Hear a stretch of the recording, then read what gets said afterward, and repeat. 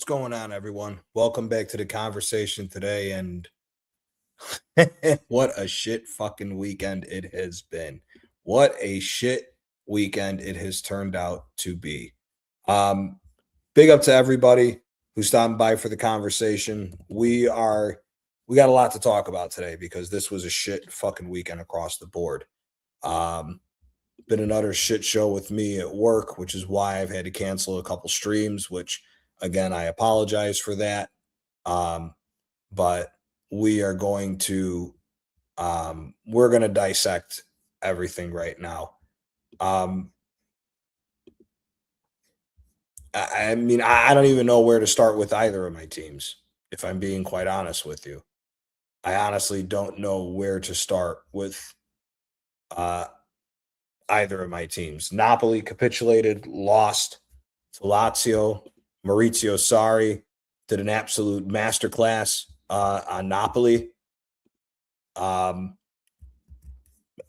It couldn't be more showing that Conte needs to leave. This 3-4-3 doesn't work. Sideways, useless passing from everybody. The whole game was shit with Napoli. And Inter, with them winning, have now pretty much secured the Scudetto. So in the last 4 years, it's been 2 to Napoli, 2 to Inter. I mean, it would take something biblical for Inter to screw this up for Napoli or Milan to come back. But 12 points clear with 8 games left, I think it's pretty much over with.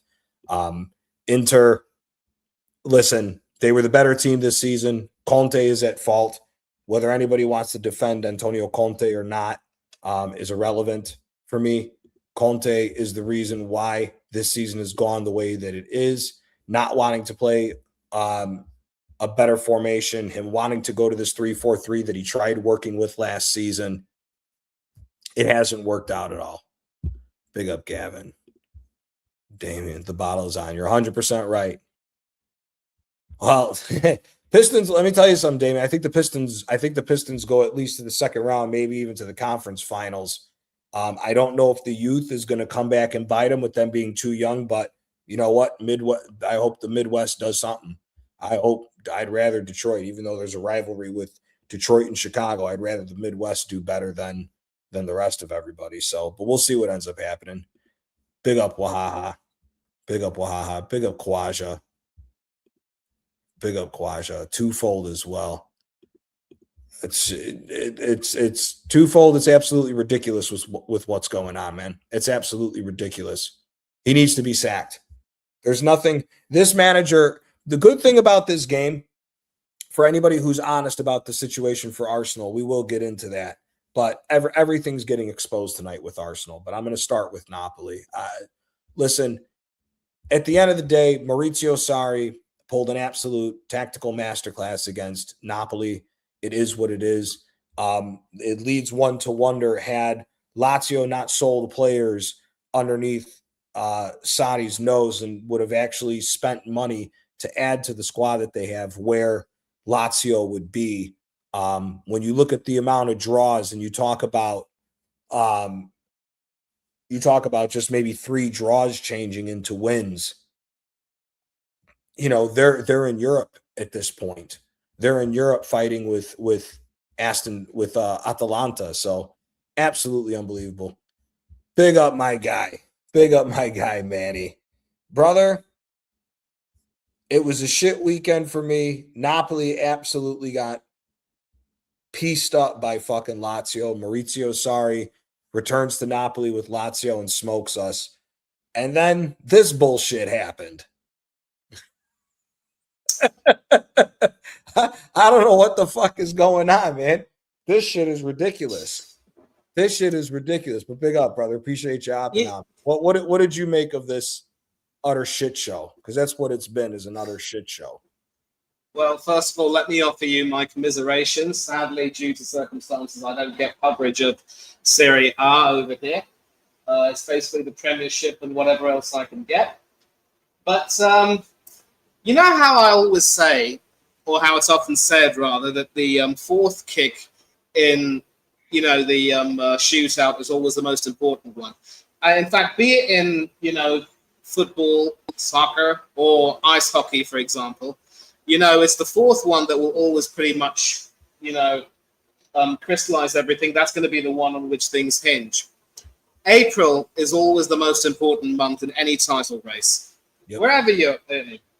If you are unable to get your act together in this month and this time of the year, you don't deserve anything. This is when you're supposed to pace yourself to start increasing your speed. That's why they say it's always a marathon and not a sprint. And once again, we're the April Fools. And as I said, commiserations to Napoli. I can't say that I, take too much of a keen interest in Serie A these days because I don't have coverage, but at least I'm here to sort of drown my sorrows with regard to Arsenal. And this is my third stream today. And the sad part is I actually remember missing the first half an hour of the game today. Probably just as well because I kind of missed a period where we looked absolutely horrible. David Raya once again, completely blotting his copybook, although he hasn't been punished. But I'll tell you something right now. One of these days, this bugger's going to cost us a big game or a trophy, and people are going to start seeing the light on this guy. And yet you still have some idiots who claim that, he is the best goalkeeper in the league and no other goalkeeper's fit to lace his boots. Wind your necks in. Emi Martinez trumps him every day of the week and twice on a Sunday. Now, of course, your boy for Italia, Donnarumma, had a horrible moment, of course, when Havertz pretty much, pulled his shorts and his jocks down and made an idiot of him. And there was a part I actually remember asking you on the stream I was in the chat. I don't know if you got to answer that, but I remember asking you, given the cataclysmic failure of Italy to qualify for the World Cup, which Donnarumma played a very big part, I wonder if this could affect him mentally in the run-in. And there's a part of me that thinks that maybe it could affect him if he isn't careful. But somehow he was able to recover from that, pulled off some good saves. Although on another day, we could have scored about 2 or 3. I think we hit the post twice. And then I still maintain that if that were Victor Gyökeres with that header near the end of the game, that would have at the very least hit the target and Donnarumma would have been beaten. But again, it's ifs and buts, sweets and nuts. And then, Kyle, good evening, brother. Lovely to see you. Big up, man. I hope the TV isn't smashed. It is smashed, yeah. Oh. Brother, you are one of these days, you're going to lose all of your money buying new television sets. You're going to have to start watching games on your mobile phone. No, I have. I sent Lee and I sent Southern Gunner pictures on my TV. Yeah, smashed. Yeah, gone.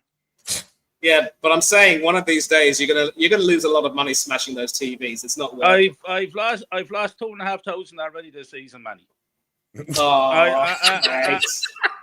and I've almost lost my relationship as well, and again today. I'm in the doghouse again.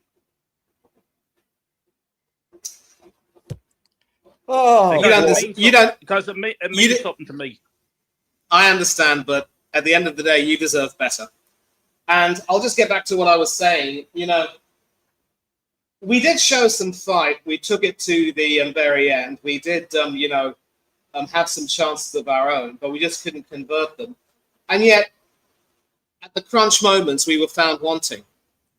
It's always going to be the quality and the fine margins that dictate results such as this. And I'm actually sort of craning my neck because I'm watching a rerun of the Aston Villa Sunderland game that took place today. And I'm going to tell you something right now. In contrast to the haram ball that we're seeing under Arteta, Unai Emery's got his bunch playing some really attractive stuff. They look on course to win the Europa League and finish in the top 4, and that would be a brilliant season. He might get one more season, Gianni. You never know.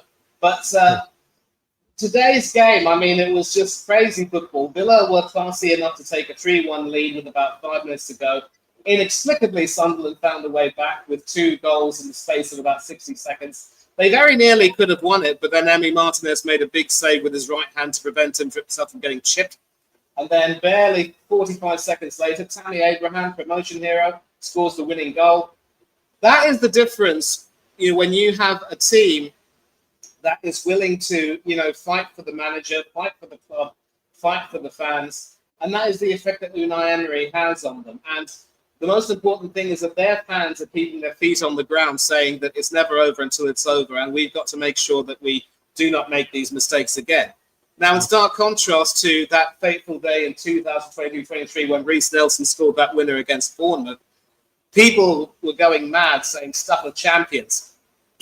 We all know what happened. And what we're seeing here, Gianni, is a repeat of 22-23. Because that season, we were top of the table going to the Etihad. They smoked us 4-1. Mm-hmm. Ben White and several others didn't have games that they would want to look back on very fondly. And then with their games in hand, they overtook us, and the rest is history. Now they've got a game in hand, but they're 3 points behind us. They beat Burnley in midweek, a team which is as good as relegated. They go above us in the league, and it isn't just everything to play for now. It's pretty much in City's hands because they're being very well managed.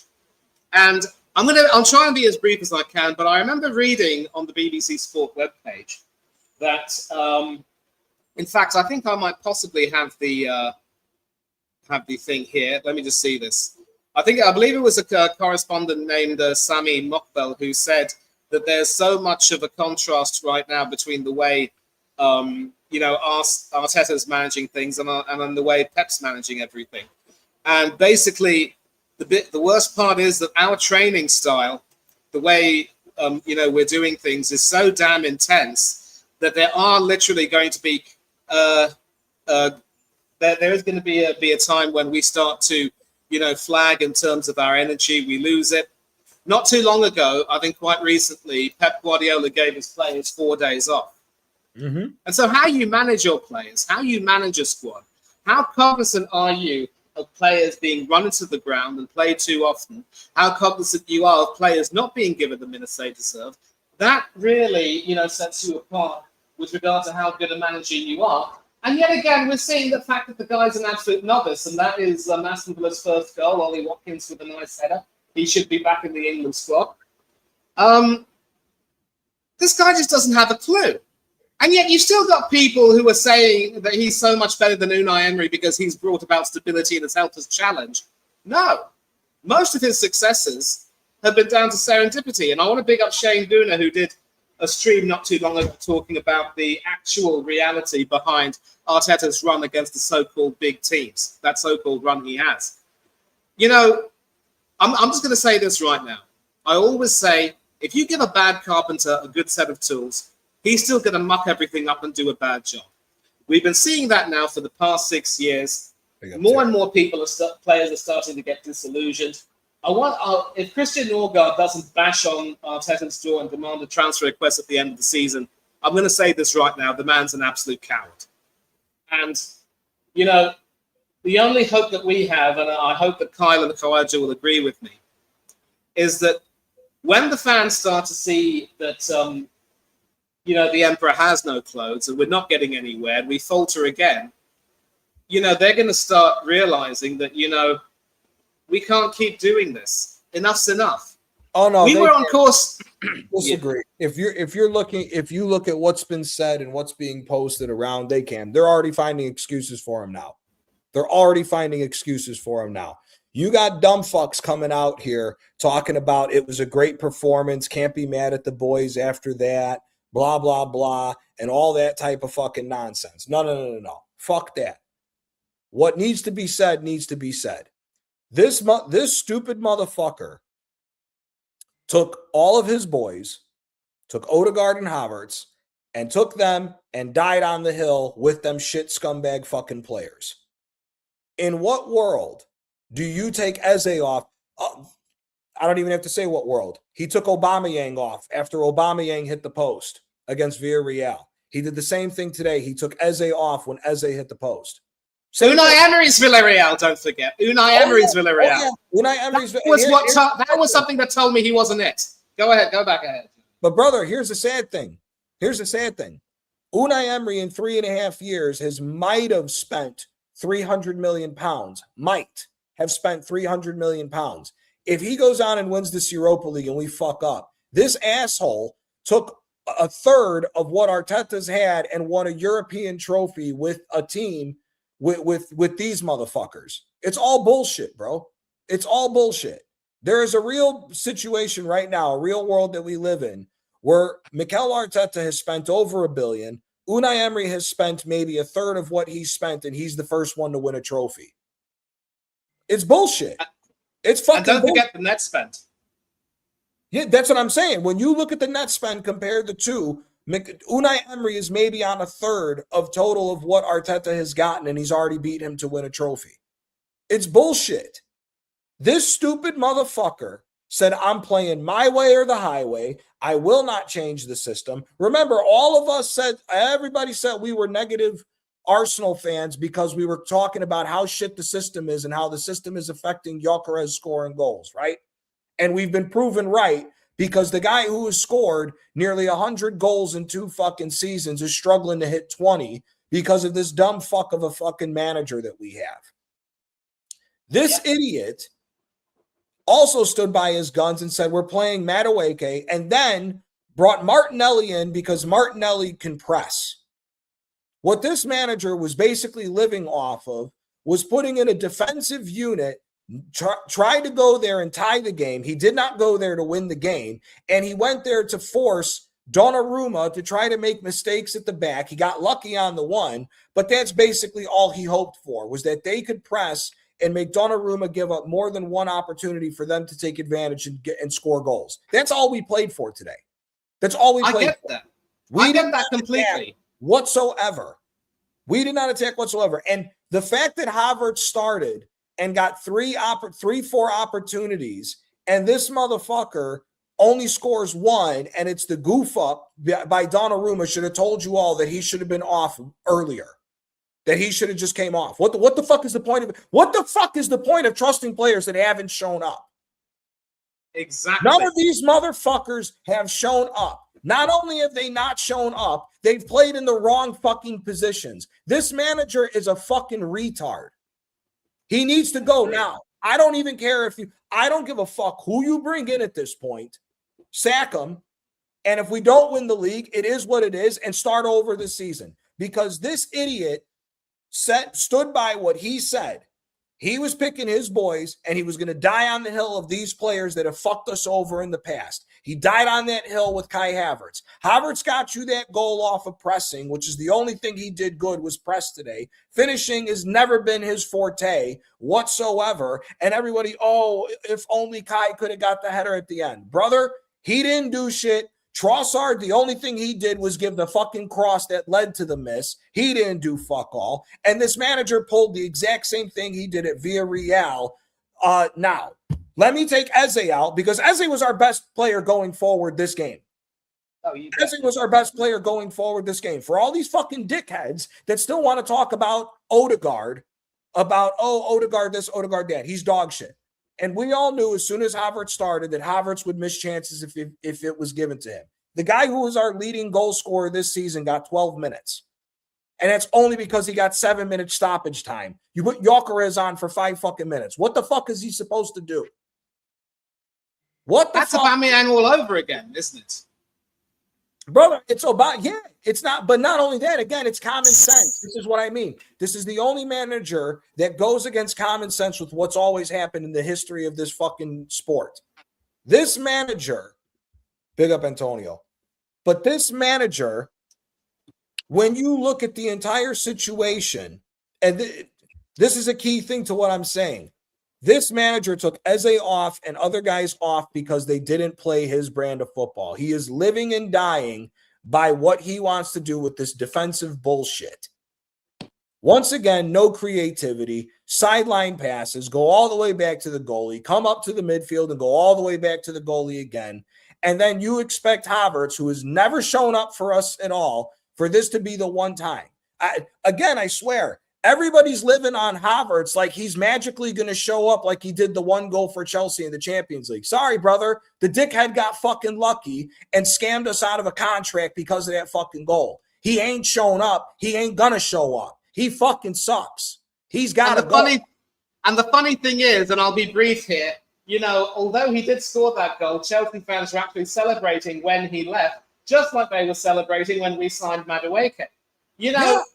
we always say insanity is doing the same thing again and again, but expecting a different freaking result. This man doesn't even deserve to be called a mad scientist. He's an absolute loony. I get what you're saying, and I'll be brief. I get what you're saying when you're saying that there are some people who are making excuses. But then, you see, it's basically on Twitter that you get some these idiots doing that. And these are the people who actually put the tweet on Twitter. AFTV, they're all a bunch of idiots. We know how they are. Kyle, Antonio, Kawaja, you, me, we all know how they are. But they're just a loud minority. And, they think it's better to be strong but wrong. Do you honestly think that? I don't believe that. Let me put it. It's a strong minority. Let me put it very simply though, and I promise you, I will zip my lip and let everyone say this. As Arteta said, we have 5 games to go, guys. We're still in it. To hell with that. In these 5 games, we're going to see what this team is made of. Personally, I think they start to crumble, and it'll all be over before the fat lady even clears her throat. I don't see us getting points against Fulham or Newcastle. West Ham are going to be up to try and beat us. Burnley should be a bit of a walkover, but then stranger things have happened. And then Crystal Palace, we don't know how they're going to do in the Conference League. But there is a part of me that will start to see that if we fail to get the maximum points that we need against these 5 teams to make sure that we're in this, then, people are going to start to do it. Because let me just give you the numbers. It's going to be 6 full seasons. This season, we were on course to win 4 trophies. This season, a good friend of mine on Twitter, with whom I chat very regularly, was confidently tweeting that Arteta's still going to win this league because it's a horrible league. This is the worst City team that we've seen ever since the days that Mark Hughes is managing the club. We're still going to do it. And yet, now, we're starting to see plenty of opinions being changed.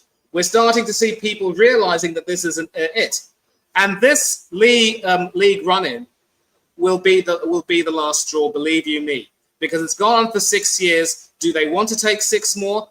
Do they want to take 1,000 more? No chance. But Manny, here's the problem with that. Even if we win all of our games, it's in City's hands now. It's in City's hands. If they go, there is nothing remotely close to telling me that Crystal Palace is going to show up for that game. Crystal Palace is going all in on that Conference League. Crystal Palace is going all in on that Conference League. And if they fuck up, they fuck up. That's the way they're going about this. Crystal Palace is going all in on the Conference League. They'll be on the beach. They will be putting a majority second team against Manchester City to rotate for the Conference League. That's what they care about, because the Conference League final, I think, is there's 2 match days left in the season, I believe, for when the conference final happens. So if they go and win the conference final, they don't give a fuck about what else is going to happen. They don't care at that point. If Man City go and blow the doors off of Crystal Palace, which I think will end up happening, it doesn't matter. There is no offense. There is no offense. Eze, the only positive is the only way something positive happens is if everybody realizes what happened in the game with Eze. Eze got subbed off because he was not listening to Arteta. Look at where Eze's game was the entire game. He was more central. He was playing that more left-sided 10 like he was at Crystal Palace than what he was being a touchline winger listening to Arteta's bullshit. That's why he got subbed out. There is no creativity in this offense. None whatsoever. We were lucky that his plan sort of worked, but the problem is once the goal went in from Havertz, like you said, Manny, the next 3 minutes, City was trying to slow the game back down because they got rattled by us scoring. We should have been blitzing them motherfuckers. But like Arteta always does, he pulls the reins back in and say, no, guys, defend the 1-1, go into halftime with a draw. It's what we came here for. That's all he did. Because the second half, we were good for maybe the first 2 minutes, first 3 minutes at that, spotty chances here and there, and then we fucked it. He has to go. Everything about what Arteta has preached about his brand of football, his players, and everything else was on full display today, and it all showed us that he is not worth a fuck. The only reason the scoreline was 2-1 was because City pulled the reins back in because we hit him with a sucker punch because of Donnarumma. If that goal never goes in, City dog walk us. This is ass beating. That I agree. And sooner or later, we're going to see how we play against Newcastle at home, how we play against Fulham at home, how we play against West Ham and Burnley and then Crystal Palace. If we fail to get maximum points, I mean, I hear what you're saying when you're saying that it is in City's hands and they could start scoring plenty of goals. If they win their games at a canter, they win the league on goal difference. But then we're starting to break up. We're starting to lose steam. We're losing energy. And the impact of this defeat cannot be denied. Because if you know something, if you play poker, you know how they say you're going all in, where you put all your chips in. I think it's fair to say that Arteta and the boys put all of their chips in. And they were, beaten by a royal flush. Yes. Exactly. And they were beaten they were beaten by a royal flush by none other than Alfie's son, Erling Haaland. All those tomahawk steaks and maple syrup and coffee, they've done him well. So these 5 games are going to determine everything, and we could very well see, I believe, the wheels finally come off and people start to realize enough is enough, no more, we can't handle it. You wait and watch, the wheels are coming off, the engine's going to break down, we're going to grind to a screeching halt. And with that, I'm done. This season's done. Our next 5 games is Newcastle, first leg away to Atletico, then Fulham, then second leg at home to Atletico, and then West Ham. I'm sorry, these next 5 games is gonna be over with. It's over with. It's over with. I don't see where the offense is coming from. Kyle, brother, you said you smashed the TV up. I mean, other than the freak accident by Donnarumma and maybe 2 chances at the most, we were horrible. We were fucking horrible today, and it's just par for the course. It's par for the fucking course. What'd you think of this nonsense, bro? First of all, big up Gianni, big up to the panel, big up to the chat. Today is a very sad day for me personally, because here I am watching Arsenal blow everything once again. 6.5 years ago, I said that this man is not the man for this job. I saw this man play for Arsenal Football Club.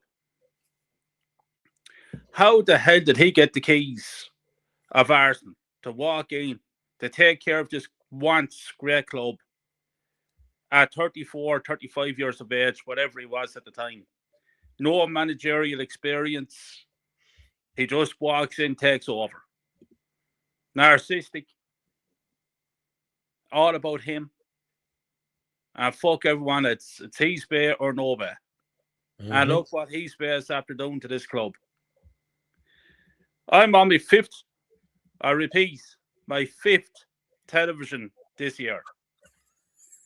It's not happening again. It's not happening anymore.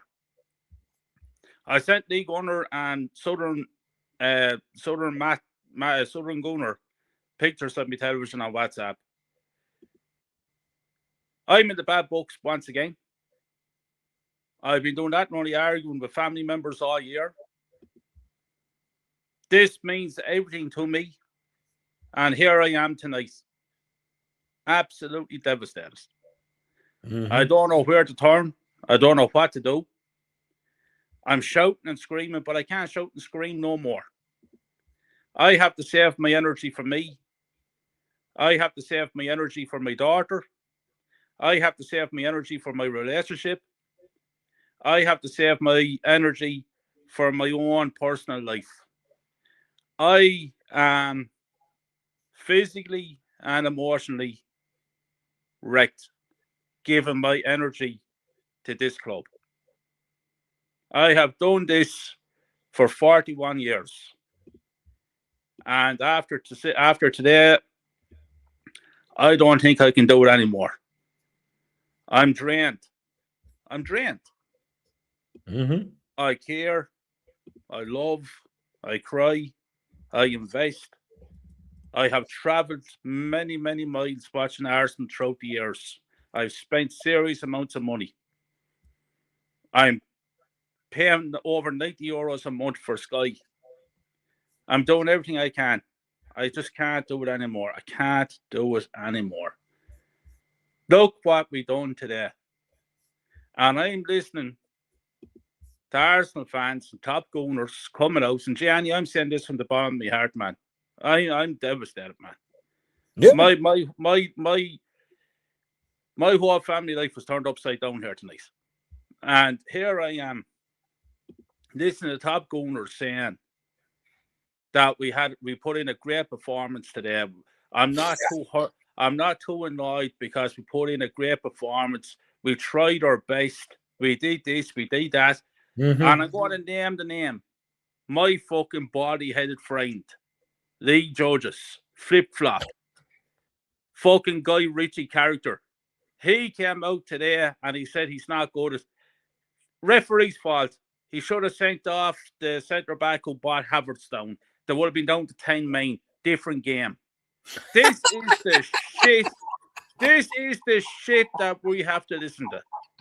This is the fucking crap that's representing our Bloody club amazing, isn't it? on big, massive platforms around the world. And this is the word that these fucking arseholes are spreading. Well, I'm here tonight to tell the truth, to tell it as it is. And the truth is, we were fucking horrible to see them. Horrible. Facts. And the better team won. And Bernardo Silva and Rodri run the show in midfield. Totally control the game. Yep. Haaland does what Haaland does. Puts the ball in the back of the net. Yep. We paid 60 million for a so-called centre forward to put the ball in the back of the net. And what does he do? Puts the ball over the crossbar where he should have buried it. Where's our top scorer? Sitting on the bench. What did we do? And I'm not his biggest lover, but we bring him on with 5 minutes to go plus injury time. What the fuck is that man going to do in 5 minutes? 12 minutes. 12 minutes. For your score. It's fucking ridiculous. You have a man on the touchline who knows his time has come. Now, I'm going to say something. I have a little bit of breaking news here, shall I say. And Gianni, I'm doing this on your show. Let's see how close this breaking news is now. I have been told on the phone that Arteta knows that his face is done. He has already been told, and I have been told, that Areola is taking over. Areola? Wow. Sit back and take that in, because I might be told on good information about this. So let's see how close this information is going to be. And to be quite honest with you, if it is true, I accept it. Because at this moment in time, I will take anyone above Arteta. Arteta, by the way, you see, Gianni, I'm not going to go on and on because I know the rest of the lads need to talk. But I'm going to say something here. Do you know what hurts me more than anything? Not just the failure of not winning trophies, but this fucking fraud has taken our club back 5 to 10 years. Facts. If he goes tomorrow morning, for example, and I come in to take over Arsenal, and I ain't the professional, but I know what I see, and I want to get rid, which I do, 70% of this squad. Yep. Havertz, Martinelli, fellas I'm sick looking at, Odegaard. Who's going to buy him? They're on £280,000 a week. Exactly. Martinelli is on £180,000 a week. Who the fuck is going to buy them? Mm. Jesus, 280,000. The list goes on. Yep. He has set us back fucking 5 to 10 years. I said this on the Den Boy show. Maybe Manny might remember 3 fucking years ago. I said, and I fucking quote, we will not win a Premier League title for the next fucking 10 years. Mm-hmm. That's what I Yes, you said. did. And here we are 3 years later, and we still haven't won it. And we won't win it. Because this prick will not win it. And he's also after putting us back 10 years. I could scream. Our club is done. And it's going to take many years to come back. But we keep voicing our opinions. We keep shouting from the rooftops because that's what this club needs. People like us. But I'm telling you here tonight, today is a very sad, emotional day for me personally. I'm on the ground here. I can show you right now. There's a fucking blanket right in front of me. Just right here in front of me. I have a sofa here in my house. And there's a blanket on it and a pillow. And that's where I'm going to be sleeping now for the next 2 to 3 nights because I'm in the bad books.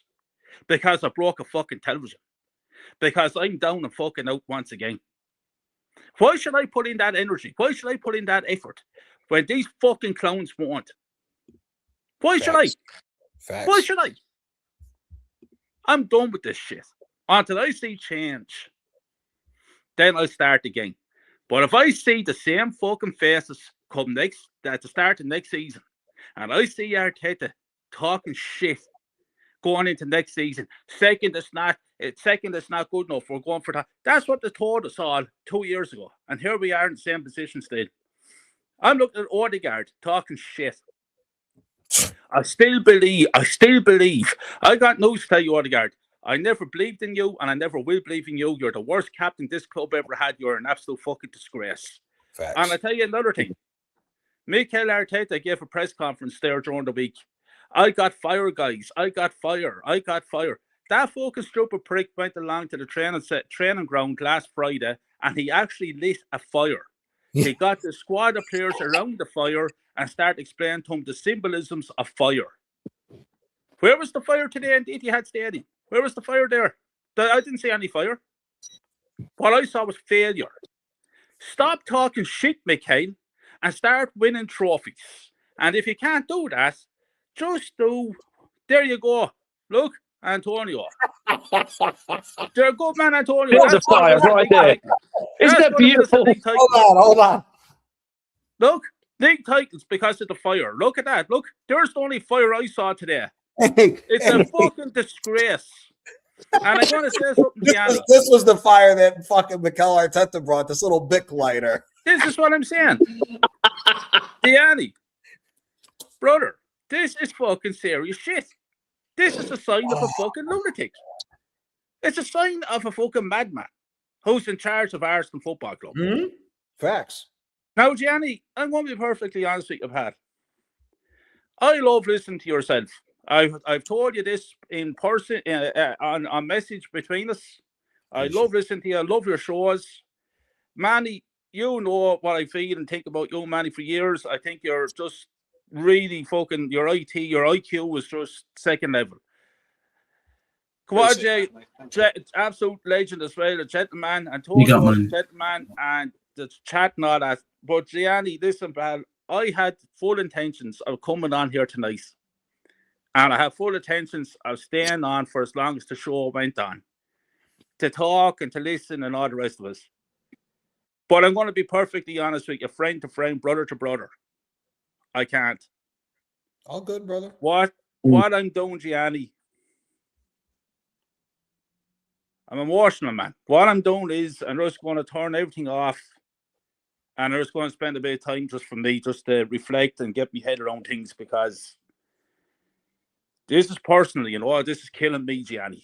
It's fucking killing me, man. I 41 years, brother. 41 years living. This Arsenal is every single day of my life for 41 years. Always mentioned to me. Do you know where I am? I'm not on social media, but do you know where I am tonight? I tell you where I am tonight. A cousin of mine texted me before I came on here. I'm plastered all over Facebook, Instagram. I'm plastered everywhere where I live. With an Arsenal jersey on me, they're after doing AI or some shit like that, and I'm lifting up a pot over my head that you boil potatoes in or whatever. And that's the only cup Arsenal's win. With my face with the Arsenal jersey. All over social media. I'm just going to take a little bit of time for myself tonight, reflect, calm myself, and just ask myself the question, am I able for this anymore? Because this club has absolutely devastated me today. So on that note, gentlemen, we'd like us all go. I'll catch up on the show tomorrow when I'm in better spurs, because right now I'm down. I'm down and out. But lads, listen, big up to you all. You're all legends. And I thought you Big all up, again. Kyle. Big up I to you. Take care of yourself, brother. This club it's killing me. But anyway, I thought you all after, lads. Big up, Kyle. Appreciate your time as Peace always. out, guy. Take care of yourself, mate. And Johnny, just briefly, let me do this. He was born in a flame. His mama said that everyone would know his name.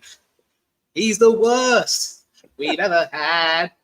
And if you think he's burning out, it's because he's bad. He's on fire, yeah, yeah, yeah. He's With on no fire, smoke, yeah, no yeah, smoke. yeah. He's on fire, yeah, yeah, With no yeah. smoke, with no smoke. He's on fire. Fireball. And just to be clear, I hate that song. Just to be clear, I hate the song and I hate the drink. Cinnamon and whiskey do not go together. Facts. You're 100% right with that. That shit's disgusting. I listen, man. I'm still at a loss with this fucking game. Quaja, what did you make of this fucking bullshit, man? And big up. Wasn't really surprised. I knew we were going to lose. I predicted 3-1 Man City. I mean, you got Top Gunners, Positive Dan coming out saying I'm proud of the team's performance. There was no performance. It was just Arteta clearly wanted to get the draw and he failed to. And this is what happens. And Gabriel put on one of his worst performances in an Arsenal shirt. I don't know what he was doing. I mean, Cherky with the goal, and we spent 52 million on a Chelsea scrub when you got 30 million for Cherky. No. We're not limiting it no more. We're being factual the rest of the time. Fuck that. Noni Madueke is a 90 million pound player. Sorry, 90 million pound player. Right. He is a 90 million pound player when you take his full salary and his transfer into consideration. If he was to hit all of the bonuses, he's a 97.5 million pound player. If you go on the stock exchange right now and were to switch pounds for euros, what we paid for Noni Madueke buys us any combination of Alex Baena and Lookman, or Lookman and Cherky, or Baena and Cherky. It's an absolute fucking disgrace.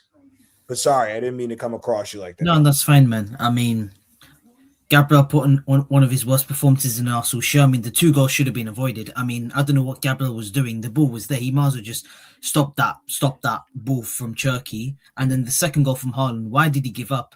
Yeah, I know you're wrestling with Haaland, but come on, bro. Haaland is strong. You know what you're going to expect with Haaland. You got to go out there and make that tackle. He just gave up.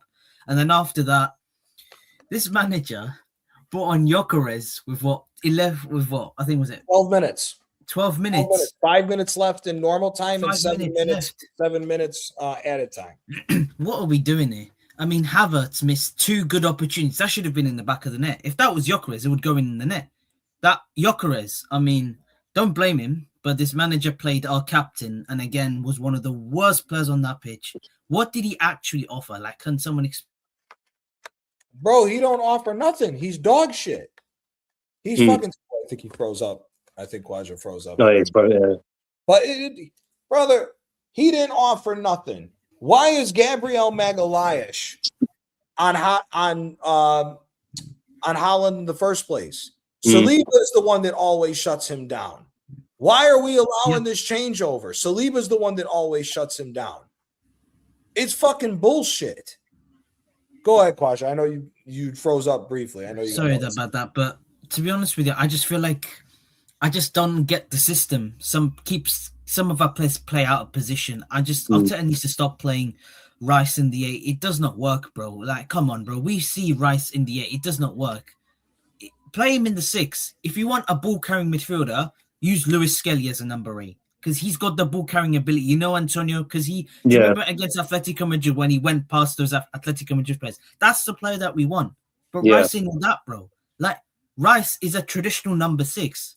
And I feel like in the number 6, I think he's maybe top 10, top 20 defensive midfielders in the world. I don't think I just feel like with Arteta he just doesn't know what to do with these players. You buy these players, but you don't put them in the actual position. You put Eze on the left wing, and it didn't work against Aston Villa. Do you remember when he subbed him off at half time? Yeah. And he did this, and he subbed him off when he actually was one of our best players in the second half. He hit the post. I was like, oh my God, I thought it was in. I thought it would have been an own goal because of Donnarumma. I thought it would have gone in. But he decided to sub him off, and then I think the Man City touchline was shocked why Eze was coming off. When I saw Odegaard, I was like, oh my God, just sub this scrub. Yeah, what does he do? absolutely. I swear to you, if he plays against Newcastle United, it's going to be a long day for us. I swear. He is. Oh my God. Badger, He is, bro. you know the first. Go ahead. Sorry, go on. Go ahead. That's fine. No, I was going to say, like, you know, the first goal that Turkey scored, yeah? Yeah. All Gabriel had to do was just stand his ground. Yeah. I don't know why he bent down like this and stuck out his right leg. Just stand your ground. If he comes into you, he comes into you. He thought he was going to dive. That's why. He thought Turkey was going to fall on the ground. That's what he thought he would do. But some of these players are genuinely scared to win the ball back. Every time the ball's in the air, they're just scared to win the ball back. And this Zubimendi thing needs to stop, bro. People are going to talk about his player of the match against Sporting. Was he really that good? Or was it just a boring game? Zubimendi. Zubimendi. More like Zubimidi. He's a meaty footballer, Zubimendi. Like, come on, bro. These fans keep More gassing like up super Zubimendi, bitch. Yeah. More Exactly. like super bitch. That's He's what a bum. Zubimendi is. He's a super bitch. Yeah. Zubimendi. Listen, I'm not shocked by any of it because you know what? Everything that we've said about Arteta throughout the season, everything got put in a blender and got mixed in today for this. Yeah, exactly. He didn't go there to win. Anybody who says he went there to win, that didn't happen. He went there defensive. No, he didn't. He went there defensive. That's number one. We've all said throughout the year, shout out to Shane Gooner and everybody else, that he will shoehorn his favorites into the squad. Yep. Because he will try to prove that it's his way or the highway and that he will win with these players. And once again, goose egg, nothing. Football. He has shown that he's an idiot because now everything's getting exposed with this whole Saka situation and Timber situation because we just handed out a £300,000 a week deal to Saka. For those that don't know, if you fuck your Achilles up, that's a year. That's a year gone immediately. You're gone. And you're never the same player again. No. Because there are players who have torn their ACLs and have come back from it. They may get a shortened career at the top, but they're still able to be good even with torn ACLs. Achilles is a different fucking ball game. Right. Different ball game. Yeah, Hugo Ekitike got his Achilles mucked up. I don't think he's going to be the same player again. I think Didier Deschamps said that he's missing the World Cup. It's easier for a striker because if you got a good touch, you can still create space for yourself and use your physicality to hold up the ball and be able to get shots away. So it's easier for a striker to do that unless you're a breakaway striker like a Aubameyang where you need your pace. For Ekitike, it's not as bad. Achilles for Saka, he's done. He's done. Throw him in the bin. Oh, Johnny, didn't the same thing happen to Spinazzola against Belgium in the Euro Championship? Remember? No, he tore his ACL. Oh, it was ACL? I thought it was Achilles. I thought it was the ACL he tore in the game against Belgium, not Achilles. I thought he had the Achilles injury when he was at I swear it was Achilles. I swear it was. But look at how long it's taken Spinazzola to get back. Yeah, it took him long. Yeah. Yeah. Here, Spinazzola before the injury with Rome, and then the last 2 years at Rome, he wasn't the same player going forward. No, he wasn't. He regained his best form post the injury was the run that Napoli had the second half of the season where we eventually won the Scudetto. That's his best 6 months as a footballer post the Achilles. So that's what a good 6 months and 5 fucking years for a guy who at the time was arguably one of the best left backs in the world. Yeah. When we won the Euros before the injury. So again, that's my point. Saka's finished. He's done. So unless Saka turns into the number 10 that they're all hoping for and glazing for, that he becomes now a number 10, or now you're hearing people talk, maybe we should try Saka as the false 9 if he can't run anymore. Brother, it's the same shit. Everything that we've said that is negative about this fucking manager all came up in one fucking game. It all came up in one game. He's a head case. He's not going to change the way that he plays. Big up to Chike. Yes, left Achilles. Okay. Big up Chike. Chike, brother, congratulations to Manchester City because you guys much won the league now. Yeah. Yeah, that was it. Yeah. Yeah. So, but brother, that's the problem at the end of the day. Everything that we've said that is bad about this manager all came back to fruition. Eze was subbed off. Did you guys hear the post-match? The post-match, the quick interview by Sky Sports, he started saying that players didn't live up to what they needed to do, and he said that there wasn't that much competition between the two teams. Oh, well, a lot of bollocks. Oh my days. Then ESPN interviewed him after the game and said the Premier League starts again. That's legitimately what he said. The Premier League starts again now. Now that it's down to the situation it is. This man is a fucking idiot. Yeah. He is a fucking idiot. In Italian, we say "ita de mamma," which means throw your mother away. Yeah, forget about it. Yeah. And it's not even the Premier League starts again. We mean starts again. What's he mean by that?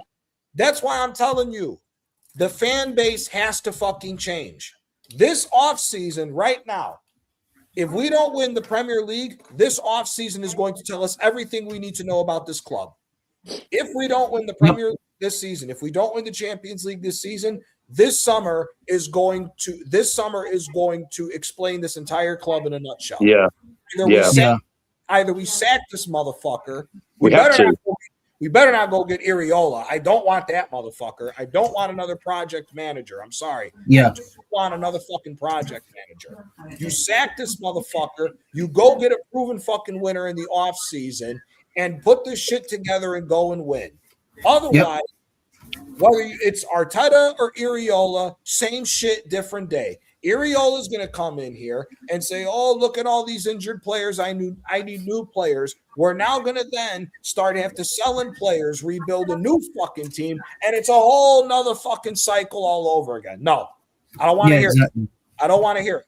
I don't want to hear it. This manager, the Jagoffs that he's fought for, let's all remember something here.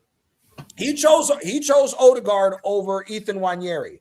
Ethan was at Marseille because he chose Odegaard over him. Ethan Nwaneri makes a bigger difference for this fucking team than this fucking hand job does. Yep. His players, him dying on the hill with these scumbag shit players of his is the reason why we are where we are right now. Yeah. He sold Danny Martinez, and the keepers who he's had playing for him since have all been absolutely crap. Yeah. I mean, their stat pad is more than anything else. They got attitude problems, Manny. Attitude problems. Yeah. He did it with Aubameyang. Aubameyang had attitude problems, and he had to take care of his ill mother. And Arteta decided to attitude problems. That's exactly where I was going with this. Make it make sense. He is a failed checkbook manager. Shout out to Ozzy. Ozzy said this on BBK's show that we were on. This manager, you could have taken 13. We have spent 1.2 billion on this fucking team. 1.2 billion. If you combined everything that we had walking in with the amount of money that we should have been won fucking trophies. It's over with. It's over with. It's out for exposure. Here he is. Big up Chike. Big up Chike. Chike. This is the greatest year ever. Really? Knock it off. Chike, is that why he's wearing sunglasses? Calm down. You know what? Show your eyes. we deserve this shit. Arsenal fans as a whole deserve this shit because unless I'll get my sunglasses on. Unless the fucking shit, unless the bullshit in the standard fucking raises, don't expect nothing different. Don't expect nothing different. Chike, did you watch the whole game? I watched part of it when I was funny enough. I was in. So I actually did. I watched a lot. I watched part of it when I was in church. Interestingly enough, they didn't kill me. And then I watched right after. This is the. Can I tell you a funny story? So right after my church service ended, Holland scores, and I was literally this close to losing my mind. And yeah, I watched the whole game. Chike, next time you go for your confession, you're gonna have a lot to say to your priest, brother. Oh, he's gonna hear it from me. He is going to hear it from me with the Yankees stinking the joint out.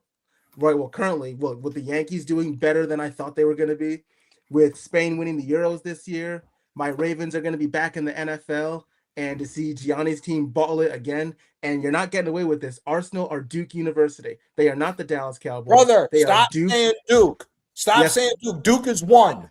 Duke no, they haven't. We haven't. They haven't won a championship in 11 years. Brother, that's more than Arsenal has.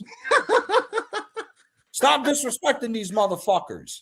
Why? Why should I disrespect these motherfuckers? Why should I stop? They balled a 19-point lead against Connecticut. They balled a 14-point lead against Houston. They balled a 13 lead to their biggest rival at UNC. And they balled a 17-point lead against Texas Tech.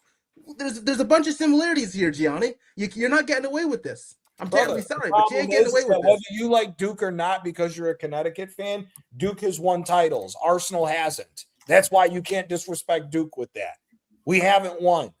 We have not fucking won. Well, you have. It's just been 22 years. Exactly. That's why you can't compare. That's why you can't compare. So by the way, Chike, just to be clear, are you talking about hoops or gridiron? Basketball. Hoops. Yeah, Duke's football team's dog shit. Yeah, they're horrible. I don't even think they still have one. But they don't. With the whole NIL shit. The problem is this at the end of the day. You already have a majority of the fan base coming out and talking about that they were proud of the performance today. Bro, there was nothing to be proud of.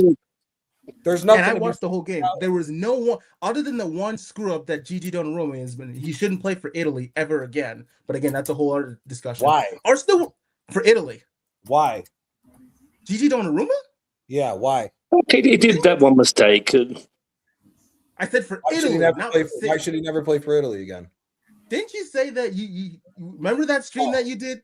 I didn't say Donnarumma shouldn't play for Italy again. He's our best goalie. Never mind. I never said that. Never mind. I'm mixing it up. That's another dumb motherfucker that said that. It ain't me. Like Chica, the only thing is, is apart from that mistake from Donnarumma, we can't score from open play, bruv. Nope. Bro, he tried me.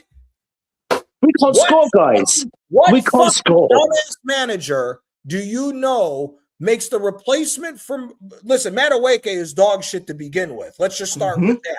But you don't even throw Dalman in. You put Martinelli in. Yeah, that's what I noticed. Donnarumma to make another mistake. You're living on hope in the fact that the goalkeeper is dumb enough to try that shit again. After £1 billion spent, that's what your game plan was. Yep. Bro, this man is he wants his silence to do something, but they ain't doing shit. Brother, Arteta's the type of guy that can't find tits in a strip joint. I swear to Christ. I swear to Christ. He is the type of guy that can't find tits in a fucking strip joint. This is ridiculous. This is fucking ridiculous. I'm sorry. Maybe it's because he is one. He is. He is. He is a fucking retard. Brother, what? If we go through the history of football, what other manager has gotten this much money and failed? None. You don't have to do the research, Gianni. No other manager. I can't think of any manager in my 27 years of living on this earth that has gotten £1 billion and has been allowed to fail multiple years, year in, year out. You know what I'm saying? Like, it's only Arsenal. Exactly. It's only But don't worry, guys. It took Jurgen Klopp 4 years. It took 36 years, man. Honestly. Now, Gianni, I actually have a question for you. I actually am curious about this. What? Who's worse, Arsenal fans or Yankee fans? When it comes to delusion and success. Oh, Arsenal fans. Okay. Arsenal fans, yeah, definitely, yeah. Okay. Arsenal, not even. Yeah, no. I mean, I don't even follow baseball anymore, and I can tell you. The New York Yankees got 27 championships. The next closest team is like 12. Now the next closest team is the Dodgers. It's the Dodgers and the Red Sox. Okay, what do they got? They both have 9. No, okay, 27 championships to 9. You whether the Yankees haven't won in a while or not, we're still allowed to talk shit. Oh, Chico, do the New York Yankees, do they have a process of trust? No. Right now we do because the fucking dickhead ownership doesn't want to be shit like their father, and because the fucking manager's a hand job. Yep. No, don't say that. You were backing Aaron Boone before you started hopping I on was, my but channel. what did I tell you, Johnny? There's a bigger issue than Aaron Boone. No, It's Aaron Brian Boone's Cashman and Hal Steinbrenner. He's a fucking stroke. Aaron Boone is a fucking stroke. Don't deserve No, he shit. is. He don't deserve fucking shit. He's won this many games with the Yankees. Brother, I could win that many games with the fucking fuck? It's absolutely embarrassing that big teams, no matter what sport it is, are embracing mediocrity. This is fucking bullshit, bro. It is. The fact that you got these many fucking people talking about, oh, we put in a great performance. What fucking great performance? Great performance, like what? Great performance. High average fucking blows. But they're going to talk about we created chances and that. That's what they're going to talk about. Brother, we Define created 3 shots on goal the whole fucking game. 3 shots on goal the whole game. That's the final stats. For those that want to be statisticians and talk about all this other bullshit, we had 3 total shots on goal. We had 9 shot attempts. They had 5 shots on goal. We did 5 shots on goal compared to your 2. No, we had 3. Oh, we had 3 shots on goal. Okay. We had 3 shots on goal. That's it. £1 billion spent, 3 shots on goal. What the fuck you think? You think you got Marco van Basten that's going to fucking show up and just score every single fucking time? That ain't 66-year-old at? No, hell no. That ain't fucking happening. Nope. You got a 16-year-old that's better than anybody you got at the right wing. Facts. That's who we're hoping for. He didn't even bring him on. He didn't even bring Dalman on because, again, it's either his way or the fucking highway. Yep. They're going to talk about the physicality. He's not physical enough. He needs time. He's only aging, and that's what the top. Brother, he is. But see, here's the thing: the physicality is a fucking thing because he's getting bullied out of games. The problem is that even if he gets bullied out of games, he's the only glimmer of hope as far as go. Okay? Our next 5 games: Newcastle at home, loss. Then you got Atletico first leg, loss. Away. You got Fulham at home, loss, which is probably a draw. You then got Atletico at home, loss in the second leg, and then if you lose and get knocked out of the semifinal to Atletico, you have to go away and pick everything up against West Ham. Optimism, Chico. It ain't happening, brother. Optimism, my ass. Optimism, my ass. Big up everybody coming over from Judge for the road. Big up Ruthless Gooner. Carl, you're more than welcome to hop on if you want to hop on. Yeah, man. Hop on, man. Hey, guys, I thought Havertz was back in the gym, though. I thought he was like, oh, Bill. Bro, that dude was flopping around bitching about not getting a fucking penalty. He is a bitch. You need royalty Don Juan King Pimp to pimp slap that motherfucker because he is an idiot. I can't stand Havertz. I really You need Don Diego. Gianni, you need Don Diego. Brother, Don Diego, you know what? I wouldn't even take Don Diego at this point, so he wouldn't hurt his legacy anymore. Brother, what is Diego Simeone going to do that other managers can do with this team? It doesn't. I don't care what manager you bring in. What's changing? The attack will get better. Brother, the attack ain't going to get fucking better. Who are you bringing in? There are 10 fucking players that need to go. The problem is, though, is that these 10 players can't go because of their astronomical, dumbass wages. Not only that, you're tell players that you don't want to, but have to. Exactly, Ethan. Ethan went Arian Mars Lewis Skelly. And as a coincidence, those 2 guys scored when we beat them 5-1 at the Emirates last season. And now we're planning on selling them because they're pure profit. They're youth players. Brother, we shouldn't be selling them. Those two youth guys have a better chance of staying here if Arteta goes. If you get a new manager in and tell Arteta to go fuck himself and bring in a new fucking manager and get rid of his specific players that are the bums that are soaking in so much fucking money, you have a shot at putting together a decent team to turn it back and at least try to make a run for the league. You're not going to be able to make a run for the Champions League because you're going to have to push reset and you're going to have to try to start all over. That ain't fucking happening, man. It ain't fucking happening. The problem at the end of who's to say that Saliba signed an extension? PSG don't got money to come get Saliba. Come to City, he's going to leave. Come to he's City. Leave. Come to City, mate. He won't go to City. Inner league, I don't see Saliba going to City. PSG, Real Madrid, maybe. Bayern. Plus, if Pep walks, why risk City? If Enzo What a Maresca, sumptuous goal by Morgan Rogers. Now, this is a If we team get I Enzo love Maresca, watching. I swear to God, I'm gonna punch a wall. Oh, hell no. I bet you get Enzo Maresca. Then I'm gonna The only way, who else you think is going to come? Luis Diego Enrique's not leaving. Simeone. No, Luis Enrique. Enrique, he's not coming. Enrique's not coming, bro. Enrique signed Why an not? extension with PSG. Extension, yeah. PSG. He's not leaving for Man Even City. if we paid him $25 million. Brother, they're paying him that money. That's why he's staying.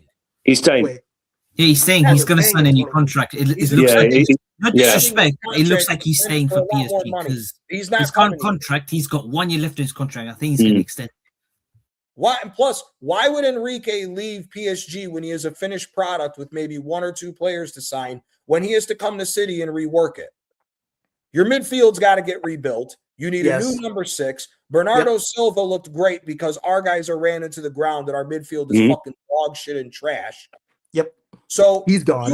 You have to rebuild your midfield. You have to rebuild your defense as far as another center back pairing, and you need some more fullbacks.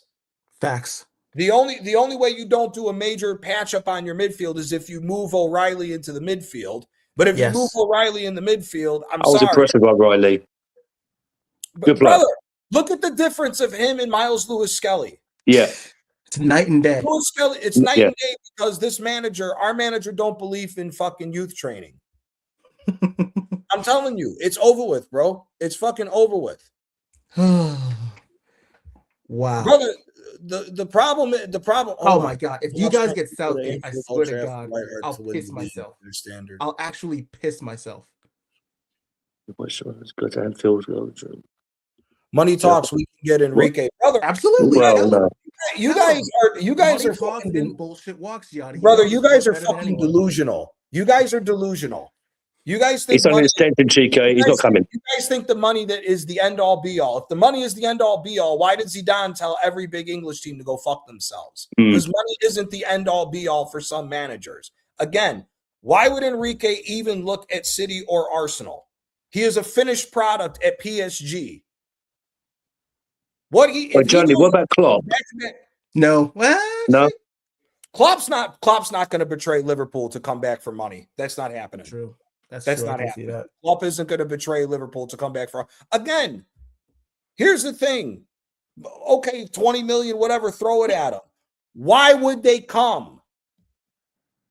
It's Arsenal. 20 million for what? It's Arsenal. Yeah, it's a messy Arsenal, Chico. First year guaranteed, you're not winning. First year in at Arsenal for a new manager, you're not winning. You have too much shit to fix on this fucking team. I mean, when Klopp went to Liverpool, he got him to 2 cup finals. So who? And look at the squad they had, and he still got to 2 cup finals. Klopp, when he went to Liverpool in October, and he went in for half a season, and they still got him to 2 cup finals. Brother, okay, cool. Either way, what do you think is happening if a new manager comes into Arsenal with this new season?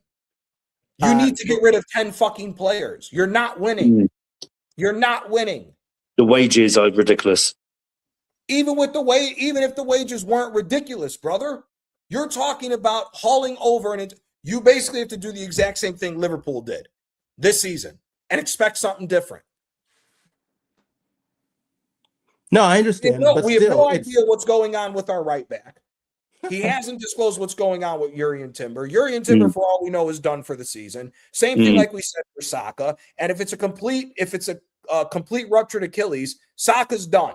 Saka's gone for a year. So He's finished. Saka's gone. We have no idea what's going on with Timber. So Timber's gone. We have no idea if Saliba and Gabriel get a big injury at the World Cup, which potentially derails the season even more.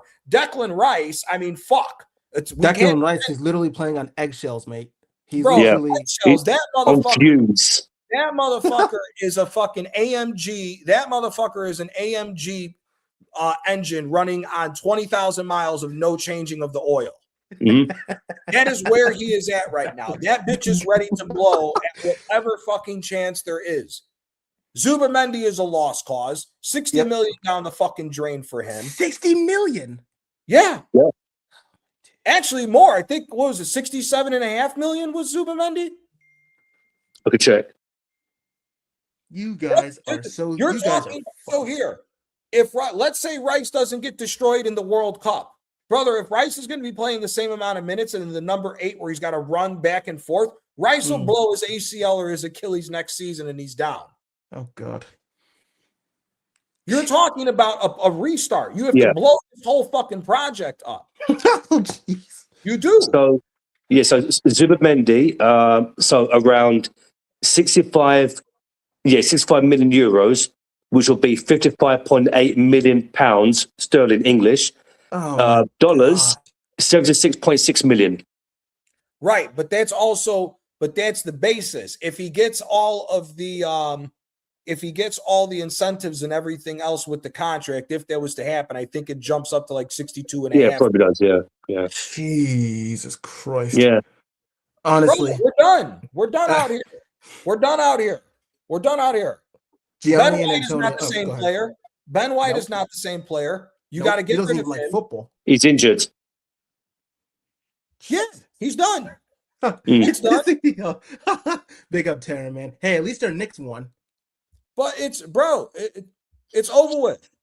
It's over with. It's actually blow this entire situation up and start all over again. You have to, whether anybody likes it or not. None of these players are healthy enough that are going to get enough time off to be ready to go next season. It ain't happening. Brother, this Arteta is a freaking scum. Honestly, He's a dumb fuck. He is a stupid motherfucker. That's all he is at the end of the day. He is a fucking retard. That's all he is. I'm sorry. That's all he is, bro. There's nothing else to be said about that stupid fuck. There's nothing else to be said. There isn't. I'm sorry. Brother, I just did the math. And then the funny thing is this isn't even included with other players. If you combined Noni Madueke, Ben White, Martinelli, Trossard, Kai Havertz, Gabriel Jesus, Martin Odegaard, and Bukayo Saka's salaries together, it is 1.745 million pounds a week. If you combined all of them up for the season, it's 66 million on a salary. All those guys are getting. Big up Nat. Brother, it's over with. It's over with. 66 million pounds in salaries for just those players. It's over with, bro. It's over with. You have to push the button. You have to push the self-destruct button and start all over again. It's over with. And there's not, like I said, there's nothing to guarantee you that our good players are staying. Here, who would be shocked if Manchester City said, you know what? We're going to flex our muscle and we come by Declan Rice to be the replacement for Rodri and show you what you're supposed to do. Come to City, mate. Please come to City, mate, even though you're overrated as fuck. Actually, he's not overrated. I can't lie. He's not overrated. Declan Rice is a good player when played in his proper position. Not trying to do all this extra stupid shit. But again, if Declan Rice doesn't get injured, and I would not put it past City to sign Declan Rice for Arsenal, and he doesn't even play the first 3 games of the season. They'll give it to Nico G. Yep. That's exactly what will happen. They'll let Rice rest what you're supposed to do, and Rice could come in and just be the brand new number 6 for another 5-6 fucking years for Manchester City to go on a run again as they do a quick little pivot. Again, There's too many options for these other players to go. Konate was supposed to be this center back that Real Madrid was signing. He's supposedly signing an extension with Liverpool. Do we really put it past Real Madrid to not come with 100 million and buy Saliba? No. Exactly. And outside of Real Madrid, Barcelona is in the market for a center back. My second team, by the way. You got Barcelona that needs a center back. Bayern Munich could potentially come and get another fucking center back or another player off of us. And also as well, I would be surprised if Bayern Munich come in for Declan Rice. Yes. And also as well, even though he had Bozo, what if Man also as well, even though he had Bozo moments today against Haaland, but Gabriel, there'll be teams who want to sign them as well. Exactly. He should have gotten sent off. Gabriel and Saliba right now, I would not be shocked if one of them ends up at Real Madrid and one of them ends up at PSG. I would not be shocked. What if both of them go to Real Madrid? No, Real Madrid won't spend that much. Fair. Real Madrid won't spend that much in a transfer window. They'll pay for one big name player and go again. But actually, it's over with. It's over. It is over with. The manager put all his like Manny said. The manager went all in. Mm-hmm. He put his bets down on his boys. He put his bet down on Havertz. He put his bet down on Odegaard. Mosquera, oh my God, Mosquera at right back. Everybody who was talking shit yesterday because Atletico Madrid lost the Copa del Rey. Oh, this is who we're supposed to be afraid of. We'll win. Okay. I want to see what Mosquera or Ben White's going to do against Lookman. Mm-hmm. We badly missed Timber, by the way. Timber's a massive blow. That is a big miss. Massive lost. Yeah. Let me ask you something. Does Timber really make a difference? No. Does Timber really make a difference? The sad thing at the end of the day is Saka and Timber don't make a fucking difference with this fucking team right now. They don't. Timber could be the best defensive right back in the world right now. Guess what the problem is? Mikel, dumbass Arteta. Net, if you can't put goals in the back of the fucking net, it's not going to matter. It's not going to matter. If Donnarumma doesn't fuck up, we don't score. Yeah, but we're not scoring. Yeah. You could play that match over 3 more times. 270 minutes. We still ain't fucking scoring. Mm-hmm. Nat, bro. Bro, I'm gonna let you go because I am currently twisting one up myself. This will be backwood number 5 today. Number 5, yeah. Big up, Nat. I can't wait to hear your monumental cooking, and I'm going to introduce you to some other sports. Big up, Nat Star. Big up, Antonio. Big up, that live stream the other night we did. Now you got the red carpet. Now, Mike is yours. Go for it, Nat Star. First things first, yeah. We are smoking that I told you this fucking prick, narcissistic Jim Jones, Captain Black looking ass motherfucker. En La Basura in the fucking bin, cunt. Been saying it, pack. I knew we were going to lose today. Oh, but I got the scoreline wrong. But the result was still correct. Do you know what I'm saying? Who in their right mind was going to believe that we were even going to remotely attack today? And the one person that was actually trying to make things happen going forward, he took him off. Yep. Brother, did you notice Eze told him to go fuck himself?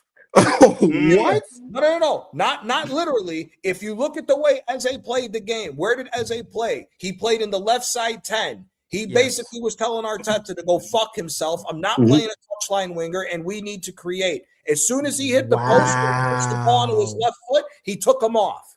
And here's the sad thing for anybody. Oh, he took him off for this. He took Aubameyang off after hitting the fucking post against Villarreal in the Europa League. So anybody it is what it is. No, motherfucker. No, he's done this before in the past. He's a dickhead. Pattern recognition, bro. Manny always credits me for saying it and reminding me big up. But yeah, pattern recognition, bro. Yeah. I never wanted this guy from day dot. But I'm crazy because I didn't put my faith in a rookie. And that's what he was, a rookie. Now, he's just a dog shit manager. 6 years, over £1 billion spent. Who knew? He is the worst checkbook manager in history. He's the worst manager in history, and he's one of the luckiest motherfuckers to ever walk the face of the fucking planet, bro. How can you fail so bad and get so much, bro? Tottenham had more points in April than Arsenal. No. Just for that alone, you need to get potted, bro. Just for that alone, you need to get potted. You need to be putting say that again. Say that again. Oh, sorry. Look at the bottom of the screen. Tottenham have more points in April than Arsenal. Oh, blimey. This is where we're at, people. This is a where we're at. movie. No, this is Netflix, bruv. It's Netflix, bruv. Do you know what I'm saying? They're already waiting for... This doesn't feel real. This genuinely doesn't real. feel real. Yeah, the month of April is shit, Chico. Yeah, because Lego Head thought he was a real bad man. Do you know what I'm saying? You ain't no real bad man, bro. Do you know what I'm saying? You're not even Moise. Moise. Yeah. He's a real fucking bitch. You got Oda clapped.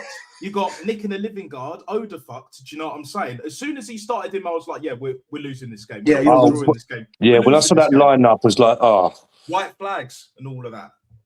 Brother, when I saw the lineup, shout out to Southern Gooner. He put it in. Yes, my man, Matty. I love you, Matty. He put the lineup. He was the first one to put the lineup out. He put it in a group chat that I'm in with him. Brother, the way they had it looked, I thought this motherfucker was trying to line up Odegaard at the left wing. I'm like, we're not doing Sociedad settings. And then when I saw that he moved Eze to the wing, I was like, brother, what the fuck are we doing here, man? It's the same old shit.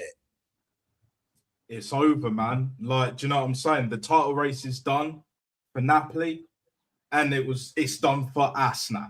Do you know what I'm saying? The history of the Arsenal. Do you know what I'm saying? We got the history of the Tottenham working live and directing in full effect, baby. We know what it is. And we got the history of the Arsenal back once again and all of that shit for the Renegade Master. Been saying it, bro. No one in their right mind backs this fraud. Yeah, go on, bro. Real quick, Jay Lux. Anybody who's telling you this is Berta's fault is because they would be willing to get on their knees and blow Arteta. That's it. Bro, I'm sorry. I'm not pulling no more punches with this shit. I'm done. That's done. It's done. Yo. Do you remember on your live stream the other night where we were going back and forth with that troll in your chat room, yeah? Oh, yeah. And remember what we said, yeah, right? If this fraud of a manager gets an extension and Berta stays, we're on Berta and the owners. You remember that now?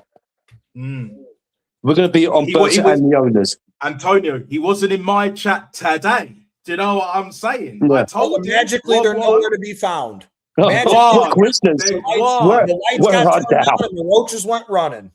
The lights got turned on and the roaches went running. That's what the fuck happened with that. Yeah, exactly, man. Exactly. It's the same shit, bruv. But again, they're afraid of change.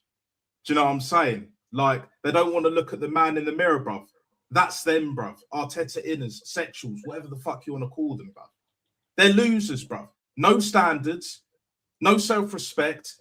I mean, this is beyond agenda. Do you know what I'm saying? Like, this is sabotage. This is corruption. Do you know what I'm saying? And I have malpractice. Corruption is only bad if I am not involved. But if I am part of that corruption, I defend it.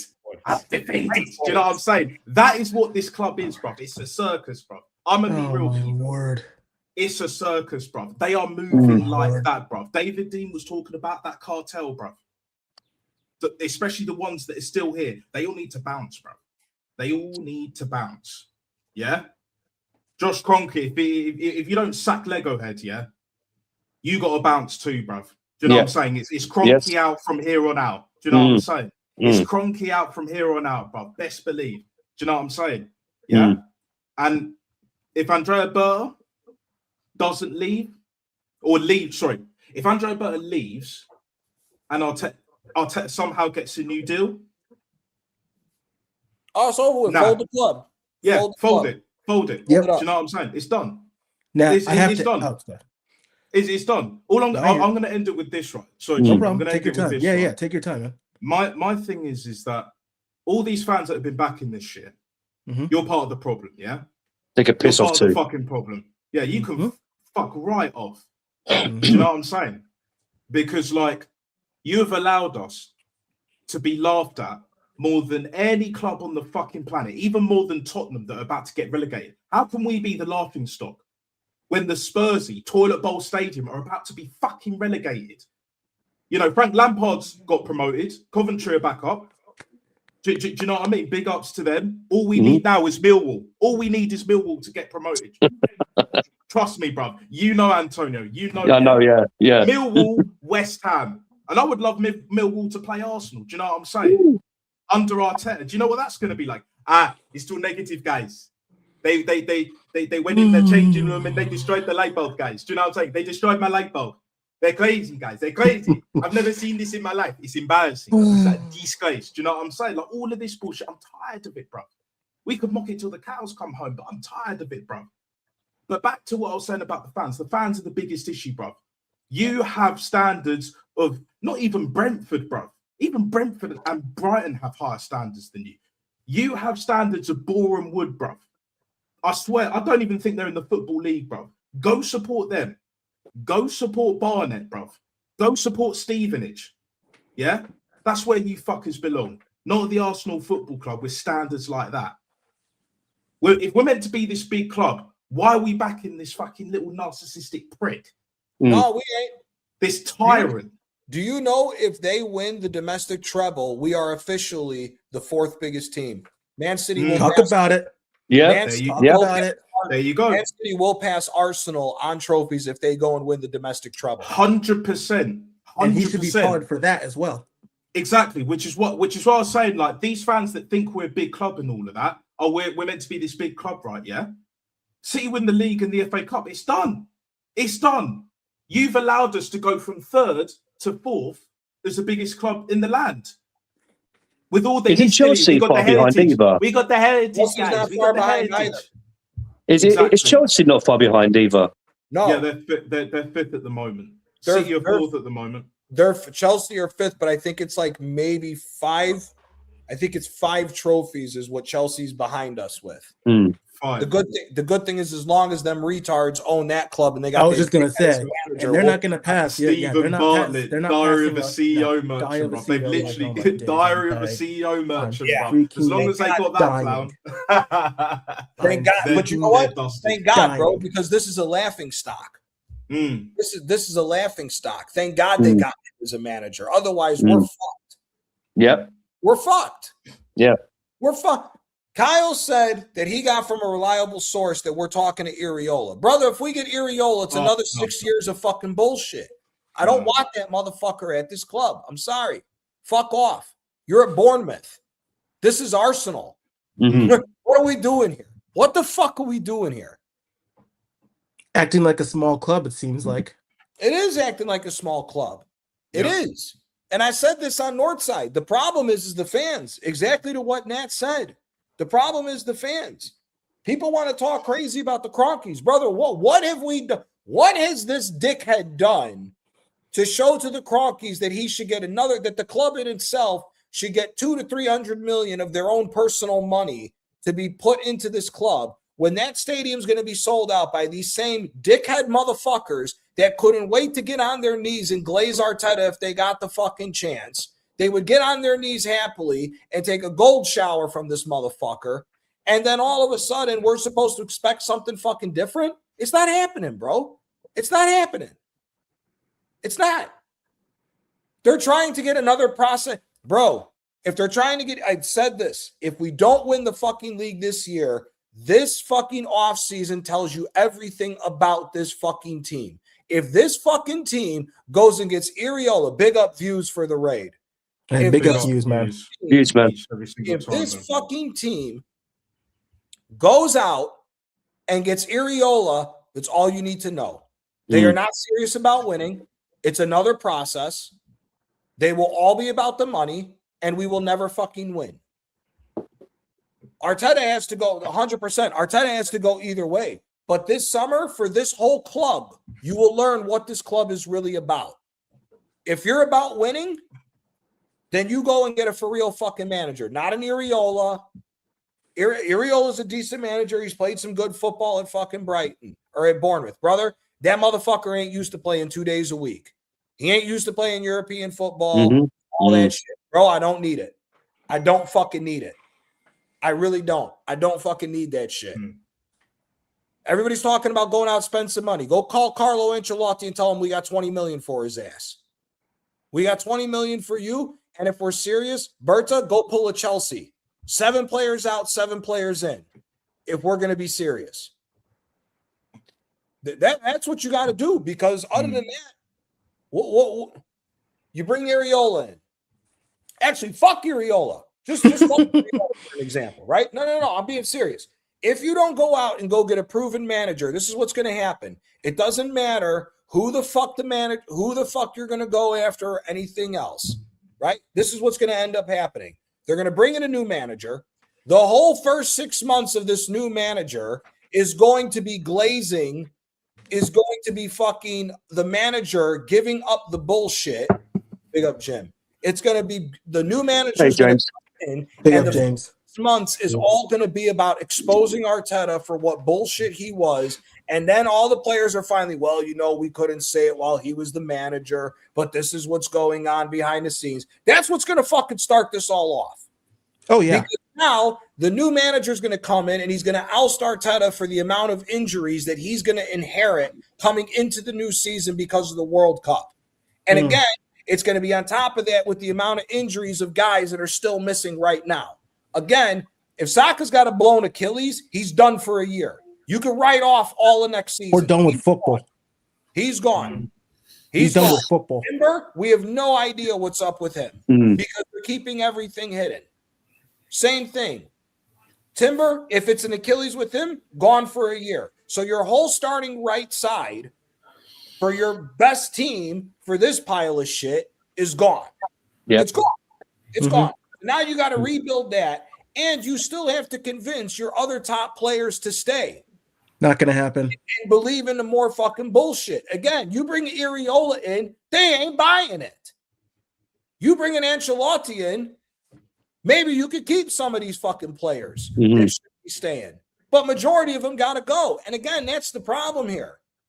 We come into this season, Odegaard has to go. Jesus has to go. Havertz has to go. Martinelli has to go. Trossard has to go. Ben White has to go. That's 6 players right there. Have to start in 11. Right there, that's got to go. Now, not all of them are starting 11, but the guy's got to go. Now, on top of that, not only do those 6 got to go, you still got to replace possibly 2 guys for a full season for fucking injuries. Madueke, again, I'm saying this till the cows come home. If he sees out his entire contract, Madueke is a 90 million pound player.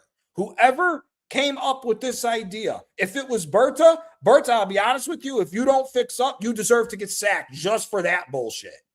90 million pounds for that fucking scrub when you could have got Cherokee and fucking Lookman. Like Johnny, right? On the stream the other night on Nat's channel, and James, you were there as well, yeah? We were talking about, in it, Nat and James, we were talking about there could be a possibility that there could be a repeat of contracts being ripped up, torn up, where players will probably go for free. Remember that, Nat and James? We spoke about that. Oh yeah. Like it was. That can happen again. Bro, and it will happen again. It's already happening, brother. It's already done that with Tomiyasu. Who the fuck is buying Kai Havertz at 280,000 pounds? The Saudi League. Not even. Saudi League. Not even. What's the exchange rate? What's the exchange rate? That's probably, I only hope, the Saudi League. But no, fuck the Saudi League. What's the exchange rate on the market right now for pounds to euros? What's the exchange rate? Pounds to euros. Question. What's the exchange rate? Type in what's 280,000 pounds to euros? 400,000? 1.2. So it'll be if it's 2.8 million pounds, it'll be 280,000. So it'll be 336,000 euros. 336,000 euros. What fucking big club in Europe is buying Kai Havertz? Nobody. Even if you sell that motherfucker for 20 million. Even if you got to take a 40 million pound loss on what you bought him for, who the fuck is buying him at 20 million with still that big of a fucking contract? Nobody. You got to start ripping him up. Kai Havertz here. Hold on. Over You got to £1 rip up billion. his contract. You got to rip up his Damn. contract. You got to rip up Gabby Jesus, unless you get lucky and some retard comes buying him. Kai Havertz salary base without the extra bonuses is £14.5 million. That's his 1-year contract. Big up Mourinho. You know, if that's not a sackable offense, I don't know what the hell is. Seriously. Hey, my guy. Brother, Jesus Christ. 90 million pounds total is what Noni Madueke is worth with his contract in that. Kai Havertz 1 season is £14.5 million. Who's buying him? Nobody. One. Exactly. No one. So he's going to get ripped up. Who's buying Odegaard at 240,000 pounds a week? Nobody. Henrique is talking about Martinelli, 1 goal in 33 Premier League matches. Kai Havertz's goal today was the first goal he's had in the Premier League for 14 fucking months. He's a jag-off. Tell him, Gianni. Tell him, Gianni. Declan Rice to United. Let me tell you something. You want to risk 100? You want to risk money on Declan Rice? Go right ahead. We've ran him into the ground. He'll fall apart at United. If I see that brother near my club, I'll lose my mind. I don't want to see him there. Who? Declan Rice? Yes. You're a Madrid fan, right? United. Declan He's Rice. Real Madrid and Man United. Oh, never mind. No, I don't. Want it's over with. It's over with. It's over with. The jig is up. The jig is up. It's a mess. Manager's got to fucking go. We've 6 years and we've ended right back where we were again. Mm-hmm. Maybe even worse. Actually, no, even worse. No, it's the same thing. It's the same thing. The only thing that's different is contracts rather than injuries. Well, the injuries are worse because you got 3 guys that could do an Achilles, and if this was 30 years ago, Gianni, their careers would be over. Brother, who gives a fuck about 30 years ago? They may not be the same now. Even with all the changes in medicine, Achilles don't mean you're coming back. Guys come back from ACLs. They don't come back from Achilles. Depends on the sport. No, it don't. Kevin Durant's never been the same since he blew the Achilles. Well, look at Jason Tatum, what he's doing with Boston now. He came back, Jason, and he ain't the same. He ain't the same player. He's more of a jump shot player now. No, We'll go to the hole. Achilles is a different level. Achilles is a different level, especially the problem with Saka with an Achilles is Saka will never have that quick 2-step pace again, which is what he depends on to play his brand of football. He depends on that quick breakaway. The Achilles, you're going to be scared to push off every single time. Every time you're going to be push off. To be fair, Ekitike too, he tore his brother, but Ekitike is a different player. He's a striker. As long as you know how to hold the ball up as a striker, if you change your game and you know how to hold the ball up and you got good technical ability, a striker can come back from an Achilles. The only time it affects a striker with an Achilles is if you depend on your speed, like a Vardy. If Vardy tore his Achilles, or CR7. Not so much CR7 because he can hold the ball up. It's true. It's not. No, I'm talking about straight up. All they have is their pace. Jamie Vardy wouldn't be as hailed as what he is as a goal scorer if he lost his pace for an Achilles injury. Say Aubameyang. If Aubameyang took his Achilles out, Aubameyang wouldn't be scoring goals because pace is his whole game. Say here. Henry as well. Back in the day, Henry. Yeah. On Henry, if Mbappe blew his Achilles, he'd have to become a different player. Otherwise, he wouldn't be able to make it. So it is what it is with that at the end of the day. But the fact of the matter is the second best right back in the world, Timber, is possibly gone for a year on top of this. We don't know what his injury is because Arteta's hiding it. It's too much, bro. It's too much. It's too much. So basically, Johnny, Timber is Holland in the World Cup, the Netherlands.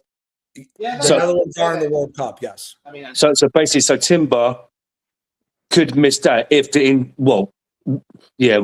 know what's going on then. So he could possibly miss a World Cup. Yeah. Yeah. Because of this manager. Wow, this manager's a scumbag.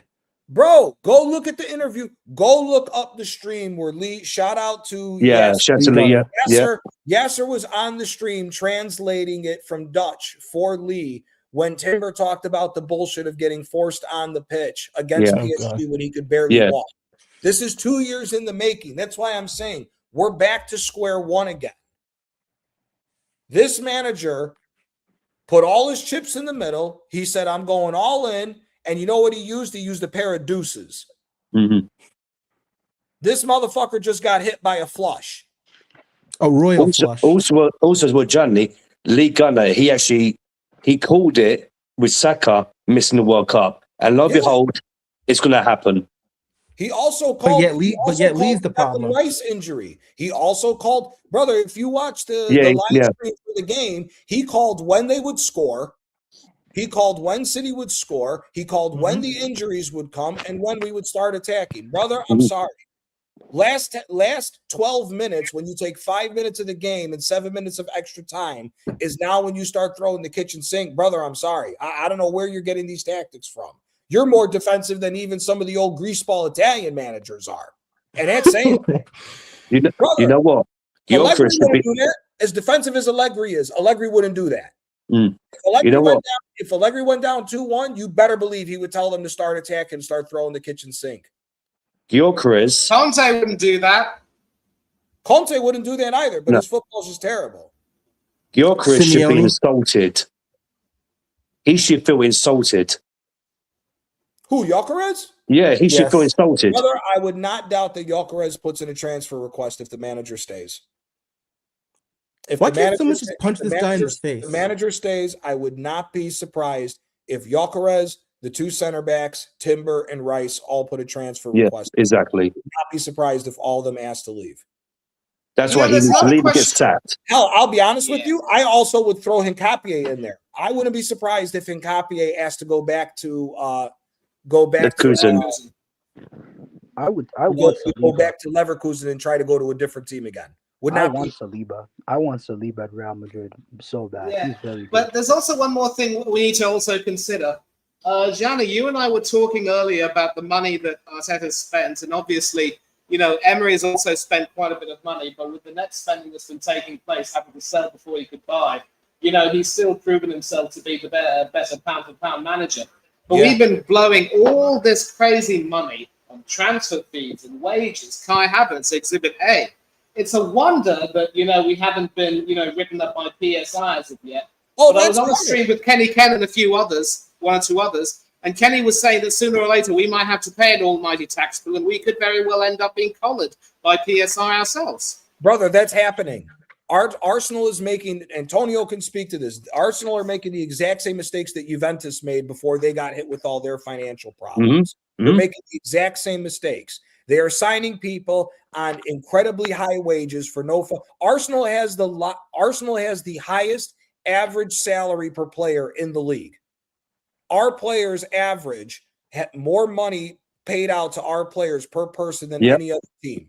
We have a larger average salary than City. We have a larger average salary than United. We have a larger average salary than Liverpool. We have a larger average salary across the board than any other team in the fucking league. And the sad thing is we have the highest average salary, yet Manchester City spends 50 million more a season through all their salaries because, what do you know? That balances out the fucking kids with the experienced players. He allows the kids to come in and flourish. Look at the difference of fucking O'Reilly and Lewis Skelly. O'Reilly. Yes. Lewis Skelly should be on the same level as fucking O'Reilly with what we saw from him in glimpses last year. Him and Ethan Wanieri saved our season last season. I'm going to post the website to the salaries right now in your chat, Johnny, and anyone can look at them. I got it. This is okay. This is bro, it's insanity. Criminal. And again, O'Reilly's a good player. Capology is a year off. Capology is a year off because they don't have Saka at 300,000 pounds because it kicks in next season. Oh my days. Yeah, I posted it. Gianni, go ahead, Willino. Do you think Man City will do a domestic treble? Yes. FA Cup, I swear, if they lose to Southampton, they will be made fun of for the rest of their life.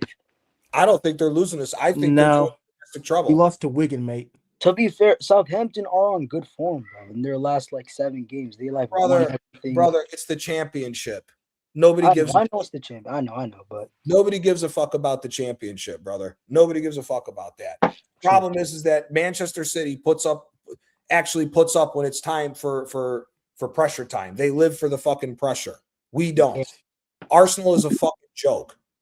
It's a fucking joke. Bro, the whole team got to go. The whole team, damn near the whole team got to go. So I'm pretty sure, And that's not going to happen. Burnley, they're going to go top, right? Yep. If we beat Burnley, no, it depends. It depends on our score line with Newcastle. Oh my days, that's going to be a tough game. Is it a well, actually? No, we're at home. Oh, well, no, because if we beat Burnley, then yes, we will go top of the league. How? For now, goal difference. Yeah, that's what I'm saying. But it also depends on our goal difference. You need us to lose another goal. If we go and beat Newcastle 2-0, and you go 1-0, we're still in first place. Right. You need to blow. Yes, you need to blow the doors off of Palace in your make. If City lose to Burnley, then it's over. Brother, where's Arsenal going to win their next game? If you guys win against Newcastle, and brother, we're not beating Newcastle. Yeah, could be a tough game, man. We're drawing at best. Probably no, but listen, why can't we beat Newcastle? They're on an absolutely dreadful run, having not won for about a dozen games. Former put a beating on them at St. James. Because we're dreadful, Manny. Because what are we going to do? It's probably going to be 2-1 Newcastle. What are we going to do? We got no offense. There's no creativity. There's nothing going fucking forward. There's nothing. Well, at least we're getting a week's rest. Here, if you want to throw the kitchen sink at it now, play a 4-4-2 diamond midfield, put Havertz and Alcaraz up top together, and then figure out who you're going to, and then put Eze as the number 10, and then try to figure out how you're going to work the midfield. Put Rice at the 6, Zubimendi at 1-8, and then figure out the other midfielder. It should be fucking Skelly. Would you be surprised if he leaves, Eze? No, I wouldn't, brother. I wouldn't be surprised if anybody leaves. We're back at square one again. Yeah, we're back at square one again. We are right. We have put ourselves. We are screwed, guys. When was the last time you guys even won a trophy? The last time they won a trophy was 2020. The last time they won the Premier League was 2004. Yeah. You guys have the most FA Cups. Though, elementary school, bro. The most FA Cups don't mean shit if you ain't adding it to it. Christ. No, I'm just like asking. It doesn't mean shit. It doesn't mean shit if you're not going to add to the trophy haul. Again, if City wins the domestic treble, we are the third biggest team in England. They will have surpassed Arsenal for trophies. Mm-hmm. That's what we're dealing with. And we're right back in the same position as we were when this dickhead fraud of a fucking manager showed up. That's all this is. We've done 6 years of a process, spending £1 billion to not win a fucking thing, except an FA Cup with the previous manager's team. Mm-hmm. And now that's exactly right. And now we're talking about the same thing. Whose contracts are we going to have to rip up to be able to go and spend money to go get somebody? That's the only reason why Skelly and Wanyeri are linked to go, because we need the pure profit. We're paying people too much fucking money. I'm sorry, we are. No, you're right. We're out money to retards. We really, brother. One Saka here. If Saka gets. One Saka goes to 300,000 next year, right? You'll have 1, 2, 3, 4, 5, 6, 7 players earning over £200,000 a week. 7. If you take into account where Eze, Trossard, and Martinelli are, and they get bonuses, it goes from 7 to 10. If Eze, Martinelli and Trossard stay and they were to hit their bonuses, you're talking about 10 players on £200,000 a week. Big up, guys. Big up, Will. Thank you so much for helping out, man. Great to see you. Yeah, pleasure. Take care, man. See you, man. 10 players on over £200,000. Jesus. Yeah. Brother, that's what I'm saying here. Lego head. In a nutshell, bruv. Lego head things, bro. Because this shit was happening before Andrea Berta walked in the door. You know what I'm saying? My thing has always been the wages, bruv. Yeah. It's one thing signing scrubs, but this manager has conned this whole football club wanged Josh Kroenke because he's a fucking bitch, bro. I know he's a soft G. Do you know what I mean? No, I know he is a soft G. when I see one. Do you get me? Like, it's No, I hear you. for me. Like, he convinced them that Madueke was a £52 million, 97 million pound total for the 5 years, bro. Look, say what you like about Mikel Arteta, but that guy is super smart. The problem is it's at the detriment of our football club, bro. Yeah. Which is why he's a complete cunt, bro. Like, Yeah. I'm gonna be real, bro. I'm gonna be real. That guy has basically failed all the way up to the top, and even then couldn't win a goddamn thing when he started spending money. He could only win with Arsene Wenger's and Mr. Good Evening Unai Emery's fucking team. Do you know what I'm saying? And he's going to win that Europa League with Aston Villa because they battered Bologna. Do you know what I'm saying? And to feed off Bologna, I'm happy you mentioned Bologna, Nat. So an example, Chike, Calafiore. Now, Johnny and Nat and all the rest of the panel. How much was he earning at Bologna? Wasn't it £12,000? About 12,000. And how much is he earning now at Arsenal? No, 12,000 euros. 12,000 euros was what he was on. He's on 120,000 pounds now. There you go. You see, and that's a problem, 10 Chike. times his wages. What 10 times his that's what I mean. Clark wages, bro. Kiwior was on 2,500 euros a week at Venezia. Yeah. Or wherever the fuck he was in Italy. 2,500. He comes to Arsenal, he gets 75,000 pounds. There you go. You see the jump? We're handing out money like it grows on fucking trees. Yeah, like sweets. Yeah, there you go. We've inflated you don't even see the market, guys. Antonio, That's why you I'm don't even such a see this. genius. We also are the only As team.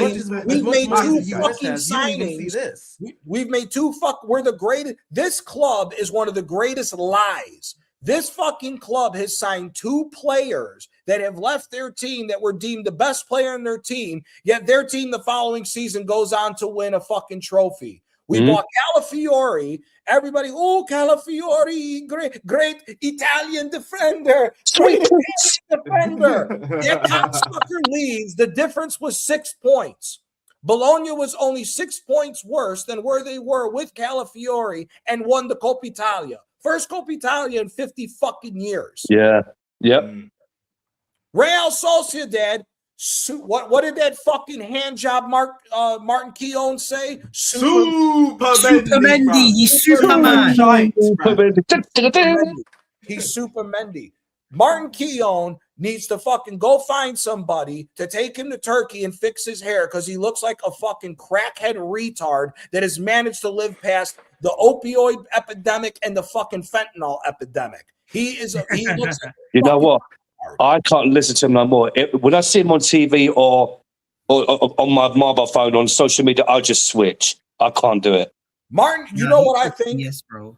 I need to be careful how I say this so I don't get I need to be careful. Mikel Arteta, I think, has Martin Keown on speed dial so that whenever Mikel Arteta needs to bust a nut, fucking Keown gets called to fucking blow him down, bro. That's a big voice. The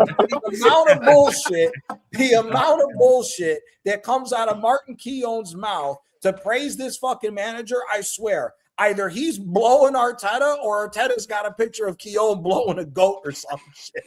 He's got some wild ass shit. Hey, Johnny, you're doing that, what is it, American Pie, Beta House, I almost said Naked Mart, it's Beta House. Yeah. He's doing them ones, isn't it? If you ain't seen the film, go watch it, it's hilarious. Bro, I swear to Christ, Arteta must be the photographer from Diddy parties. He has to have something on all these guys. He has to. There's no way this many people are believing this fucking horse shit. There's no way. There's no way. But guys, apparently Ian Wright turned over a new leaf the other day, didn't he? By speaking out. Ian Wright turned over a new leaf because he doesn't want to go down with the fucking shit. Martin Keown, I swear to Christ, if Arteta said he was feeling froggy, Keown would say, "I'll take it in my ass." I swear to Christ. all the shit that Keown talks about, I swear, he's got to be Arteta's fuck buddy. I swear to Christ, he's got to be Arteta's fuck buddy. You better clean those pipe pores. Antonio, you remember who was it? You remember that film, The Gentleman? Innit? Do you remember that film, The Gentleman? Yeah. Right at the end, with the reporter. Yeah. Hey, Nat, when Keown meets fucking Arteta in the bedroom, bring the light bulb, Arteta. Bring the light bulb, guys.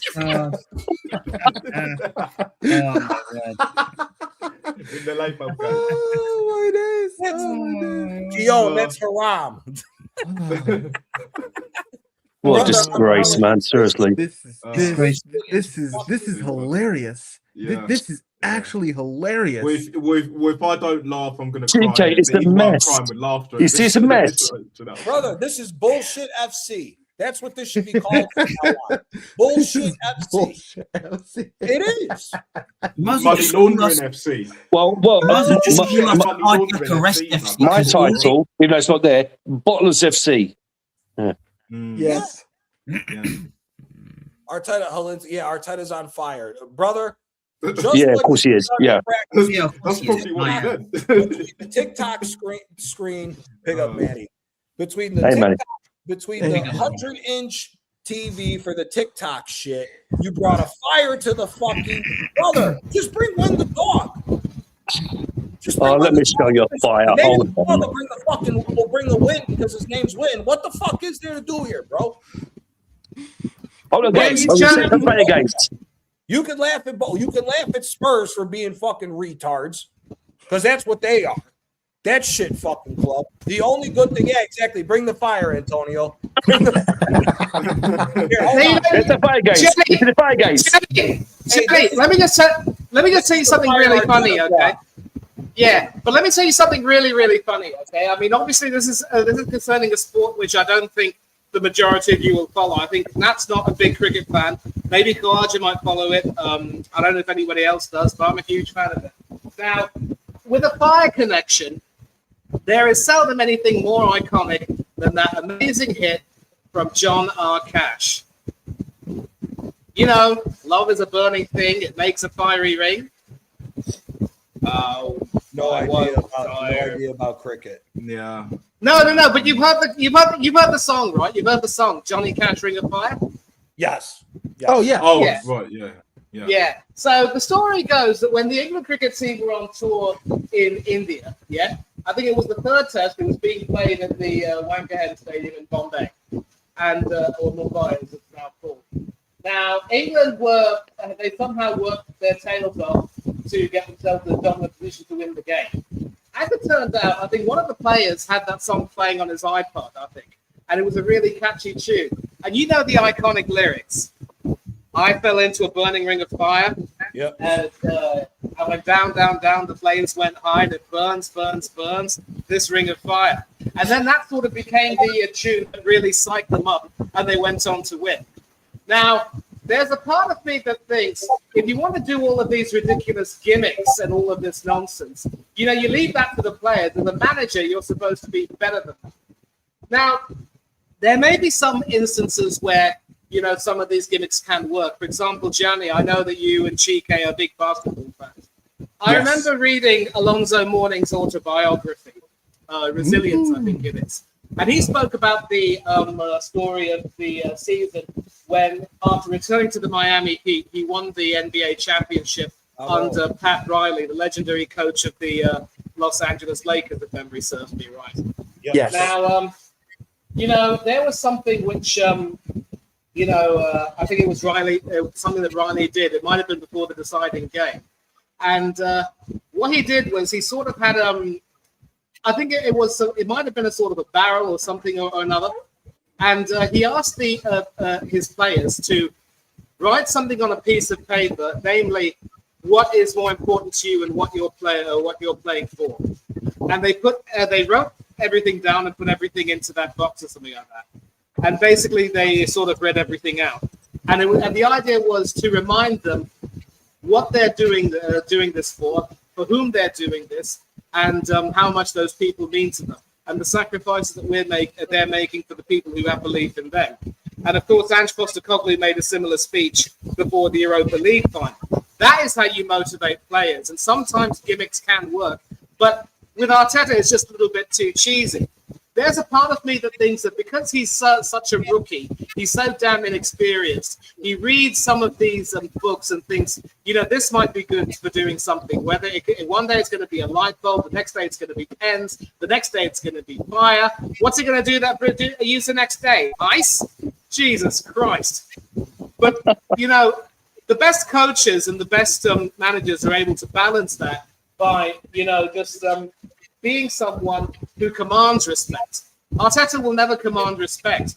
He's never going to be one of those coaches or managers who will make the players sit up and take notice the way some of the great coaches do. And of course, you know, you speak about Duke University. At least their football team's doing a lot better than the North Carolina Tar Heels, who I believe had Bill Belichick coaching them. I don't know if he's still there now. Maybe some of you can tell me. He's still there. And they're still not doing well at the Tar Heels, are they, Chico? Nope. Maybe that's because Belichick has passed his prime. But in his prime, he was a great manager who knew how to get things done. And that is something that Arteta still can't do. So again, people want to give a cut some slack saying he's learning on the job, but give him credit saying that he's one of the best managers in the world. No. As we say in the UK, people who say that want to have both the penny and the buck. You can't have it both ways. So he's not justifying earning his salary, and so he's going to have to leave. And the sooner he goes and we get in a proper manager who knows what to say and how to say it and how to properly motivate a group of players, it's going to be better. Until then, we're going to keep suffering. It's as simple as that. Okay, so one question. Mm-hmm. If this fraud goes, which hopefully it does, yeah. And say, for example, if we do get an elite manager, because that's what we should be striving for, because we're at that level. That's why we moved to the Emirates, yeah. So, say, for example, if we do get an elite manager, how long? Because even though Johnny did cover this a bit, but how long do you guys think it will take to sort all this shit out and win trophies? 6 years. At least. 6 years with an elite manager. No. 2 years. Why 2 years? Because you'll still be able to go get trophies. You'll still be able to fight for the domestic cups, not the league. The fighting for the league, brother, 3 years. What about all the players that you got to get rid of? And you can't even. That's why I'm saying 2 to 3 years. Okay, guys. Sorry. Okay. If it's gonna be 2 to 3 years, so for example, if it's an Ancelotti and he doesn't win anything for 2 to 3 years, keep him, or are we going to be like, oh, he needs to go too? No, he's got to go. Well, there you go. So it's a mess. He's got to go. He's got to go. He's got to go. The next manager that we bring in, the aim for next season is a domestic cup double. Domestic cup double. That should be what the aim is. I'm sorry. There's too many what ifs with this fucking team going forward for us to look at to confidently say that Arsenal's still going to be in a title race next year. The only way Arsenal's in the title race is somehow all these guys are ready to go and are not injured coming into next season, coming into the start of next season after the World Cup, which we know that ain't fucking happen. Mm-hmm. We know that's not going to fucking happen. So on top of the fact that you not only have to hope for that, again, maybe you can go after here, let me say this. Next season, one of the domestic cups has to be won. No matter who the manager is, one of the domestic cups has to be won. We're not winning. Even though you haven't won one of them in over 30 years. What are you talking about? The League Cup is the only one 30 years. The FA Cup is 6 years ago. Mm. No, I said even though you haven't won one. The League Cup was 33 years ago. Okay? I know that, but I'm saying one of them should be mandatory. Either League Cup or FA Cup should be mandatory next year. We're not winning the league. The only way we win the league is if City goes out and gets Enzo Maresca to be the replacement for Pep.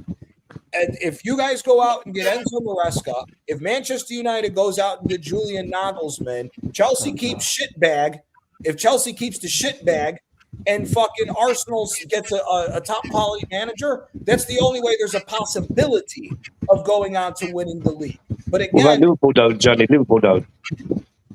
Liverpool, again, you don't know if it's going to work. Kirkes may not be able to handle the weight of the badge. Frimpong may be injured all the time again. Verts may still not fucking click. And again, Ekatike's blown the Achilles.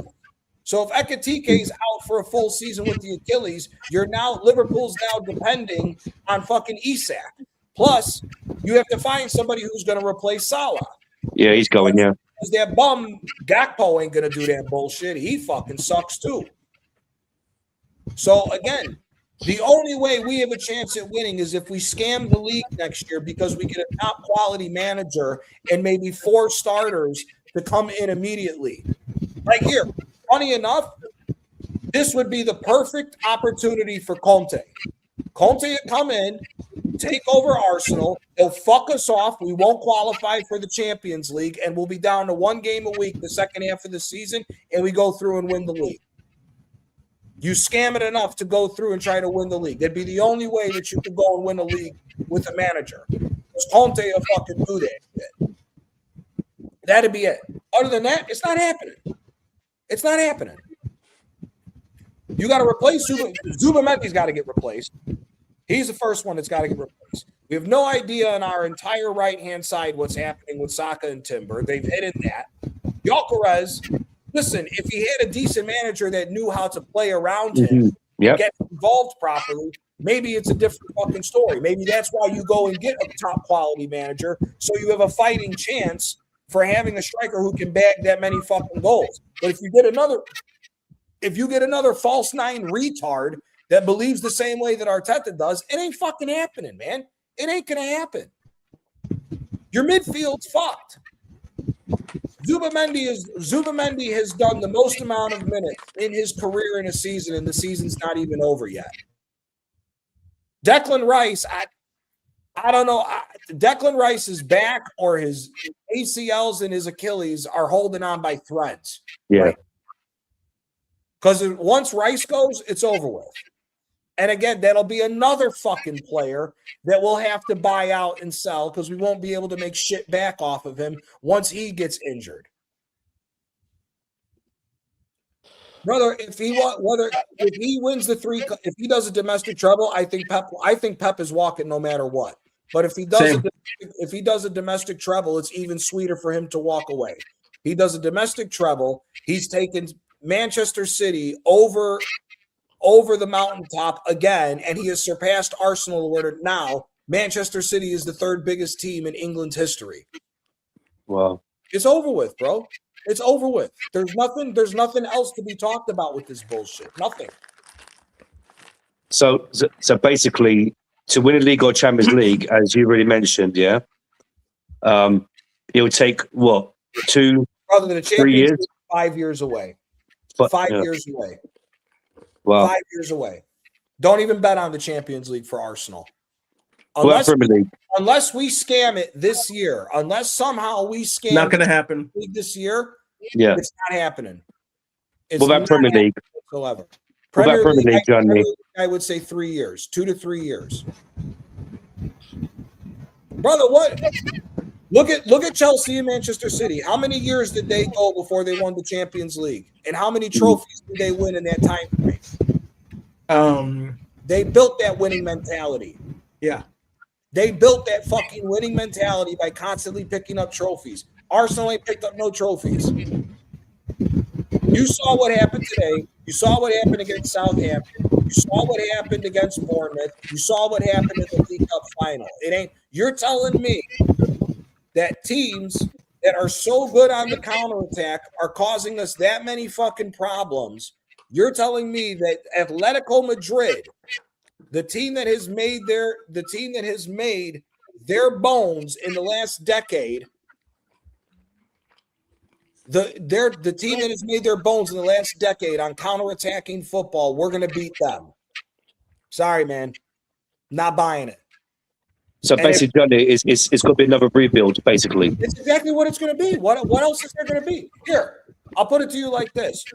Who do you keep on the team? Who do you keep on the team? Nobody. What do you mean? Well, Arsenal, yeah? Right now. Who do you keep going forward? Timber, Saliba, Gabriel. perhaps Incapi, Rice, Downman. Gyökeres. Well, under decent manager, yeah, Gyökeres. If it's another manager, that is not with Arteta. Eze has to stay, definitely. Eze. Oh, Eze. Eze. 11 players out of what, a 24-man squad? That means 13 players have to go. So now let's act. And now here, of the players that you named, we just talked about it earlier that 5 of those 11 that you're talking about keeping may want to bounce to a better opportunity to not deal with the bullshit. So if that's the case, if the big guys decide to leave, you're talking about having to not only replace the good players that we wanted to keep, but now you got to replace them and still replace the 13 fucking bums that we want to get rid of. That's what I'm saying. It doesn't matter who you go out and get. At this point, you go out and get a top. Somebody's got something playing in the back.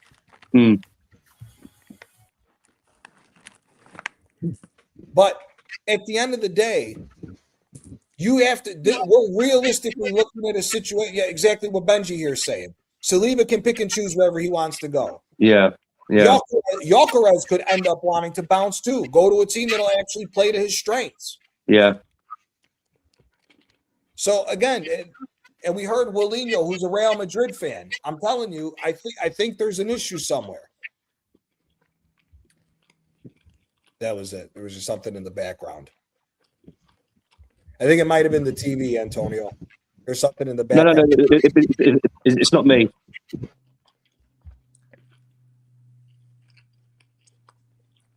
Okay.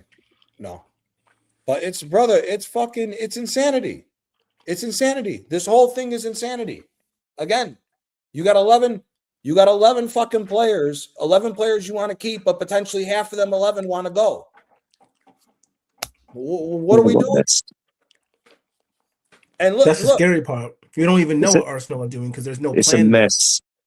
Utter mess. And you got to hope that the other shit doesn't fucking come to play. You got this talk. I don't know if it's true or not. I haven't looked into it.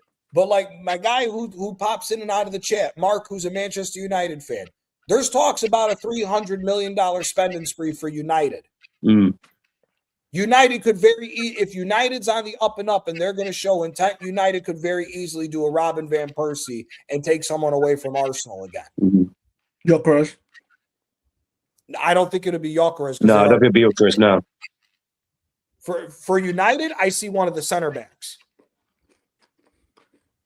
If they decided to make that move, it's bullshit, bro. They're done. We're fucking done. We're done. Pablo, what did you make of the game? Did you watch the whole game? Actually, to be quite frank, I'm not gonna lie. I slept through the game. You slept through the game? Great choice. I only just woken up and I was like, nah, let me just give my 2 cents of opinion. Last week I was kind of in a debate with somebody else from an Arsenal perspective, and I told them, you guys are gonna bottle it. And you guys did, which is kind of funny. Because I won my bet. So now I'm looking at it. Mr. Joseph is gonna win 3 cups in this terrible season. That's a wow. Yep. That's a wow. Okay, good. Yeah. It's over with. It's over with. Yep. Wow. Yep. Yeah, I wouldn't be surprised if Man U. Are we actually dipping it in? Are we actually dipping it in? Is this the worst season ever that we've ever experienced or we've seen in our lives? No, this is the worst bottle job in the history of the sport. This is the worst bottle job in the history of this sport. Don't let any Arsenal fan who says anything otherwise are lying sacks of shit. They're lying to Yeah. themselves and everybody else. This is the They're worst gonna- job in history. Let me give you the timeline. Let me give you the timeline. Last year in February, we bottled a 2-0 lead over Aston Villa. Villa scored 2 goals in 7 minutes, and then we were all hoping that the goal that went in off of Havertz's hand was going to stand as a goal. It didn't. Mhm. It turned out to be a draw. This fucking shithead of a manager has the balls to come out in a press conference and say, "Oh, guys, I am doing the best that I can. I would love to see another manager do what I'm doing with all the injuries." And then Unbelievable. right after that, he goes, "Well, we knew that we were coming in thin into the season, guys, and the injuries have hit us, and that's the reason why we're not winning." 90% of this fan base took it and ran with it. All of last season, all you heard about was the only reason why Arsenal didn't win the league was because of injuries, because the squad was too thin. New sporting director comes in.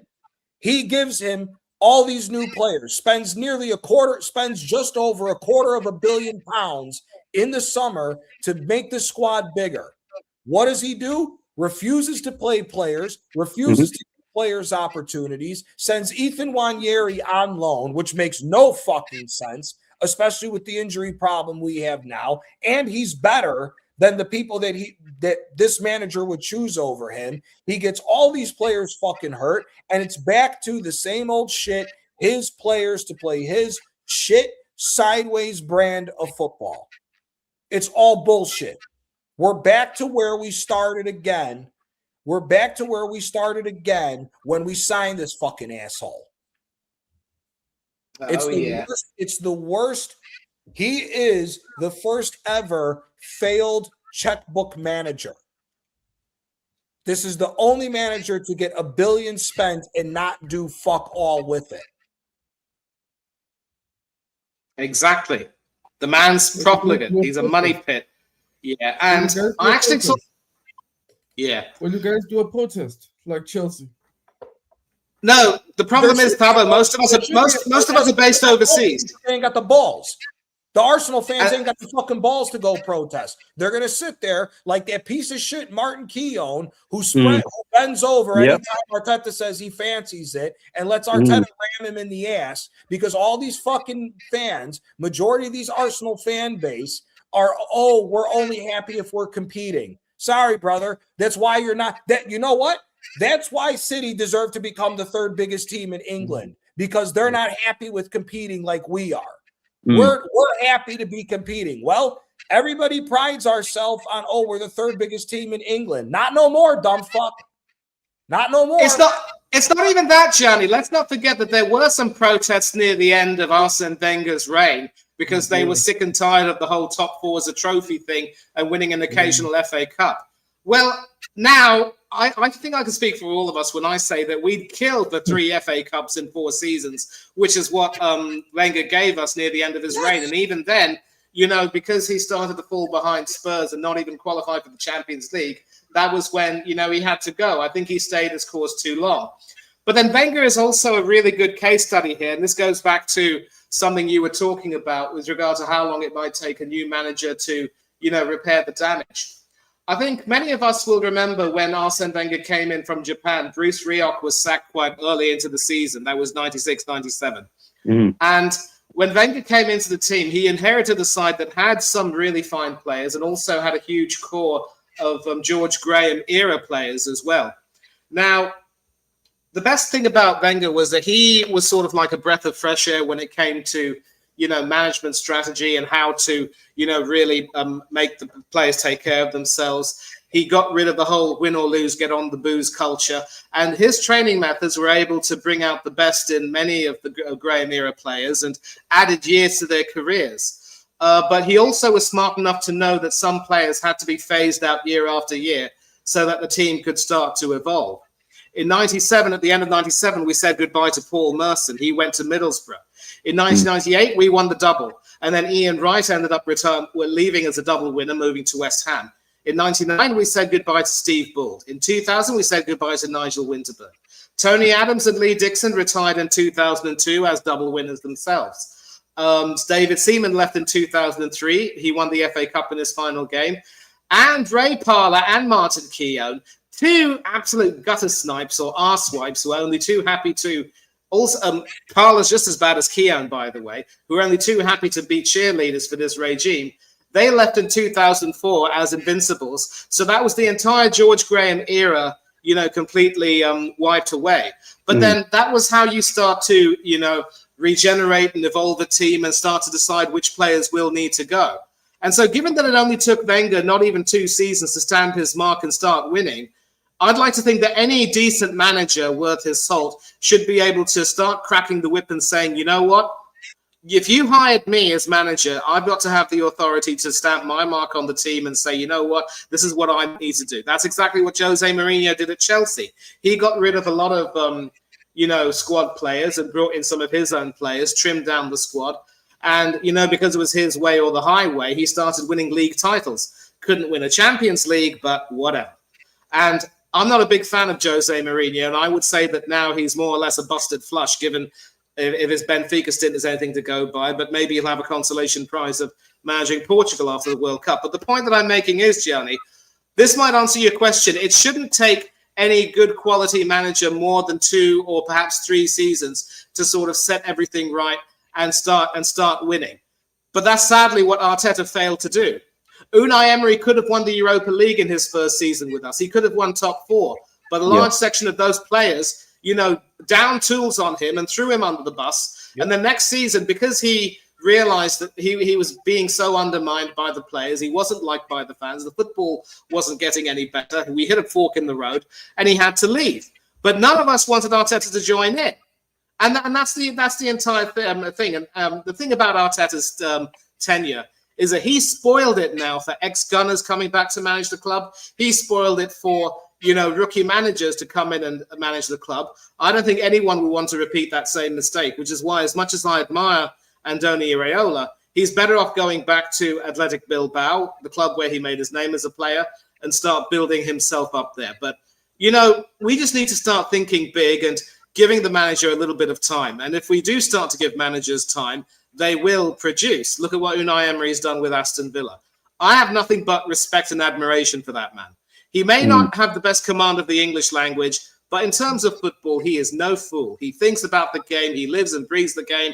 And when you earn such high praise from such a venerated winner as Sir Alexander Ferguson, you know that you are doing something right. Yeah, But Manny, but see, but here's the thing. What a top manager, okay. If Ancelotti comes walking in through the door in the summertime, if Ancelotti's the manager that we go out and get, or Diego Simeone, or whoever you want to say, right? FA Cup or League Cup mandatory. There needs to be something coming no matter what. It should not take 3 years for them to turn it around and just say, okay, now we're going to go ahead and do it. No.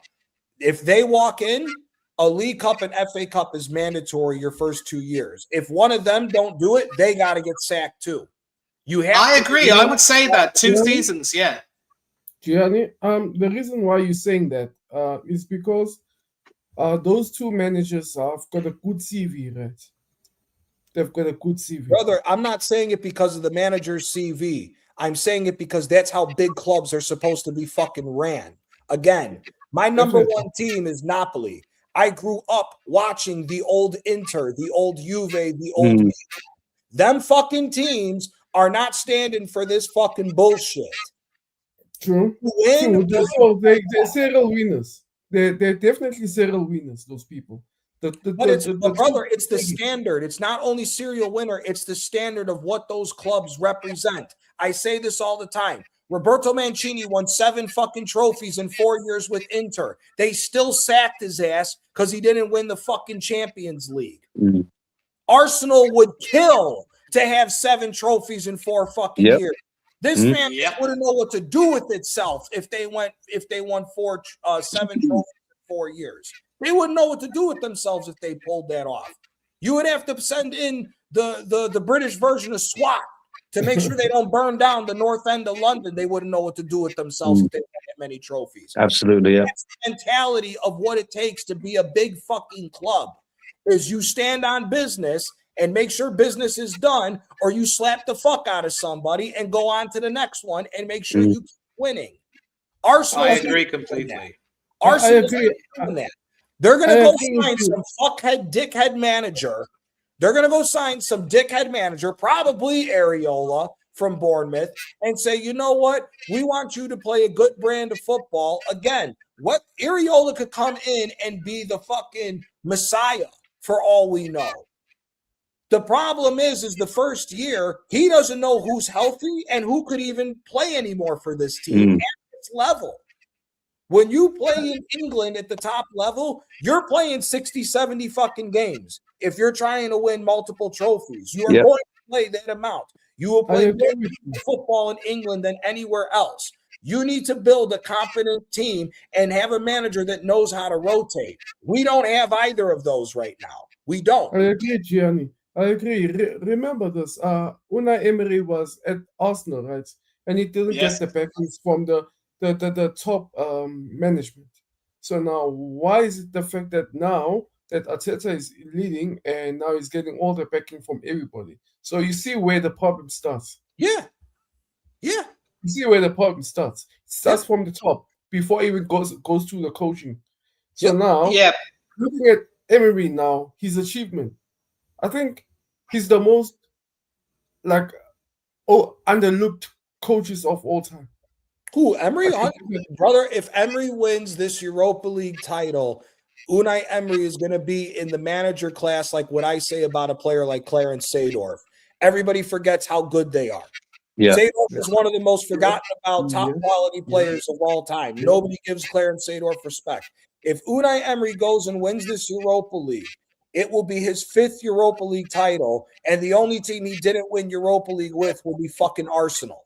He won it with Villarreal, won 3 with fucking Sevilla. He's the reason why Sevilla is worth over €1 billion now. That team wasn't worth shit before he did what he did with that team. Johnny.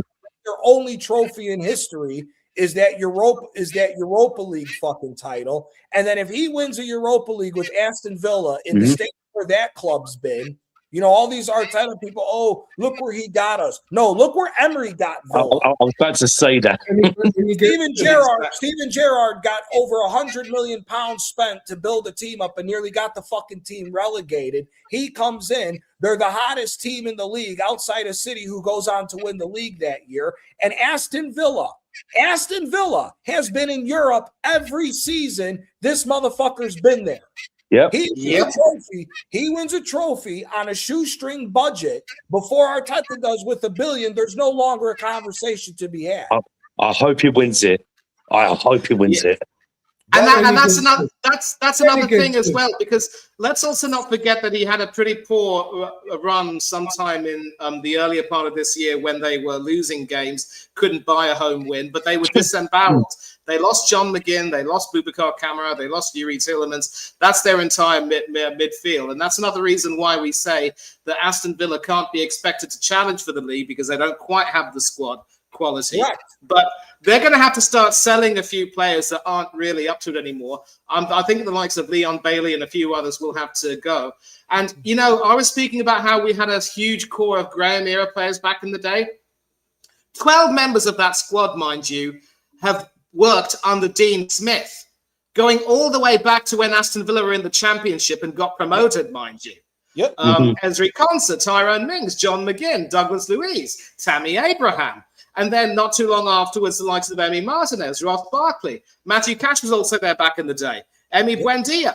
But these guys literally have been the ones who have, you know, bled Villa and really done good things. But some of them are going to have to be moved on. And even Ollie Watkins, despite his late run of form, we don't know if he's going to stay for very long. But then that is really what you expect from, what is to be expected from top quality managers. They come in and they really set about having a root and branch renewal of the team and taking them places. In 3 full seasons, 3.5 years, that's a process. But Gianni, before you wanted to ask me a question, what did you want to ask me, brother? It was me, Manny. Actually, not just you, Manny, but even for the whole panel. If Unai Emery didn't get sacked by us here, right?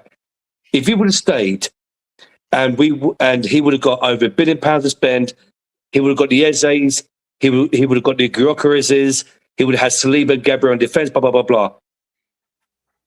How many trophies do you think we would have won by now? I'd like to think we would have won at least one league title and one European title, maybe 2 domestic cups. And that's not really, a bad haul in maybe 3 or 4 seasons, especially in lieu of what Arteta's, been doing. But another big issue is that not too long after Arteta won that FA Cup, which was effectively his meal ticket, as they'd say in the US, he started breaking up that team. Yep. History tells us, Antonio, that when you start breaking up successful teams, you're not going to get very far. And I did say that Emery might have to sell 1 or 2 players who aren't able to cut it anymore. But you don't just rip out an entire core like that, because history tells us that you won't be successful. I mean, when Liverpool won the Champions League in 2005 under Rafa Benitez, he got rid of Jerzy Dudek and several other core stars who helped him win. And in the season since, aside from an FA Cup, he won sweet bugger all. And then he was sacked not too long afterwards. Yeah. Also many. Arsene Wenger with the Invincibles. Yeah, exactly.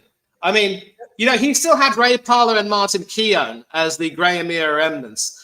But as I was saying, Gianni, he was, phasing out the Graham era players while silently regenerating the team. Yeah. And they were winning trophies. And that's sort of how you do it. That's how you evolve the squad. We're the only team that don't do it like that. Again, Antonio could speak to this. Look at Napoli. They took the fucking team that was built up by Rafa Benitez. They ran it with him. They ran it with Sarri. Ancelotti came in. They started picking apart the team where they could with the players, then rejuvenated it again, and ultimately you had a blend of the Rafa you had a blend of the Ancelotti and Sarri eras and Gattuso's pitiful era that ended up leading Napoli to go on and win the title with Spalletti. You have to do it like that. That's what I'm saying. This is the only club that's trying to go ass backwards and do everything different than what we've seen throughout the history of this fucking sport. That's the reason why all this is fucking horse shit. Absolutely. And I would bet right now that if he hadn't have gone ape and started breaking up that FA Cup winning team, we'd have a core of players who would have had the ambition to try and win and take the team forward. But some of the players he signed, Willian as a replacement for Nicola Pepe, sticking faith with Bernd Leno, who started throwing them in, bringing in Aaron Ramsdale, who, got distracted by pigeons. And now you've got David Raya, who literally reminds me of a child with a severe case of ADHD. It's disgusting. And don't get me started on the Chelsea rejects and so forth. I mentioned Willian, the others he brought in. It's like, winning that FA Cup, I suppose, in retrospect, was probably the worst thing that could have happened to us, because it gave the board the belief that they could back this guy and, let him do whatever he wanted. And they were willing to kowtow to him, saying, yes, Mikel, no, Mikel, 3 bags full.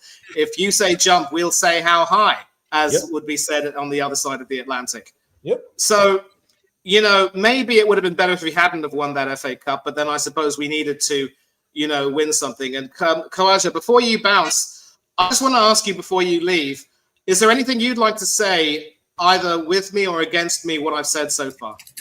I agree with you, Manny. I just feel like with Arteta is everyone talks about Arteta took us from the pits of hell and all this stuff. He's the new Messiah. He's untouchable because, these Arteta sexuals make him out to be the next upcoming of Jesus Christ, because Manny, these people are now saying that he's the next upcoming of Jesus Christ. I mean, what are we doing here? He throws players under the bus for no reason. How many more Chelsea rejects does he need to buy? Like, can someone genuinely explain to me how many more rejects? Kwaja, you're up to date on this. What's the success level now? It's 1 trophy for what? 27?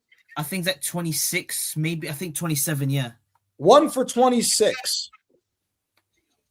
1 trophy win out of 26 trophy possibilities over the time. Brother, it's time to go.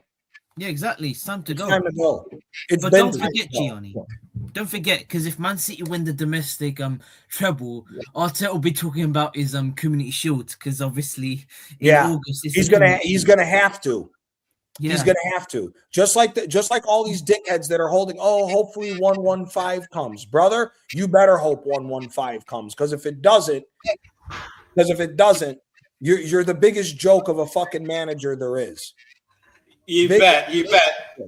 And the worst part is, as I said before, given our financial problems, we're also going to end up, being pulled over by PSR. I wouldn't be surprised if we get slapped with a huge fine and maybe potential point deductions. As you said, Gianni, we're making the same mistakes that Juve made.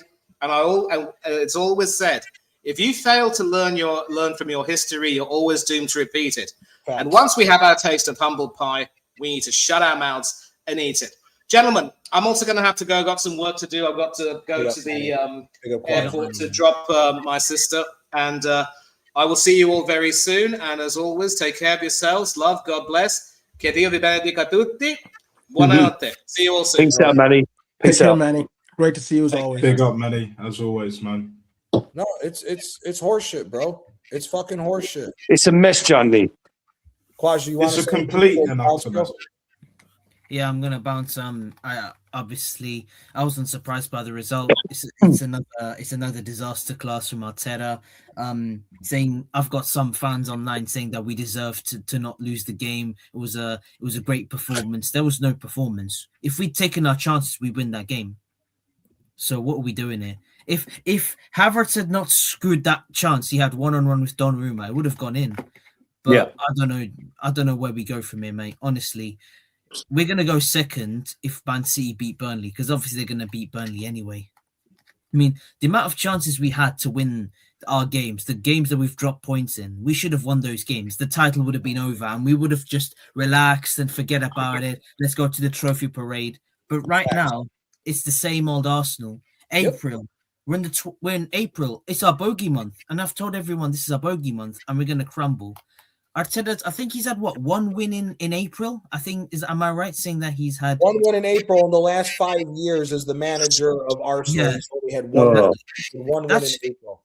We've never been top in May, by the way. We've never been top in May. That shows you. Never. We always bottle it by then. Wow. Who's bottle it? I mean, people are going to say 23-24, we were top, but guess what? The league was over because we'd lost to Aston Villa and Man City won all their last 6 games of the season. Listen, the whole situation's over with. Again, we just sat here, all 6 of us, said that we would keep 11 out of a 24, 25-man squad team. And out of the 11, there's a possibility that if real money got thrown on the table, 5 of that 11's gone. Brother, we're back to where we started. Yeah, so gates of hell that he took us from, we're right back there again. Yeah, we're back right taking us further down, bro. Yeah, to the very darkest and deepest depths of hell, bro. This is the valley, the shadow of death, bro. Do you know what I'm saying? We're seeing all the evil, bro, and everything's gonna come out just like them files, bro, about Lego Head, aka Mikel Arteta, bro. Watch this space, bro. Yeah, and they'll dress it up like what was being said before and all of that. Oh, these players are like, oh, we tried to, but this guy was a maniac. He was a lunatic. Do you know what I'm saying? Like, oh, do you remember that? Was it that SpongeBob meme? Big up Quadra. Big up. Hey guys, remember that SpongeBob meme? Or was it Patrick Star when he's doing like the hall monitor kind of shit, innit? Oh, remember that? Yeah. What is it? He's standing there menacingly. Do you know what I'm saying? That is what they're going to describe Lego Head, bro. Do you know what I'm saying? I can see it now, bro. Do you know what I'm saying? Like, it's going to be a mad thing. But at the end of the day, right, we've been telling you motherfuckers this whole time. I never wanted him here. And even not, to be honest, no one ever really questions why. Not really. They're just like, oh, come on. No, all of that bullshit. And I'm just like, look, how can you give a rookie? How can you back a rookie? Period. Number one. And number two, this guy had us in 15th. In the space of 2 years. He had us in 15th, bro. So all of this, Arsene Wenger. No, not even him. Unai Emery took us down to 8th. Like the worst finish we've ever had. Well, to be honest, that's technically not true, but I digress on that. Do you know what I'm saying? Because they have no Scooby-Doo about the history. None whatsoever, yeah? But either way, like, this manager takes us down to 15th. None of them question it. None of them Arteta inners. They question none of that bullshit. Do you know what I'm saying? Tommy Tukes was sitting on his ass at home, yeah? Should have made the call, bruv. Tell him. Should have made the goddamn call, yeah? Yeah. Like, Tommy Tukes, we need you, bruv. This process, this project ain't working, bruv. This guy's lost his mind, didn't it? We've waited 6 years for him to completely lose his fucking mind. And now upper management, as Matty calls it, big up Matty. And I'm with you on this, brother. I'm with you all the way. Same with Andre Bow and all of that. Like, if that is actually the case, yeah, it's going to get ugly, bruv. A lot of them fans have got to answer for a lot of the bullshit that they've been saying the whole time. Trust me. You think these files are bad with what we're seeing? It's going to get worse. Right here, right now. Fatboy Slim settings, yeah? That's what I'm waiting for, Nat. That if he leaves and gets sacked, I'm like this. Gianni, can I say something before I just bounce, brother? Can I just say something just before I bounce? Yeah, go ahead. Can we pray right now that Darwin doesn't get sucked up to how he's playing? Because he's like a brilliant player for me. Darwin. Yeah, Max Dalman. Yeah, that ain't happening, brother. It's not happening. What's the question? I'm gonna say all my comments and then I'm gonna ask you a question before I pass. Okay. I'm just hoping that his family protects him with everything. I pray that he gets so much guidance towards a team that he particularly wants to play for and where he's gonna be able to thrive and express himself, because clearly where he's playing at the moment, he's not getting the backing of people, where he's the only player that's expressing himself. And I'm assuming Arteta is gonna just kick his back off and then make him look like Saka, you know. Another thing is which is on my head at the moment is the fact that this Arteta situation, I don't think it's gonna die down. I think by the end of the season he's still gonna be your manager, guys. And clearly some of the players are on his book and they will be like marching for him, and you guys are gonna get another PR statement from him, and another documentary expected. Yeah, I wouldn't doubt that we've made another documentary. That doc is happening. One way or the other, it's happening. They're not releasing it because they got to put the final edits in, and it depends what happens by the end of this season. Because a lot can change, man. A lot can change. Bro, they're already selling the bullshit. They're already selling the bullshit. They're going to make a couple edits to this and say that we lost because of injuries. That's a question is, brother. A question is, who's the 5 players that you guys, everybody, that you're looking at to sign, maybe say in the summer? Nobody as long as this manager is here. Nobody as long as this manager is here. No one. Because the same shit's going to happen. Someone's going to come in, they're going to get ran into the ground and become injury prone. It's going to be the same old shit. This manager has to go.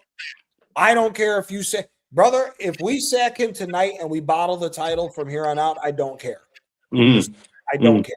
We're at that point. Because we're gonna bottle it whether he's here or not. City's winning the league now. Yep. He's winning the league. Yep. It's over, it's done with. It's over and fucking done with. I don't want no new players for this piece of shit. Because the same thing is gonna happen. This motherfucker has talked about extending Kai Havertz and Martin Odegaard's contract. We don't need new players if this asshole's going to be here. He's got to go. That's why I said this summer is going to tell us what type of a club Arsenal are. Either Arsenal is going to sack this motherfucker when the title is completely gone and we walk away with nothing again, 4 straight years in a row. We're either going to sack this motherfucker, move fast, get a new manager, and the first 15 days in at the job is he's already looking at new players for recruitment to replace the deadwood we get rid of. That's how we should be moving as a club. There should be a short list of at least 10 to 15 players that we should be looking to bringing in and should have that list already looking and maybe add or remove names from that list after the World Cup because of injuries. Because we are realistically in a situation over the next 3 years with a new manager, we have to cycle out 15 players. Normally what you see is 3 to 4 players a year. So that's 3 to 4 seasons of having to cycle out dead wood. We're right back to where we started again. Again, if we brought an Ancelotti in, put all your chips on the table. Get rid of Odegaard. Get rid of Jesus. Get rid of fucking Havertz. Get rid of them 3 straight off the bat with the manager. Put another $250 million down. If you're really about that shit, put another $200 million down, give to Ancelotti, and run it back and see what happens. We have Don Carlo. That ain't going to happen. We're not going to put the money down. This is going to become a dragged out bullshit affair again. If this manager's still here, I would advise any player not to come to us. Don't come. If this manager is still here, bro, I swear to Christ, if this manager is still here next season and we haven't won anything, I may not support the team next year. Don't even support the Premier League, bro. La Liga's where it's at. No, I'll support the Premier League. Finished if that's the case. Well, it's like Nat and I said on his channel the other night, we're going to be on the owners and Berta, if Berta stays, we're going to be on them. I'll tell you this right now. If he gets an extension, Berta ain't staying. Yeah. Berta ain't staying. Well, in that case, right now. it'll be the Cron case. Yeah. Yeah. Big time. But here's also the same thing again. Here's also the same thing to keep in mind, though. At the same time, if you do this again next season, if you do this again on another cycle, not next season, but you do this again on another cycle, we have a better system in place now to buy better players at lower costs to be able to move forward and go. Not this top dollar money for shit players to fit a shit system. That's the only difference going forward that potentially looks better for Arsenal. If we don't get a big name manager in this summer, it's over with. Yeah, it's done. I think, to be honest, when it comes to like this whole PR process that Kroenke and all of that, and then Arteta twanging him in terms of, oh, I'm this, I'm that, I'm going to get the club to Champions League in 3 years, you know, giving that bad bitch talk, do you know what I'm saying? Like selling the dream and that, you know, like he played it. Let's be real. Like Kroenke's a straight out sucker, as far as I'm aware, and he's just got tired of it. And yeah, he's a pussy. He must be the greatest billionaire actor I've ever fucking seen in my life. You know, right up there at least. Like if he wants to keep this shit going, you know, like the show goes on and all that kind of shit. But again, like you're saying, Johnny, like this summer tells us and shows us everything. It shows us everything, because trying to sell that Iriola bullshit, trying to do this other 5-6 years, because of that cunt, because of Lego head, bruv, they can't do that no more, because then the heat will go to the Kroenkes, because Wenger was initially the best shield for the Kroenkes. The difference is Stan has a lot more bollocks and he just doesn't give a shit. Do you know what I'm saying? Big up Tabo. Big up Tabo. Big up Tabo, man. Big up Tabo. Peace out, my brother. Happy birthday, man. Yeah, happy birthday. And congrats on Man United almost getting Champions League. Oh, they're getting Champions League. They got it. Man United's in. They got it. Yeah. Man United's in. Now we're waiting to see what's going to be the repercussions. I think for me it's just like we're at that point now where it's like what Matty said earlier on his fan cam with Lee Gunner and that. Big up Matty back once again and all that shit. Yeah, Matty. Love Matty. Southern Gooner's the guy.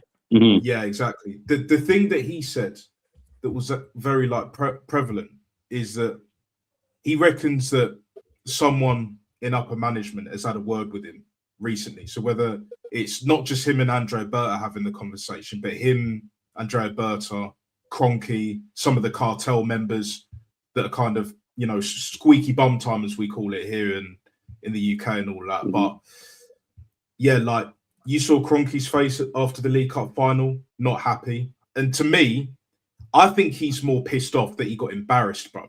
It's not even so much that we lost the final, it was more that the embarrassment. He's aware of the socials.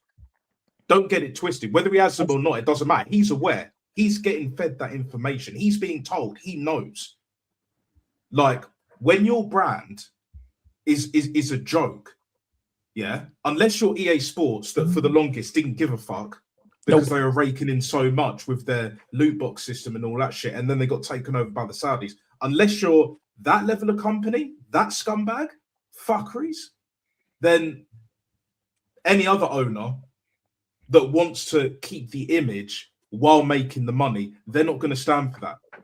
They'll tolerate certain things, but when you start embarrassing the club, even after all the PR they've done, all that 4 billion plus PR, yeah, over the course of 6 years, yeah, for Arsenal, give or take, there or thereabouts, right? Once that comes crashing down, which it has to now, after this result today, you can't sell it again. It's the same what happened 5-6 years ago, when like when there's no fans at the stadium, you can't sell that bullshit again. You can't sell this bullshit again because too many people are waking up. And I'll drop this little truth bomb, just very little. Yeah, we're in the age of awakening. The football gods have spoken, bro. They've had enough. The Maradonas, the Pelés, the Johan Cruyffs, etc. Do you know what I'm saying? They've had enough. They want Lego Head in La Basura, bro, because he's making a mockery of football. You thought Jose was bad? You thought Big Sam was bad? You thought Sean Dyche was bad? Yeah? They would not be playing this bad if they had the finances that Lego Heads had.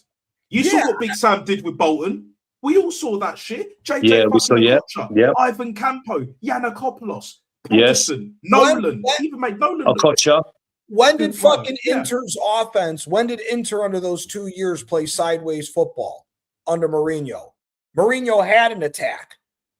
He had an attack. And then the second year was even worse because he got rid of Ibrahimovic, got Diego Milito and fucking Eto'o in, told Eto'o to play wing and had a brilliant fucking attack. That's the thing. There's defensive-minded managers that play defensive football but still have a copacetic understanding. Look at Simeone. Yeah. Look at Simeone's attackers. What are we doing here? Yeah.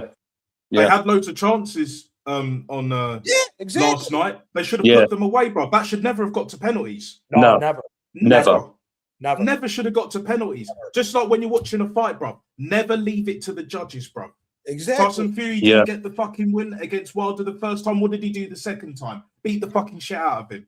Yep. Didn't leave it to Kenny Bayless, who was the ref for the second fight. Do you know what I'm saying? Didn't even leave it to chance. That's what you got to do. Sorry, Antonio. I'll just say this last thing and then I'll let you go, bro. Like, you got to put it all on the fucking line. That's what TT was saying earlier. Patrick Vieira was saying something similar. A lot of these Arteta inners and all of that shit. Yeah. They were saying I wonder if Martin Keown's not going to show up in Talk Sport and he's going to be blowing Arteta in the back room tomorrow. Even that has run its course. Even that has run its course. Do you know what I'm saying? That gravy train's over. I've been saying it, bro. Go on, Antonio. No, I was going to say this, Locker. This is why I'm hoping, because I've mentioned this before. Remember this, guys, where I mentioned it was on your channel, John, yeah? And Nat, you were there as well. Just like the other night or last week sometime, where I said there has to be like a business where like you got hierarchies where that they're feeding back. How's this level doing? Feed back to that. How's that level doing? They feed it back to. I'm just hoping that Berta is actually feeding back to Kroenke and saying, look, this is what's happening in training. It's boring football. We got players in the danger zone to get injured. He's still playing these players, even though they're injured. Saka's got Achilles now because he's been overplayed. Rice is on the edge now, probably going to get injured. Timber is getting injured, and we're still playing with. Do you know what I mean? I'm hoping this all is getting fed back to the Kroenkes. That's what I'm hoping. Yeah, you have to. Yeah. But even, brother, what is he doing in training that's so important for so many players to get hurt for us to keep losing? Exactly. All these players are assets of the club. All these players are assets of the club. The fact that it hasn't been looked into already with the injuries of some of these players and the fact that we fall out at the same time every fucking season because these players have been ran into the ground, it should be frowned upon by the Kroenkes. That's why, brother, this summer is going to tell us everything we need to know. It will, yeah. Definitely. This summer is going to tell us everything we need to know. Either we're supporting a for real club that wants to for real win, or we're just supporting a cash cow. That's basically what it comes down to. I'll say this, right? If I was some of them players, like in their homes, behind closed doors, with their agents, get their lawyers, solicitors, and all that, I'd be having words in it. Yeah, like this fucking narcissistic little prick, Get me the Jim fuck Jones, outta Captain here. Black looking ass motherfucker. Yeah. He's killed my career, and especially I'm talking about Bukayo Saka, Declan Rice. If he keeps going on the way he's been going on, right? He's getting to that point where it's like my career could be over. Do you know what I'm saying? Like I don't even have to move, and like being out for a year and all of that, you know, playing injured and all that. I'll be amazed if Bukayo Saka plays till he's 30. I'll be amazed. Another Absolutely Michael Owen, amazing. as Lee Gunner said. Yeah, he won't even get to Michael Owen status. He won't even get there. Michael Owen retired at what, 32? Status. Yeah. Was it 32 he retired? Something like that? There's Yeah, what, but everybody knew Michael Owen was one of the best players in the world at the time. Saka didn't even get to the fucking level. Exactly. And he won't even reach the point where, like, I'll be amazed if Bukayo Saka basically is what I'm trying to say is like, he won't even reach the point where at 32 he's still playing. He will have retired before that. Yeah. But then again, because you can't keep, I've had injuries before. Like both my knees are like dodgy as fuck. Do you know what I'm saying? But he's had a hamstring off the bone, bro. Achilles, yeah. And now Achilles. Those are career ending. Yeah, TT had to retire from Achilles, bro. It's no joke. Yeah. Bukayo Saka must be thinking, this manager, all the times I could have said no, brother, this manager is a scumbag. He's a certified complete dickhead. And then some, complete cunt. But at the same time, knowing that you were his boy, let's be real. Let's keep it all the way funky, You could have easily said no. And you were getting more money anyway. Easily have said no. Yep. And you chose not to. You chose to go with the narrative. Get the money. Play it safe. Brother, your family's future was already secured. Yeah. All you had to do, you didn't even have to be disrespectful or anything like that. Boss, you know me. I would love to play, but I can't do it. I can't do it today. Yeah. We've got important games coming up, blah, blah, blah. You don't have to be rude about it. Nothing like that at all. But again, Lego Head thinks he's like the mini Spanish Suge Knight, bro. Like at certain points now, you just can't talk to him. You just can't talk to him. And now I think, I think maybe these players can't speak up in case they're afraid that they're going to lose their position on the pitch. That's exactly what and get replaced. That's exactly what it is. That's what it's been. That's what it's been since the start. Shane Gooner called it at the beginning of the season. If it was up to him and Havertz's injury wasn't as bad as what it was, we'd have spent $60 million on Gyökeres. He'd have never started. He'd have been the sub man for Havertz. Yeah. Again, this game showed for all the dickheads that want to back Arteta to the moon, just be positive, don't say anything negative, blah, blah, blah, and all that pussy-ass bitch-made shit that's gotten us in this position. He put it all on the line this game and lost and failed.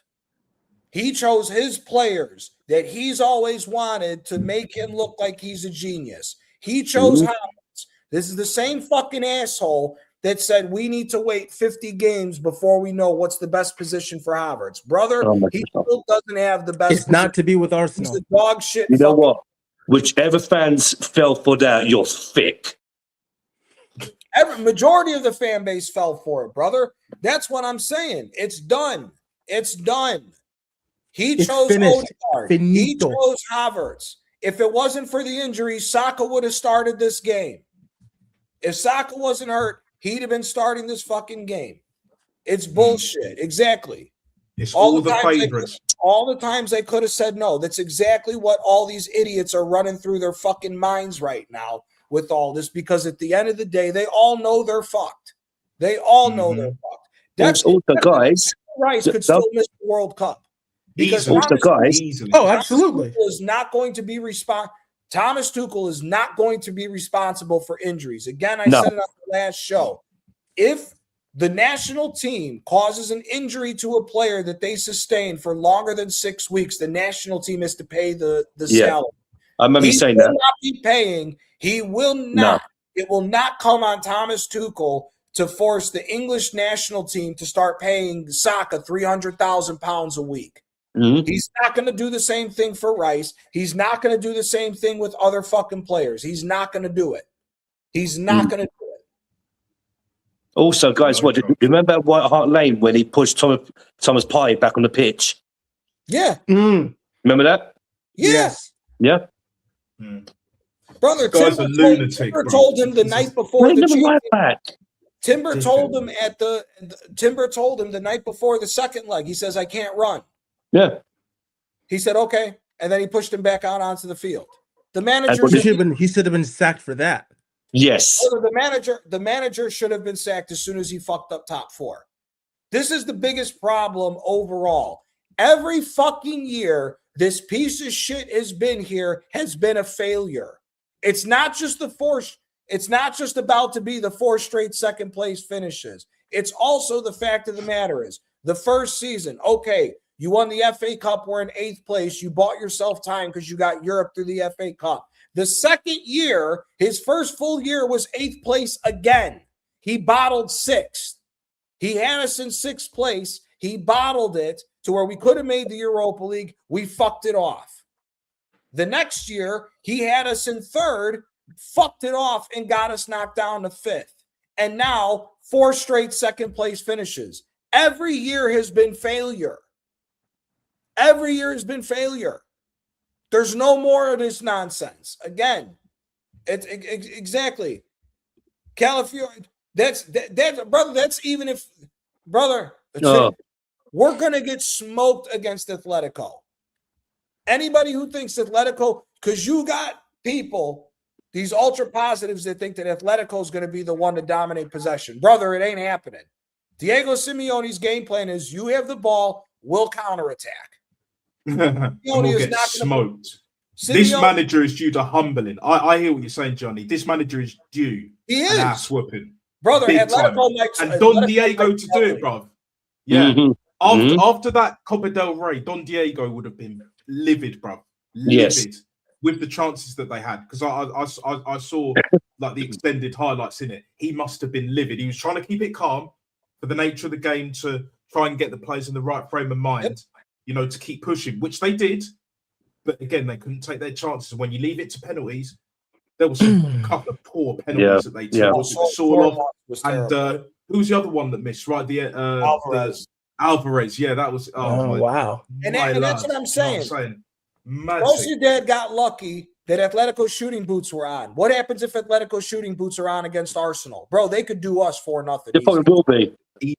Easily. They want that revenge, innit? Remontada, bruv, and all of that. Go for the revenge is best served cold.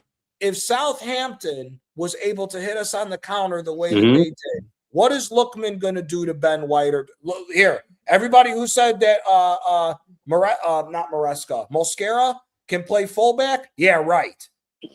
Yeah, right. You went up against Doku. Okay, cool. You went up against Doku. He didn't finish or anything, but he was giving you problems. Lookman's a finisher. And he's got more tech. And he's got more tech. A lot more tech. Yeah. Lookman's a finisher. Mosquera's going to look like an absolute donkey, bro. Bro, not only him. He's going to be You got an foolish. injured Bambi on ice. Ngapié. You have no healthy left backs unless you want to tempt fate and put Lewis Skelly at left back again, which isn't out of the realm. He may do something stupid like that. But now imagine you got Skelly is your healthiest left back who ain't good at defending. And if you pick one of the other two bums who are both injured and really are okay, I mean, Ngapié is good, but he's fighting an injury. But you're going to tell me them guys are now going to go deal with fucking Giuliano Simeone or Baena? Not happening. Not happening.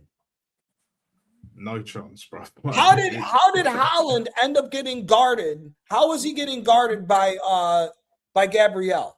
Haaland's normally guarded by Saliba. That's why Saliba pockets him every fucking game. Yeah, he does, yeah. Why the manager just allowed Gabriel to go up into the fight with Haaland. With Haaland. Saliba on him. Drama guys. I do this for the drama guys. Do you know what I'm saying? But now, both of those guys are going to get marked up.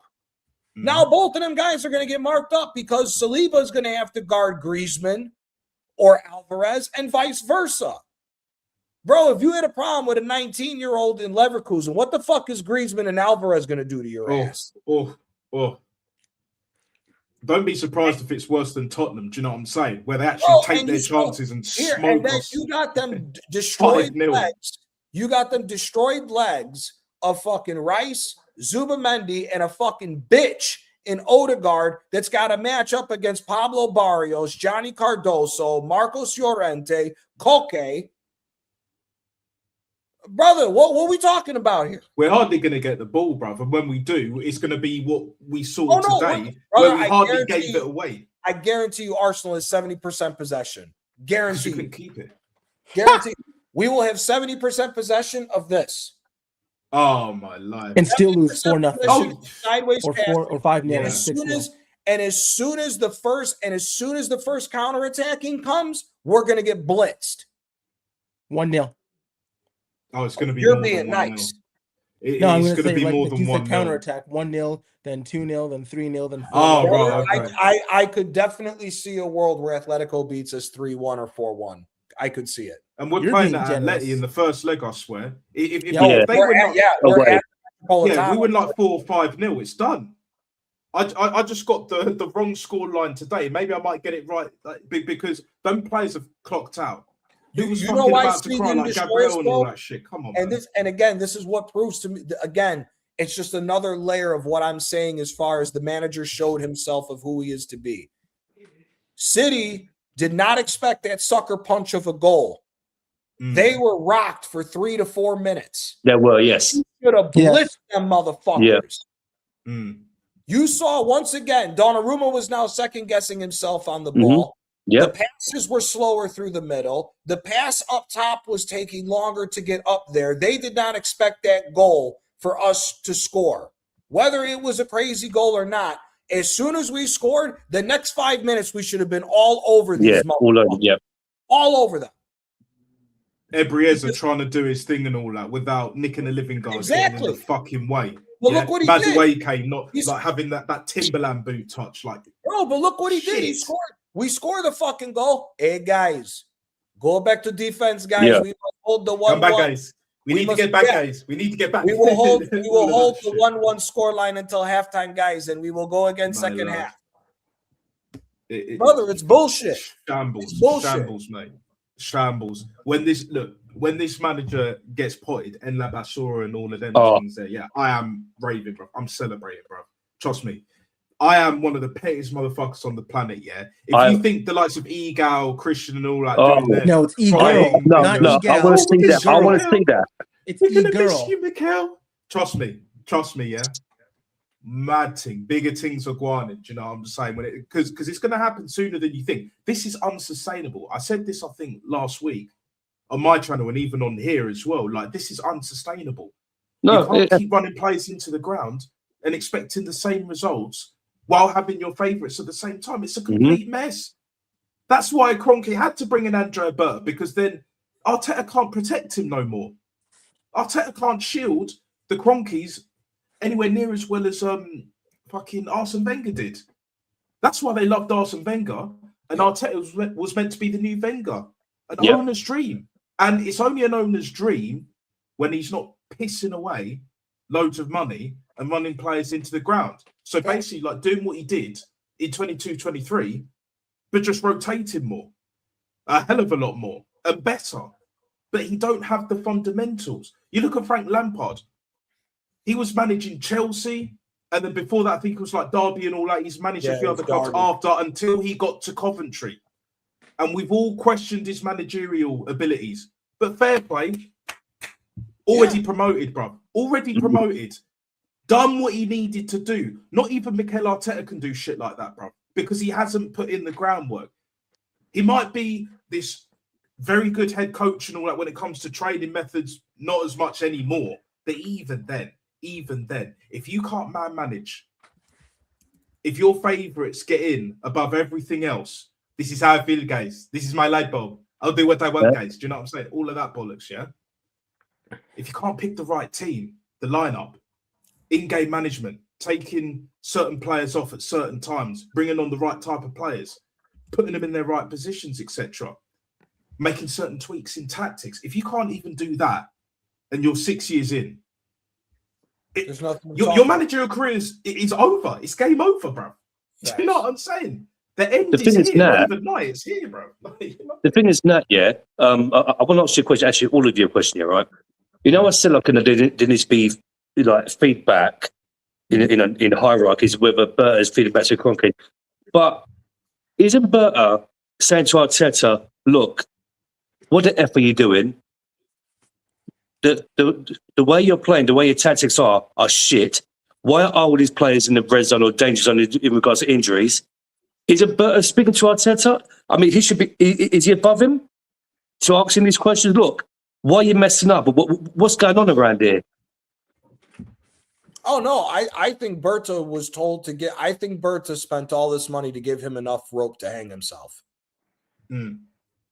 Playing chess, 4-dimensional chess, bro. The only bad thing to that effect is that we gave him enough rope for him to hang himself. The problem is what are the financial ramifications going to be about that, though? Because again, we've already covered the amount of money that we need to fucking rip up. I mean, again, Havertz is 15 million. You got to eat. Havertz is 15 million. You got to eat. Jesus' contract is just under 14. So you're talking nearly 30 million in salary that you got to pay outright to get rid of them. If you then throw Odegaard in there, I was going to say nicking a living guard.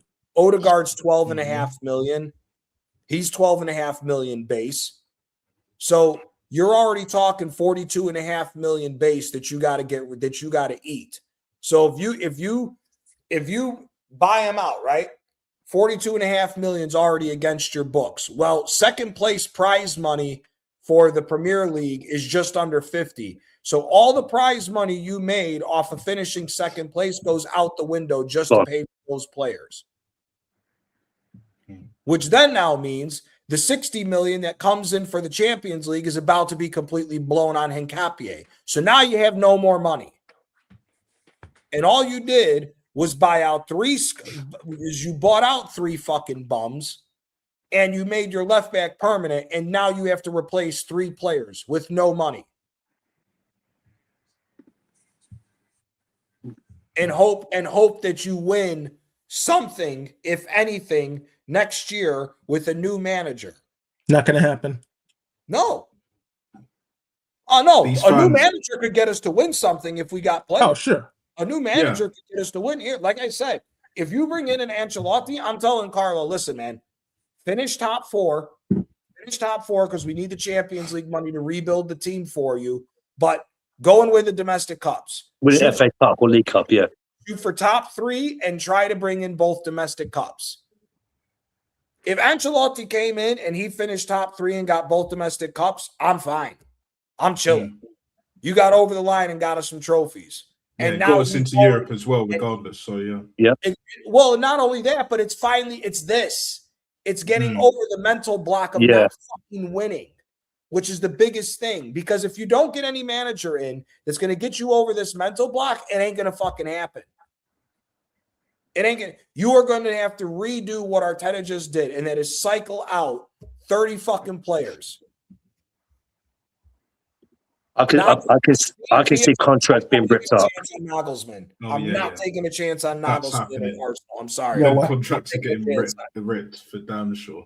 They will be ripped up. Nagelsmann, The man Yeah. took Bayern Munich from a fucking treble-winning I don't want him. side, put it into his adjustable 4-4-2, and couldn't do shit in Champions League. I'm not taking Nagelsmann. Not no taking chance. Nagelsmann's got to go somewhere else and prove it before I hire him. Again, Carlo Ancelotti, Diego Simeone, for the cheap seats in the back who's still hating on him. Roberto Mancini, semifinals of the Asian fucking Champions League.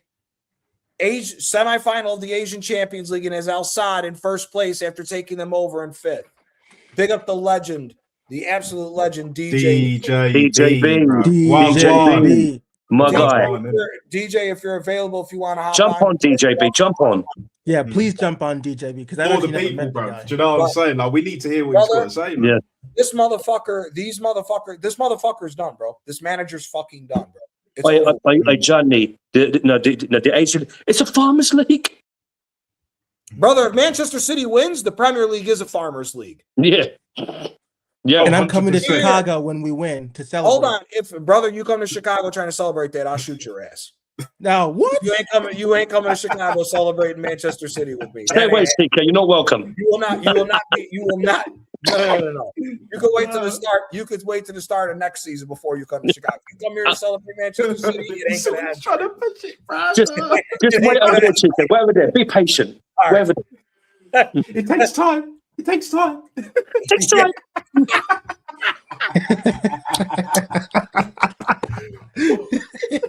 Trust the process, CK. Oh my days. Brother, Oh. brother, I'm telling you right now, it's over with. It's over. It's over. Oh, we're effed. Yeah. And by the way, when I do come to Chicago, it'll be in the summertime, and I won't be celebrating City. I'll be celebrating Spain winning the World Cup. Nope, don't do that either. You can't. You're trying to find loopholes, bro. Spain like It ain't that. happening, bro. I'm trying to find. Now- I'm trying to find Now, loopholes here, CK's bro. got to find the Benny. He's got to find the Benny. Bring the fire, guys. I'm on fire, guys. I'm on fire. Bro, he actually lit a fire at the fucking training. facility. Yeah. Oh, He I needs to couldn't go, believe it. bro.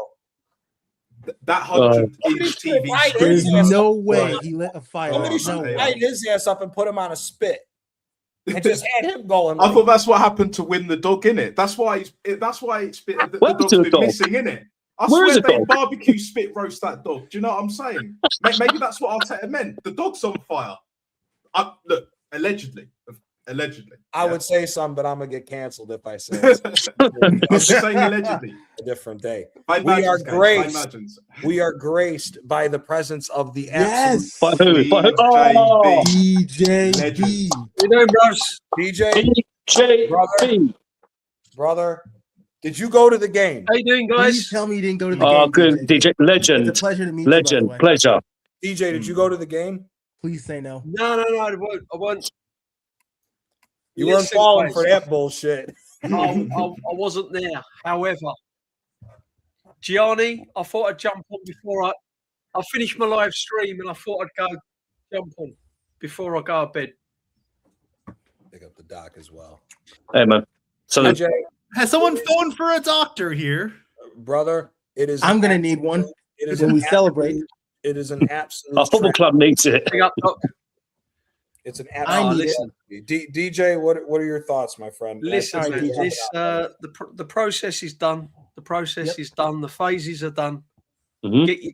The damage now, the long-term damage of this football club is now underway. Because if we end up with nothing this season, and the manager is still here next season, you're talking another 5 or 6 years long-term damage. The facts of the matter is we've got players now that are on their backside. Mhm. They've got injuries. They're at the tail end of the peak of their careers. You're not going to be able to sell them. You're not going to be able to move them on. So the next manager that comes in and is not only going to get the backing from fans, he's got his work cut out. And I'll just listen to Gianni, what he was saying about the next manager coming in and how he's going to have to sort out all the problems. This is a process that the owners have put all their eggs into one basket. So what the owners have done, they have backed this guy to the hills. They've given him over £1 billion to spend, hoping that he was going to get across the line and win trophies.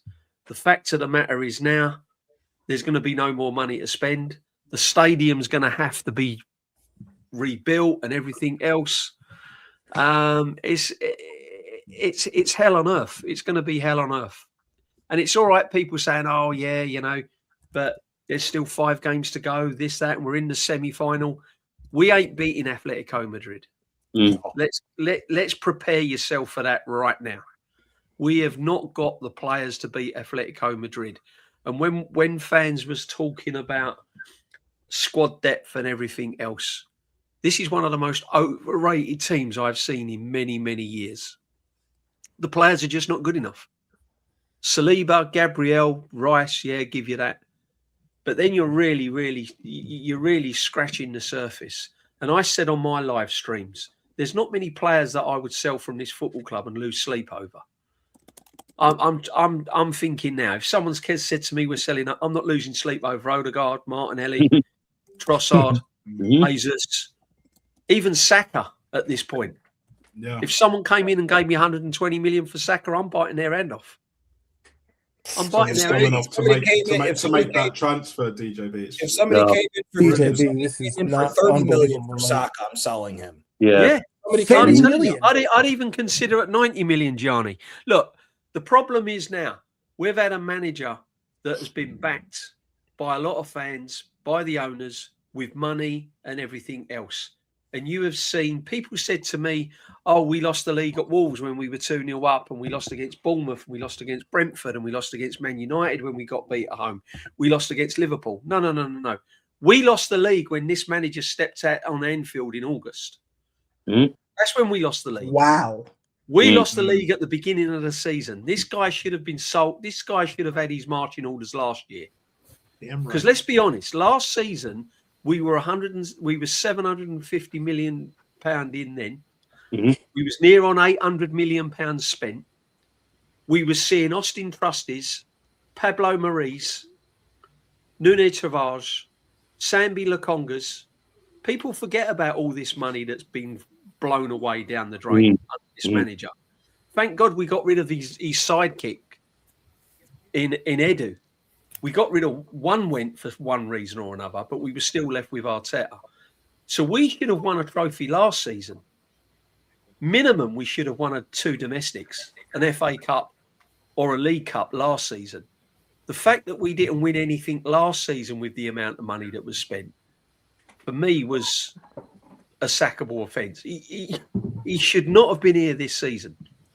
But what happens was he rocked up this season. He was given more money. Oh, get a number 9. Number 9 is the missing piece. We create lots of chances. We only need a number 9. We get Gorkarez.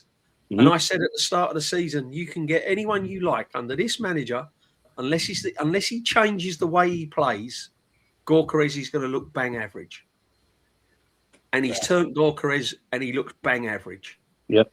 Look at the players that have fallen off the end of a cliff under this manager. Martinelli, unrecognisable.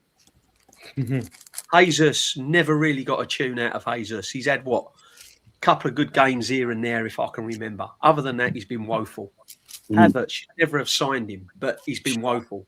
Not been able to improve him. None of the players in the attacking third he's been able to improve. And it just goes on and on and on and on.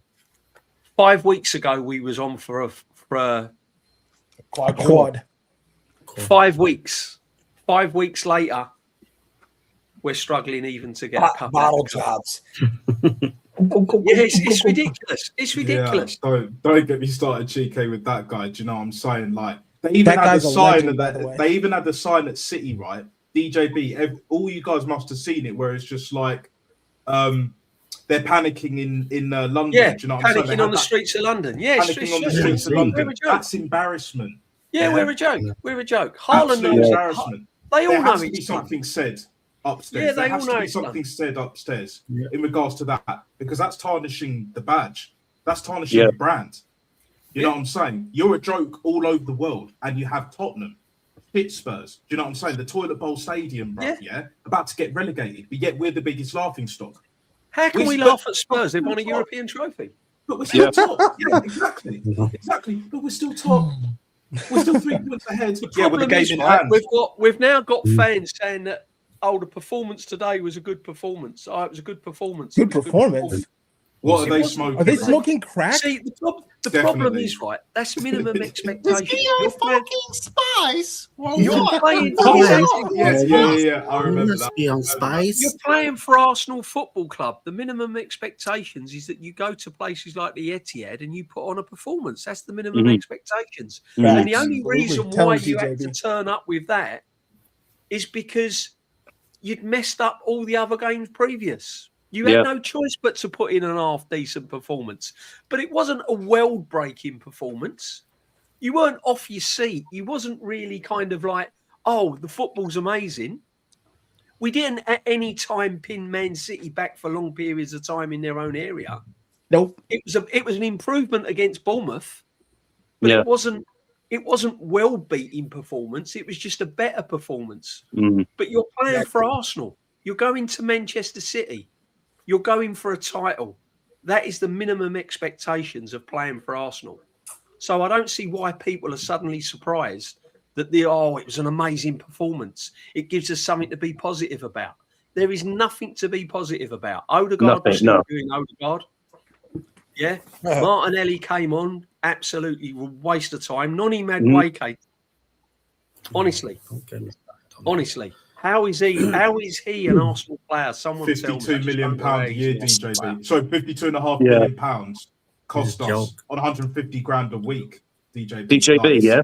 It's money well, for an SC, bro. It cost us £52 million, and our left-hand side is still shocking. No, we haven't got a proper left. No. We're telling the truth. Noni Madueke, if he sees out his entire contract, 90 million, isn't it? 97.5 million. He gets his bonuses. It's 97.5 million. 97.5 million pounds. It's an utter mess. It's a sackable offense. To be honest with you, if Berta doesn't straighten up, that's just a sackable offense right then and there. Ridiculous, guys. 25 million euros, 32.5 million euros in total with the add-ons and fees for Cherokee. Ademola Lookman was 30 million euros. Madueke, just on his transfer fee alone, if you convert pounds to euros, we could have bought Lookman and fucking Cherokee for the price of that we paid Madueke. We could have got Vitinha and we ended up with Fabio Vieira. Yep. We could have got a prime Isak and we gave Eddie Nketiah 100 grand a week and then had the audacity to give him the 14 shirt. We let go of Balogun just to keep Eddie. Look at him scoring goals. Period. DJB, yeah? Go on, my friend. I'm also going to ask a question. By the way, pleasure to have you on the panel. First time on the panel with you. You're a legend. Big up to Yanni as well. Big up. Big up. When we all saw the lineup, DJB, we all knew Odegaard and Havertz on the pitch. And as Johnny said, when Havertz luckily scored that goal, it was a Donnarumma's mistake. For the few minutes after that, you saw that Man City were a bit uncertain of that. That's when we should have went for them, but we didn't do that. Exactly. And the thing that's worrying DJB is this, and we discussed this before you came on the stream. The injuries. There's too many players. I said they're not in the red zone, they're in the danger zone right now, these players, yeah? You're done. Unfit, injured, playing with injuries, etc. Saka, Achilles now, being out. Rice, if we're not careful, will be on the verge of like breaking down himself. And also what's worrying as well, we can't even score, DJB. No. We can't score. Our attacking final third all season and last season has been absolutely woeful. Our last two home games, I think we've had 2 shots on target and one of them was a penalty. Yeah. Domestic. 2 shots on target, and one of them was a penalty. I think we've only had 3 shots on target at the Etihad in the last so many years. It's ridiculous. Let's be brutally honest. Yeah, this team has been tactically managed badly. Yeah, and the players has executed it in certain areas even worse. So you put bad tactics and a bad manager and certain players with bad execution, it's a recipe for disaster. Simple as that. It's a recipe for disaster. That's what's happening. That's what's round the corner. And DJ, the problem we is substituted Martinelli in because the game plan now was to rush Donnarumma every time he touched the ball, like he was going to give up more fucking chances for us to score because there was no way we were scoring. And then you got the gall of these retards talking about, oh, we're going to beat Atletico to get to – we still got the Champions League. Brother, if all these fucking bum teams have counterattacked us to hell, like it happened with Bournemouth, like it happened with Southampton, they are the masters. They've been doing counterattacking football for the last 15 years that Diego Simeone's been the fucking manager at that club. If you think they were also, Mosquera at fullback. Well, that just showed that didn't fucking work. It didn't work. He substituted Ben White and they both look like shit. And you're going to tell me that one of them two is going to stop Lookman over 2 games. Not happening. No. Not happening. It's crazy. Then you're going to play attacking football. Where's the ball going to go? Because all we're going to do is this. Sideways.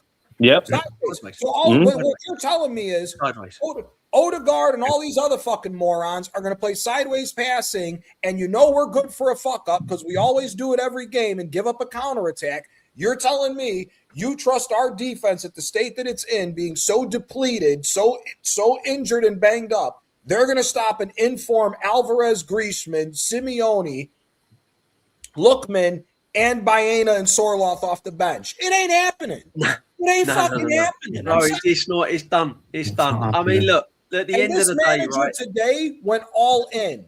This manager today went all in. This manager, for those that actually have 2 cents to rub together in their fucking brains, if there's 2 brain cells that can actually think, you know that this manager is done. He picked his players. The goal that your top goal scorer was left on the bench to play 12 minutes, and he only got 12 minutes because of 7 minutes of stoppage time. He would have only played 5 or 6 minutes. He's on the bench. You went with Havertz. DJB, Shane, everybody's been saying it, that if Havertz was healthy at the beginning of the year, Havertz would still be the starting striker. 100. You saw it again today. You saw again today that he was going to live and die by Zubamendi with this stupid possession sideways shit, because if you had any balls with how bad you are, you would have thrown Lewis Skelly in the midfield and say, fuck it, attack him. Let's see what happens. Maybe we get something out of it. Nope, got no balls to do that. So he goes with the same thing.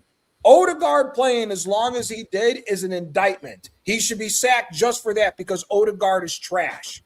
And on top of it, like I said, your game plan then became to force City to kick the ball out fast, to hope Donnarumma gets a mistake instead of playing competent football. You choose to bring in Martinelli over Max Dowman. It's over with. It's over with. He threw all of his chips in the middle of the table. He said, I'm going all in with a pair of deuces when there's already a pair of aces on the fucking table. That's what he did today. He's done. He is done. It's a mess. He had no way of pinning back O'Reilly and Doku. They had the freedom of that whole hand side. If he'd have put Dowman on there, they'd have thought twice about pushing. Yes, exactly. He's not thought about that. He's not thought, how can I stop that threat from coming forward?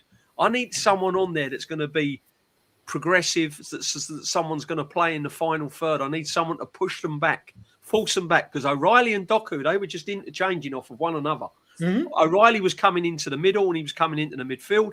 He was then sucking our fullback in, and that was leaving Doku touchline tight on the touchline with the freedom of the Etihad.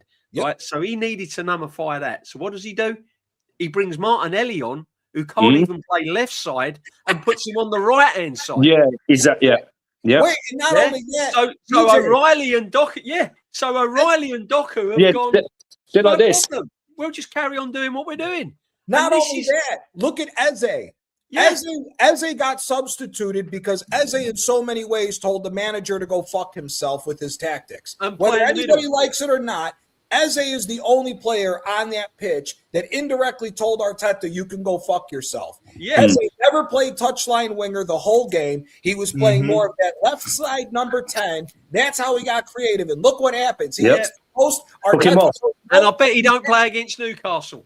I was just going to say that. I bet he doesn't play against Newcastle. And DJB. So DJB. Newcastle. Havertz will play against Newcastle. Odegaard will start against Newcastle. Trossard and Martinelli will be the two You know what I wingers. said to do today? He could have tried something different, right? He's got a problem with the left-hand side. He could have played Eze in the 10. He could have taken out that most overrated midfield player I've ever seen in my whole life, Zubimendi.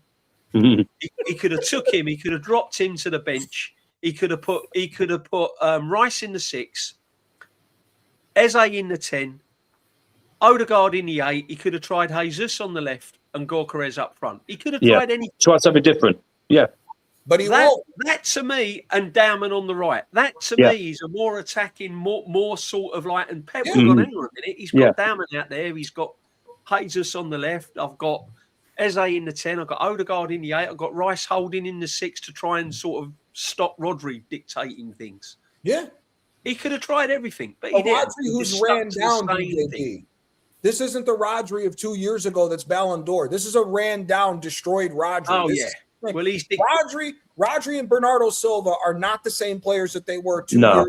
no. These two have been ran into the ground as well with the way Pep has played over the last 2 years. We are making these guys look like world beaters because we have no idea if the ball's Twice. round or square. League Cup final Right. as well. Brother, Tell him, DJB. The saddest thing about this is this.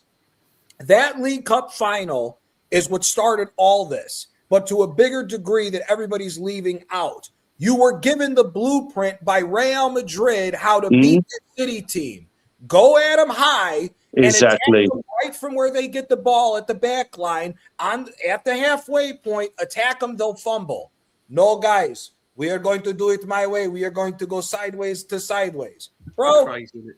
this Crazy, motherfucker is an idiot.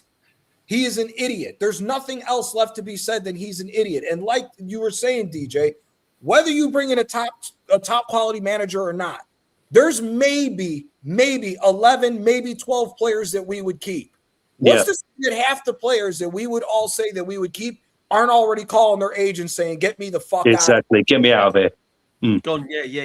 Saliba and Gabriel Magalhaes could go anywhere. Saliba's they not want. the same player now. Have you seen Saliba play now? He looks shaky Yeah, on the ball. no. He doesn't bring the ball out. His passing from the back has gone. He doesn't look confident. That's Saliba. Yeah. One of the most sought after centre backs in Europe. He's now looking average. See, the problem is with today as well, we didn't hurt him in the right positions because the manager's completely tactically got it wrong. And then he has the audacity to take off Eze, leave Odegaard on the pitch, brings on Ben White at right back. He has the audacity to put Martinelli at right midfield and leave McDowman on the bench. Wow. And then he gives Gyökeres 6 minutes, 7, 10 minutes of play. That's insultive. And I'll leave on this, guys. It's been an absolute pleasure coming on. I just wanted to jump on to give my opinion. Appreciate your time, man. Appreciate your time, DJB. In what way did anyone think we were going to win this game today when he reverted back to the team pretty much more or less of what he's been playing in the last 2 seasons? He went back to Havertz. He went back to Odegaard. He went back to what he knows. Yep. So he went back to a team that we couldn't win or get over the line last season and the season before. As soon as I saw that lineup, I knew we were done anyway. But as soon as I saw that lineup, I knew definitely we were done. DJ, honest question for you before you bounce. I also have a question What for you you. just saw, Sorry. after Yeah, me what too. you saw- after what we you all just do. saw with Gyökeres, right? After what you just saw with Gyökeres being disrespected like that, if you're Gyökeres, are you asking for a move away? Oh, yeah, 100%. 100%. There'd be a bust up next season if he's still here. If he's still here, there'd be a bust up next season. 100%. Same, like a similar situation with 100%. He's gone. 100%. He's out of here. He's out of here. Gabriel will probably be looking elsewhere as well because he's Gabriel, 28 now? So he'll be looking for Saudi and places like that. DJ, City. I could see him and Saliba one of them ending up at PSG, the other one ends up at Real Madrid, or potentially Bayern Munich. Yeah. I can see. I can realistically see in a world if Timber's not completely destroyed, Timber's gone. Timber won't stay here because his career, his World Cup has now been put at risk. He'll be 28 the next time he has a chance at playing World Cup again. I could see Timber putting in an ass to leave. The two center backs I could see leaving. If Rice isn't destroyed, I just hear me out on this. I could see Manchester City getting funny and saying, we'll put 120 million down to take Rodri replacement. Fielder. We'll get Rice. Tell him, DJB. Long-term replacement for Rodri. And next season, Rice will look like a fucking world beater because he'll get rotation. He won't be ran into the ground, and he'll be playing his proper position instead of this box-to-box bullshit. Yeah, 100%. 100%. Yeah.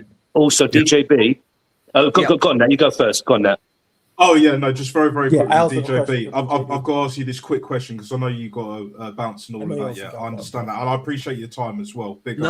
So, basically, how long, in your personal opinion, do you reckon this manager's got? Just because for me personally, I don't think he's got long left. Like, we know he's already losing his mind. He's already lost the players. You know, the tank is beyond spent. And with this whole PR thing collapsing, the fans losing their mind, they've been backing it. They've been embarrassed as well. I just don't see Arteta lasting much longer. Like we drop points or lose to Newcastle. I think he's done personally. Like how long do you think this manager will last? Do you know what worries me, Naps? I'll tell you what worries me. Getting to the Champions League semi-final changed his, bought this man's arse more time. Yep. Then 2 free kicks from Declan Rice, beating Real Madrid and getting to the Champions League semi-final saved this man's backside. Yep. What I'm worried about this season, irrespective of what happens in the Premier League, he could get given more time if he was to somehow scan a Champions League semi-final win and get to a point, even if he loses. I think this Champions League semi-final could save his arse again. And the problem is, it shouldn't do. He should go at the end of the season. Yes. If we make it to the final, PSG or Bayern Munich might do to us what PSG did to Inter last. Oh yeah. No, we ain't winning it. We're not winning it. But what I'm saying is, I think that's the only thing that could save him. Other than that, he's gone at the end of the season.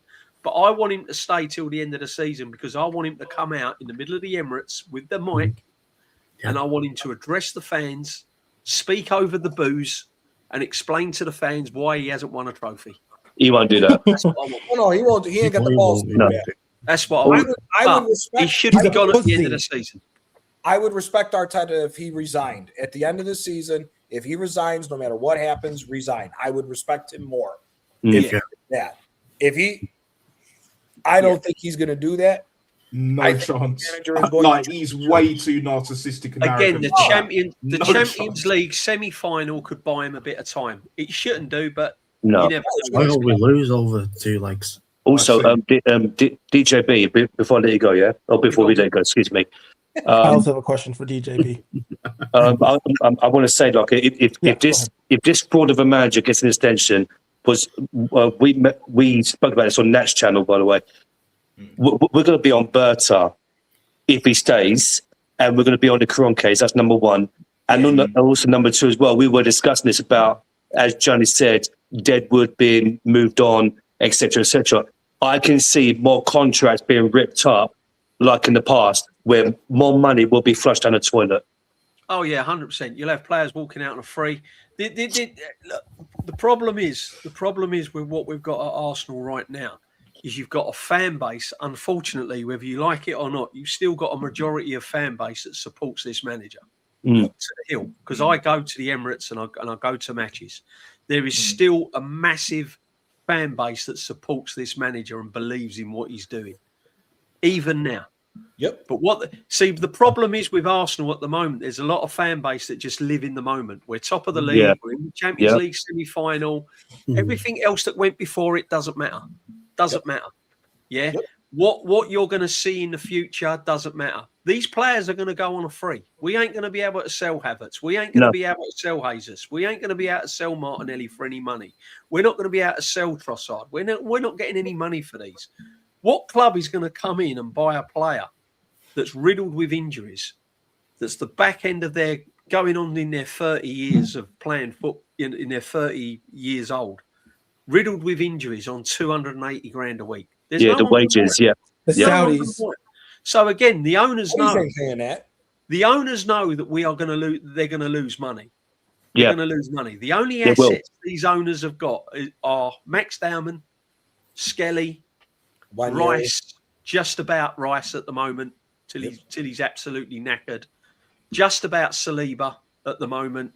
Gabriel just about because of his age. That's it.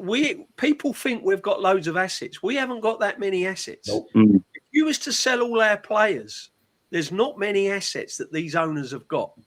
As I said, Rice probably is our biggest asset at the moment. Mm-hmm. You know, that's about it. Saliba, probably. So we are looking. I think Gianni said it not so long ago. Juventus was in the same problem. Yep. Exactly. Where they was having to sell their young products to balance the books, and that's what Arsenal are going to have to do.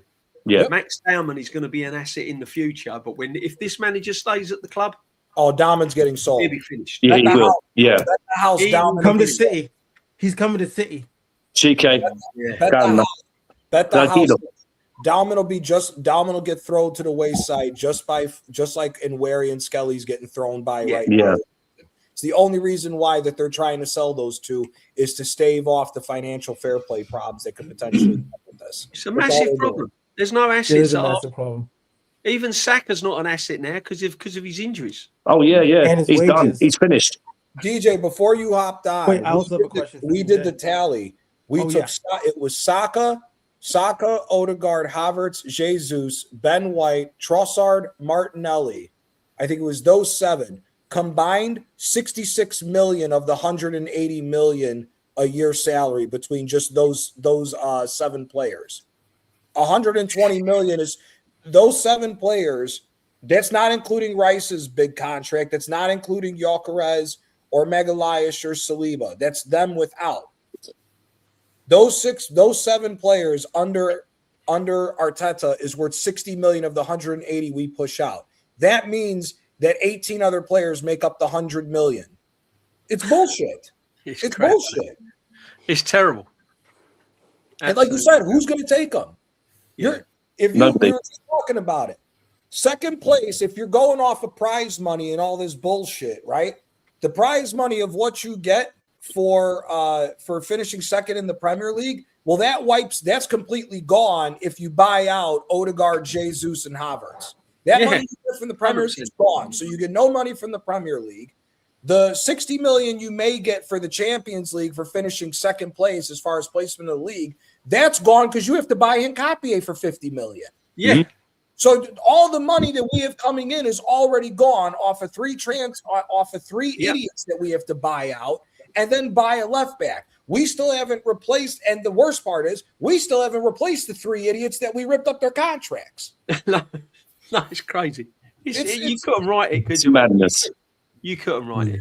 You couldn't write it, but no, it's ridiculous. Now, DJB, I know you have to go, but I really wanted to say it's a pleasure to meet you, and I really want to ask this question. Go on. If Arsenal bottle this league again, which it's very possible that they will, what other team besides Arsenal do you support? Because there's no way you're going to continue watching this Arsenal, are you? I really have to ask this. It's gotta be. It'll always be Arsenal. It'll always be Arsenal. I'm afraid. I couldn't support Arsenal women's, but maybe. I'd look at the Arsenal women's. But yeah, I do keep an eye on. I do keep an eye on the non-league stuff, though. I do keep an eye on non-league football. So my local championship, stuff like that.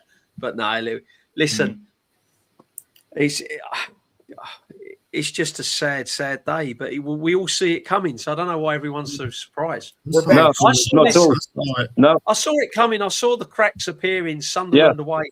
Sunderland away for me. I saw the cracks appearing, thinking, here we go again. Yeah, you did. I agree, DJB. Yeah, I called it. I called Sunderland away, and the thing is with me, I've always stuck, and Shane as well. I've always stuck by my guns. I've never sort of gone in and out.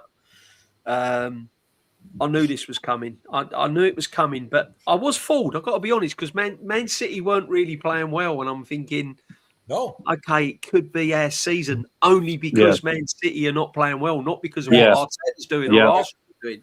It's because Man City weren't really purring and they weren't anyone challenging us. Nope. But once I went to Wembley and I saw that Carabao Cup final, I see a team there after that final, and I turned to my son and I said, "That's it, we're done." And he went, "No, it's a one-off. You know, they got stage fright." I went, "No, this is a team that looks completely done, out of ideas, no plan B, nothing." And I've always said the biggest problem with this manager is the fact that his in-game management is absolutely woeful, woeful, diabolical. Worst I've ever seen in my life. Despicable. Doesn't know how to change it. Doesn't try anything. He's not brave enough. He went there. That's why. He's the only big team manager that comes into this situation and tries to play for a draw. Again, After £1 billion spent, he did today. well. Gianni, he did today. He did. He did today. There's a lot. He got the 1-1. There's a lot of Arsenal fans out there saying that it was a good performance and we No, went it for wasn't. No. For 20 minutes of that second half, he was happy to soak up possession and let Man City have the intensity. He would have been happy with a draw. His game plan went out the window when they scored that second goal. DJB, if Data came out of this with a draw, the top Gooners would have been screaming to get his contract extended today. If we with the draw, everybody was talking about that. All these over positive fans were talking about, well, we could go nick it, brother. Big teams don't do this. No, big teams show up when it's time, when it's crunch time to go out and fucking win. Big teams show up. The football gods have spoken. They've intervened. Managers don't do this today. I can name managers that would not have lost that game today. It's ridiculous. Yes, absolutely. 100%. Yeah. 100%. Anyway, guys, blessed to everyone. DJB, pleasure. DJB. Legend. DJ, leaving so soon. I'm inviting Big you. up DJB. Subscribe to DJB. Subscribe. I'll get up in the morning, bro. Subscribe. What are we doing? Subscribe. Subscribe. Like and subscribe. Subscribe. Subscribe to DJ. Real one. See you in the Yeah, States. make sure you subscribe to Johnny. Take care, guys. Bless Legend, up, Johnny. DJB. Peace out. Good night. Come to Tampa, man. Bless. Big up Appreciate DJ. you. What a legend. No, it's not. What a legend, yeah. He's the man. He's the He's the fucking man. man. I love DJ. He's the nicest guy on the planet. Guy's My got man. glasses on. He's been taking calls. Ya tú sabes, papá. Brother, No, when he comes to we got TikTok, a, when he brother, comes we to got a lot of Tampa- mama huevos we got to get rid of. Oh, we got a lot of como boludos, huevón. You know, I mean, Why is Brother, I watched this game and I was laughing. First of all, this team has gotten me so pissed off. I had to blow 3 backwoods before I even finished the 90 minutes. I burned up 2 backwoods through the first half. And I saved the second one for the last 25 minutes because I'm like, there's just nothing going to come from this bullshit. Bro, I got another one twisted up here. I love you. Yo, Gianni, never change, my G. I swear down. You are a fucking real one, bro. Never change, man. Brother, this manager took out Noni Madueke for Martinelli so that we could press the ball, guys. The new game plan is to force Donnarumma to lose the ball. Brother, this manager is a fucking piece of shit. And I just want to let you go. If we realistically, with objective eyes, this is the worst Manchester City team in 15 years. And we're winning a domestic treble. And I'm coming to Chicago. Not only with the possibility of winning a domestic treble, but all them over positive gooners that talk about we're the 3rd biggest team, not no more. That treble. They're not hearing that. He passes us for titles. Doc, take it away, brother.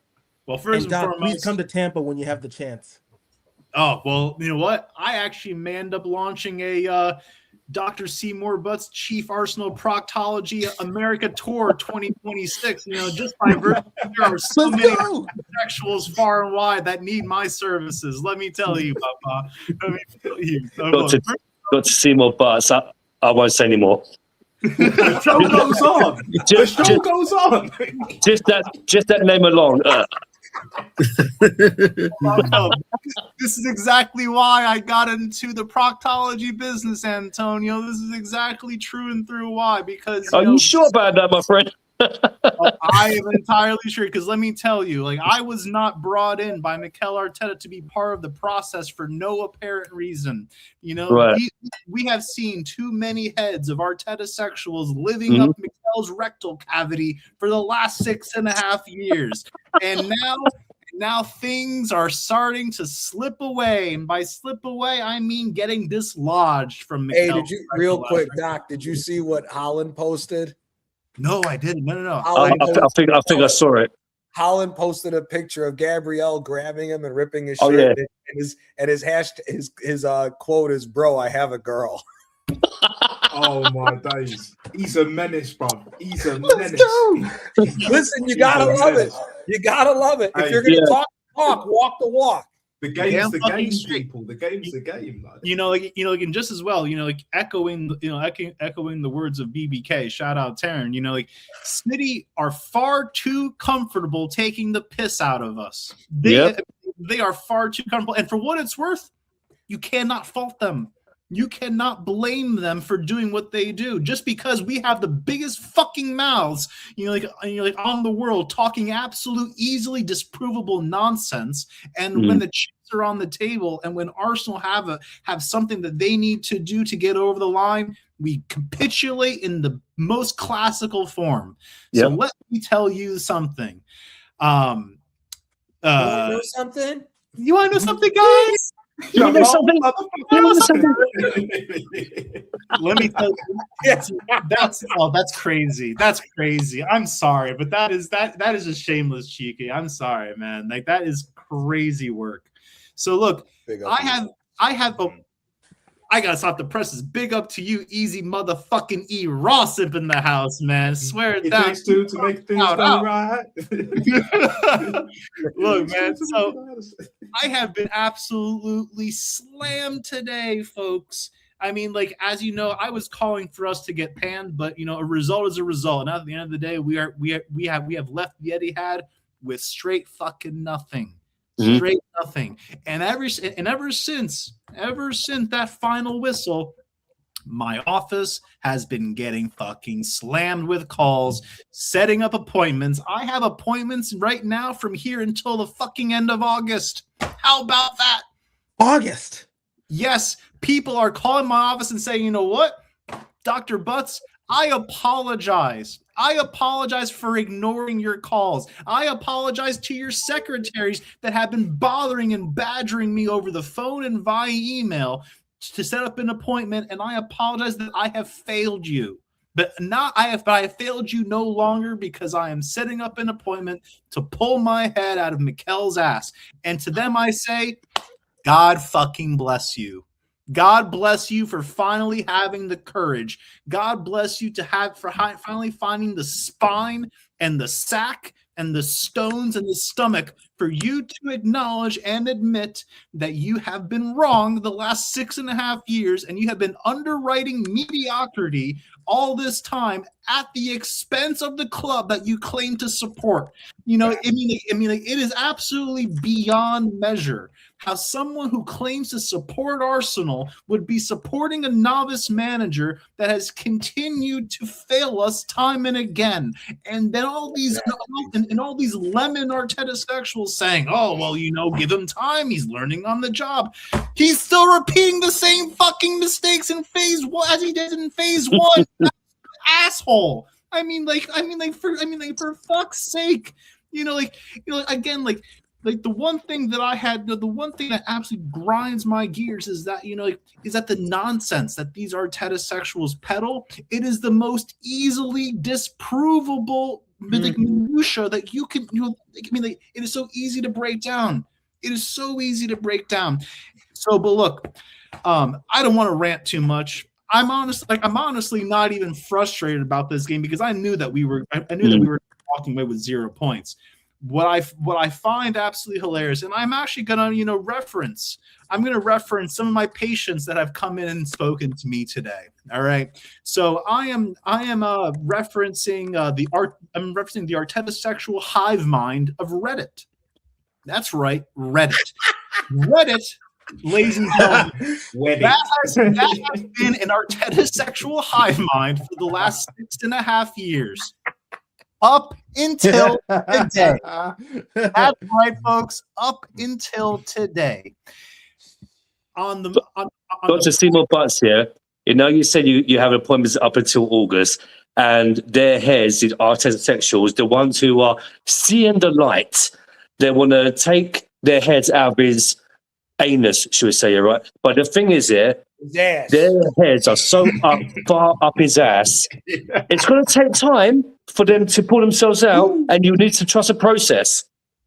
Oh, well, Antonio, due to revolutionary medicine, we have been able to formulate a surgery called a cranial rectalostomy. So basically, their head is being pulled out of Arteta's ass in fucking light speed forward, ladies and germs. It is like fucking night and day. And to your point, they are seeing light and they are smelling fresh air for the first time in 6.5 years. It is beautiful to see. So I just want to reference a few of the patients that I have, that I have seen today. I'm referencing Consistent Jelly 248 because he is too shameless to say his own name.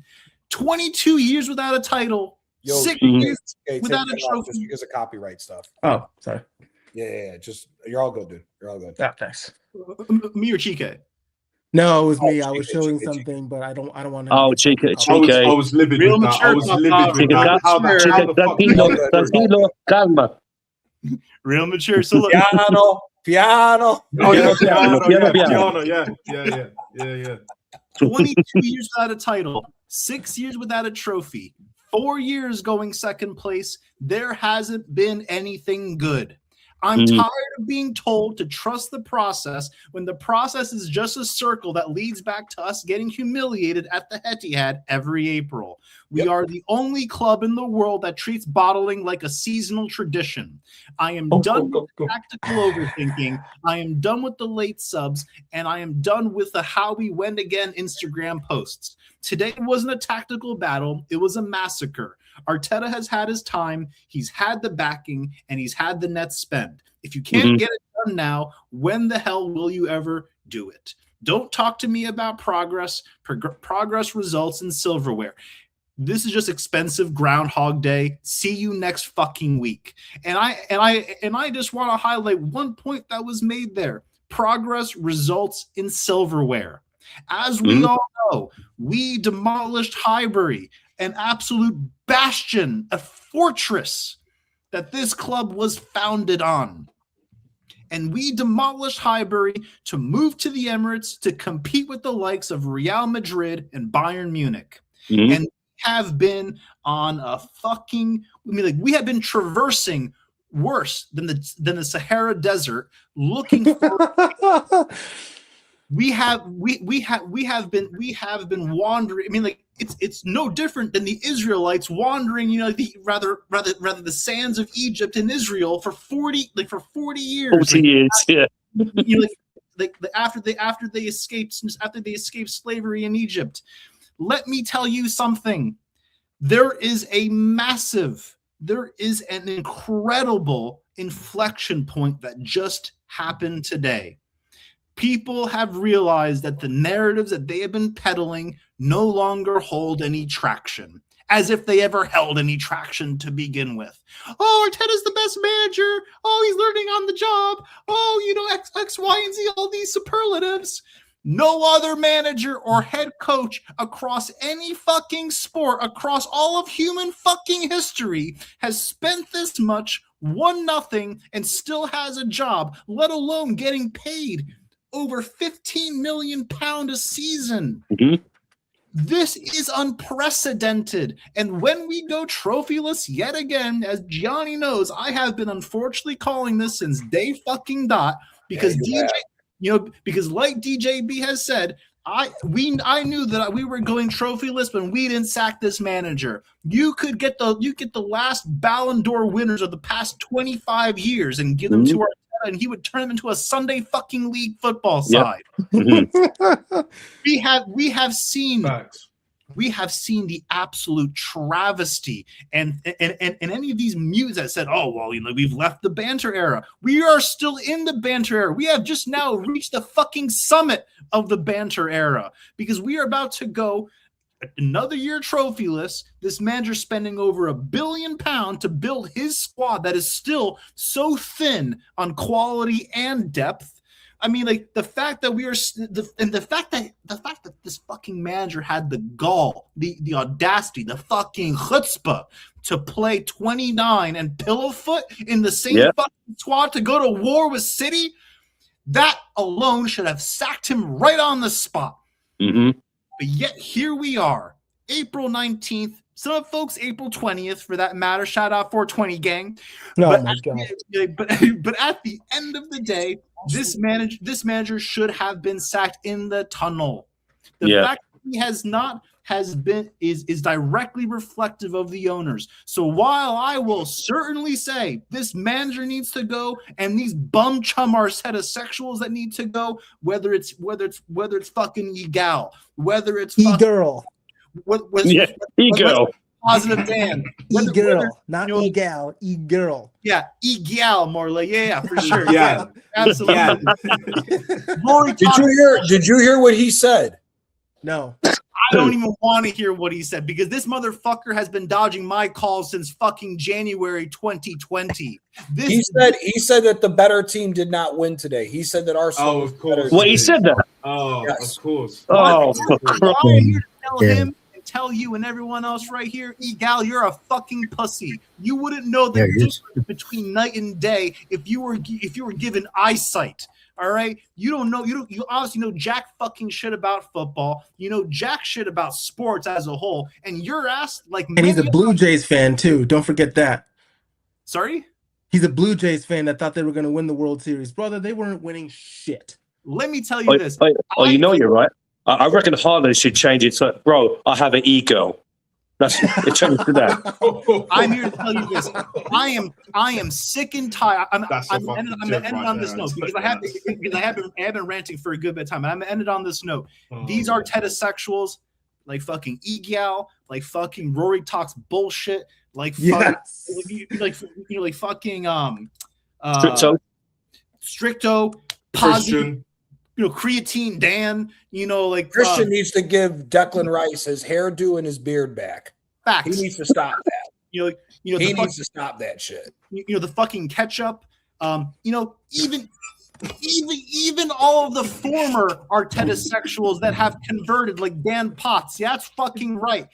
He was one of the first people saying, "Oh, well, you're not a real fan if you don't back Arteta's process." But he has since changed his views, and for what it's worth, good on him. But simultaneously, he was part of the same fucking lot that was saying, "Well, if you don't back the manager in his process, you're not a real fan." Same with fucking Sophie over at fucking Highbury, whatever her fucking user account is. Same with fucking Tom Canton. Same with all these fucking reporters that have been passing this manager off for so long. All of these Arteta sexual bum chums need to go back into the workforce, work at a fucking register, over at Macca's, TK Maxx, do landscaping. I don't give a fuck. At this stage, stop grifting off my club. Stop making us look like fucking QPR. Stop making us look like such soft pussies. I'm sick and tired of all these people grifting off this club, just for some content creation. And anyone still platforming Arteta sexuals, you can fucking bounce too. I have fucking had it. We need a massive inflection point and a massive departure from all this nonsense that they have put us through, underwriting this mediocrity for the last 6.5 years. I am sick to my stomach. And let me tell you this, as we all know this, and I will end it on this. When this manager goes, we are going to have such a massive rebuild. We are going to we have to rebuild the entire thing from the ground up. So contract ripped up, not to see more.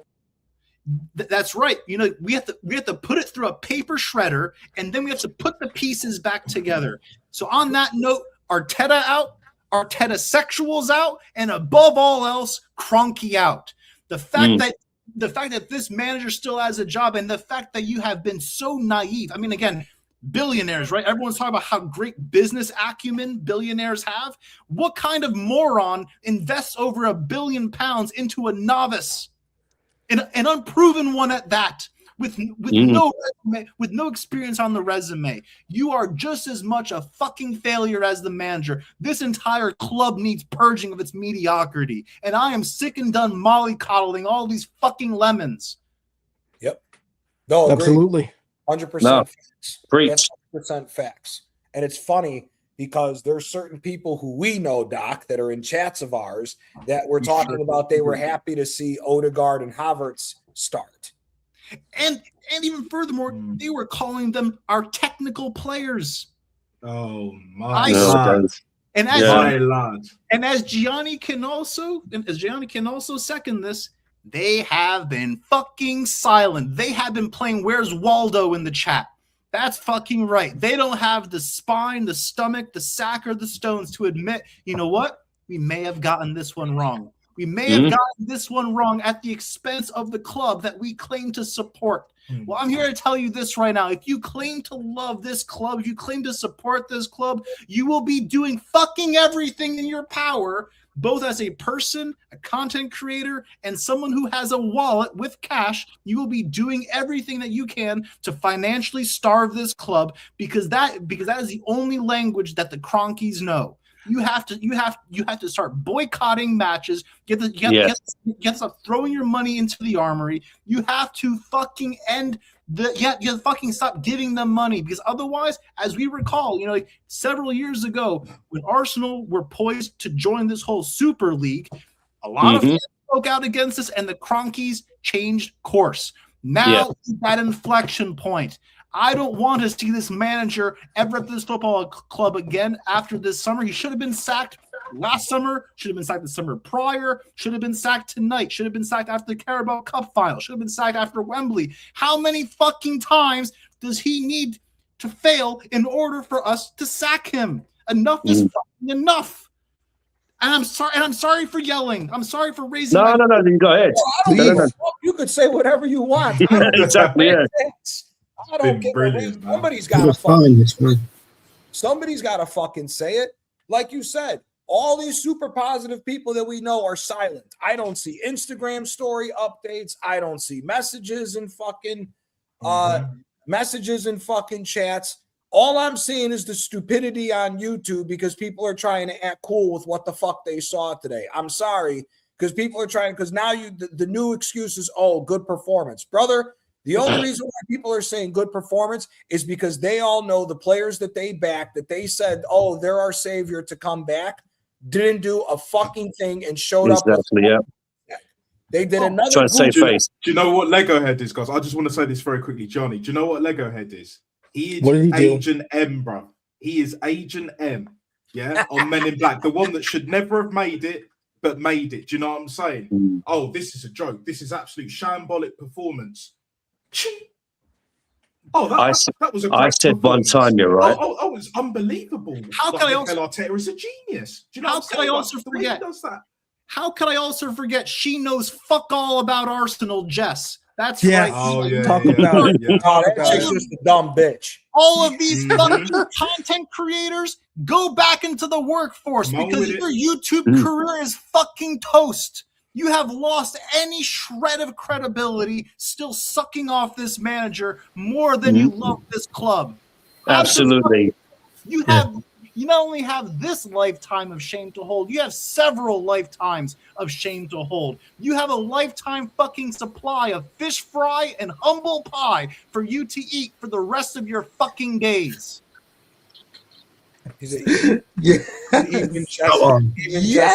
Even started calling out Arteta. No, fuck that. Stay over there on the other side. Yeah, stay over there. Yeah, stay over there. All the people fucking, all these motherfuckers that are now coming over. Oh, I think this. No. Stay over there. No. Stay over there. Stay over there. Do the Apparently, exact same thing that Arteta did today. He died on the hill with his players, with his boys, making his decisions. No. Mhm. Go stay over there with that jag off. Don't come Yeah. over here now and now say, oh, we understand we need to get rid of Arteta and blah. No. Because the next You thing stay over there. is they're going to go find another fucking hand job manager. Like Exactly. we're already hearing that these guys are talking about maybe Iriola or Cesc Fabregas. No. No. No more pussyfooting No. around. You better go get me a manager I that was knows how to thinking fucking win. I'm not doing no more fucking processes because the funny thing is we are all the way we are 97.5% done loading on a loading screen right now, back to zero. We are almost 2.5% away from going right back to the beginning where it was when this piece of shit walked through the fucking door. Yeah. Almost the same thing. Again, there's maybe 11 players that we would keep on this team. Half of them players, we don't even know if they're fucking staying. Half of them players, we don't know if they're staying. If I'm Saliba or Gabriel, I'm calling my agent. Get me the fuck out of here, man. Get me the fuck out of here. I'm potentially going to miss a World Cup because of injuries. I'm potentially going to have a career shortened because of this fucking motherfucker who wants me to keep coming in. And Nat said it the best too. One of these days, one of these players is gonna flip and say, bro, I should just start saying no to these injuries.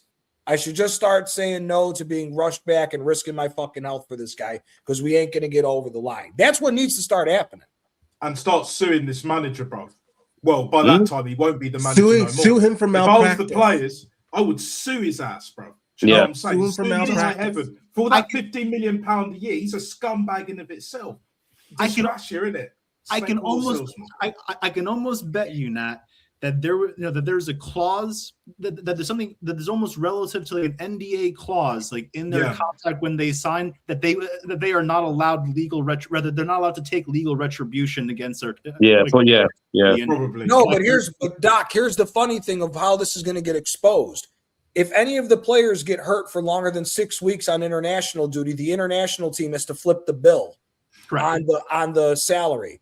Thomas Tuchel is not going to take Rice and all these guys with him if he knows behind closed doors that his job could potentially be on the line because now the English national team is to start paying Arsenal 300 bags a week just to cover up for the injury that happened to Saka. Oh, they'll make a story out of that shit. Like they'll run with it for exactly. For ages, Brother, they already expose, at the beginning of the season, remember, they tried blaming Carlo Ancelotti for Gabriel's injury in the Brazil game when everybody knows full and goddamn well that we sent him there injured. Just like we sent exactly. Where are all the fucking idiots that were talking about, Mikel Arteta is the dark arts master calling all these guys back? Nah, bruh.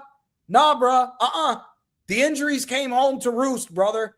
The injuries came home to fucking roost. Your man's getting exposed for everything that he's done is a fucking lie. Everything he's done is a fucking lie. Everything he's done is try to go against the grain of the history of this sport and try to rename himself the only guy that knows how football is ran. Sorry, bro. This man is a fucking piece of shit.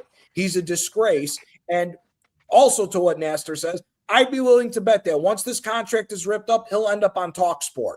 Yep, guaranteed. This manager, TNT, brother, you name it. He ain't going to another big team. He ain't going. You're damn well fucking right. Just because we know by virtue that no other big club in world football is going to put up with this fucking nonsense and PR from this manager, and Arteta thinks he's too good for any other club. You know, like, not even Rangers. Not even Rangers would want to have it because you know what? He would find a way to ball it to like Aberdeen or Hearts. Bless up everybody coming over on the raid. Appreciate everybody raiding over. Shabazz, big guy, man. Big up. No, it's absolute fucking ridiculous. Nothing, all of this is not, bro. Fuck this manager. This manager needs to fucking go. End of fucking story. The manager needs to fuck off. Everybody needs to fucking get a wake-up call. And like I said, at the end of the day, bottle job raid. That's fucking awesome. It's fucking awesome. But at the end of the day, they all need to fuck off. They all need to fuck off. Like I said, this summer is going to tell us what this team is about. what this team, what this club is about is going to fucking be proven this year. What are your thoughts on Gabrielle and Haaland fight? Gabrielle's a bitch. What do I think about that fight? You're not that guy, pal. Trust me. You're not that guy. No, you know Lee Gunner's 100% right. He's a wannabe bad man. He's a wannabe bad man. That motherfucker ain't on shit. First of all, Saliba's always the guy that fucking covers Haaland whenever they play. Go back and watch the League Cup final. Saliba was on his ass the entire time. He went and allowed Gabby to fucking to watch him, and he got taken to the fucking cleaners by Haaland. Taken to the fucking cleaners. He is a piece of shit. Yet, that's another one, geezer. No one puts a challenge in on Cherokee. Listen, it is what it is. It is what it is. The problem at the end of the day is the team played exactly the way Arteta wanted. Arteta put his fucking life on the line in this game, went all in, died on the hill with his shit fucking players that everybody knows is dog shit. Odegaard shit. Havertz is shit. Zubamendi is shit. They're all shit. They're all shit. Zubamendi. Oh, super bitch is what Zubamendi should be. Super bitch. He should be super bitch, and Odegaard should be Oda bitch. Because that's all they are. That's all they are, bro. They're done. They are legitimately done out here. Zubamendi ain't worth a fuck. Go back to Spain. You're already talking about, oh, I wouldn't mind going back to Spain. Go. Yeah, go. Just go. Fuck out of here. Calafiore, you want to go back to Rome? Go back to Italy. Get the fuck out of here. Odegaard, I don't care where you go. Go to fucking Mars. Go to Bodo Glimt. Go to Bodo Glimt, bro. Bro, go there. He'd be lucky if he starts for an MLS team. At this rate, Odegaard would be lucky if he starts for an MLS team. He is fucking dog shit, bro. He is fucking dog shit. Nothing but sideways. Nothing but sideways passing. Like the whole team. We need El Classic, Don Juan, to give everybody a fucking pin smack in this fucking locker room to wake up to reality of what's going on. It's done, bro. We need fucking Wayne Brady to pull up into the locker room and say, you know what? Does Wayne Brady gotta choke a motherfucker named Arteta sexuals? You know, like I swear down. Like we need Wayne Brady to be fucking pulling up in there, you know what, and just giving everyone smoke. Spanish Joe Allen. He goes, Odegaard was playing today. Yeah, nobody saw him. Yeah. Dog shit, bro. He's fucking dog shit. Just like majority of these players. Again, there's maybe 11 players that you could keep on this team, and you got to worry about having them 11 players leaving. I would not be shocked if PSG came in and said, listen, Saliba, you really want to stay here for shit, or you want to force an exit and get over to us? He'll leave. Same with Magalhaes. Gabriel goes to Spain. Gabriel could go to Spain, or he could go to Germany. If Bayern Munich's going to get rid of Kim Min-jae, Jonathan Tah has not been that good of a signing. He's been a free signing. You could move him to the bench and make Gabriel and Upamecano your new starting backline. Yeah. Yeah, but Upamecano, he's mad dodgy, man. Like, I don't rate that guy as a centre back. Man. Upamecano is just like a liability. He's basically a pen waiting to happen, bro.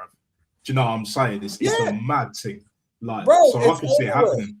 Bro, it's over with. I'm telling you, this thing in general, it's over with. Pack it up, start over again. Arteta has done the complete 180. Has done the complete 360. We are back to where we started with this fucking manager again. Whether anybody likes it or not, we are back to square one, right where we were when this asshole walked through the fucking door. You have a boatload of contracts that you have to rip up or take a loss on because nobody's going to buy these fucking players. You have to get rid of the deadwood. Then you have to find players to replace the deadwood and hope that the players that we're trying to keep aren't too banged up. Saka's done. Saka's done. For all those, we might have a conversation in a year about Aubameyang. No. The conversation needs to be now. 300,000 pounds a week, and this motherfucker potentially is blown an Achilles. He's done. Yep. He's done. Pack it up. 15 million pounds, pay him off, get rid of him. Let him go wherever the fuck he wants to go. He's done. He's done. It's over with.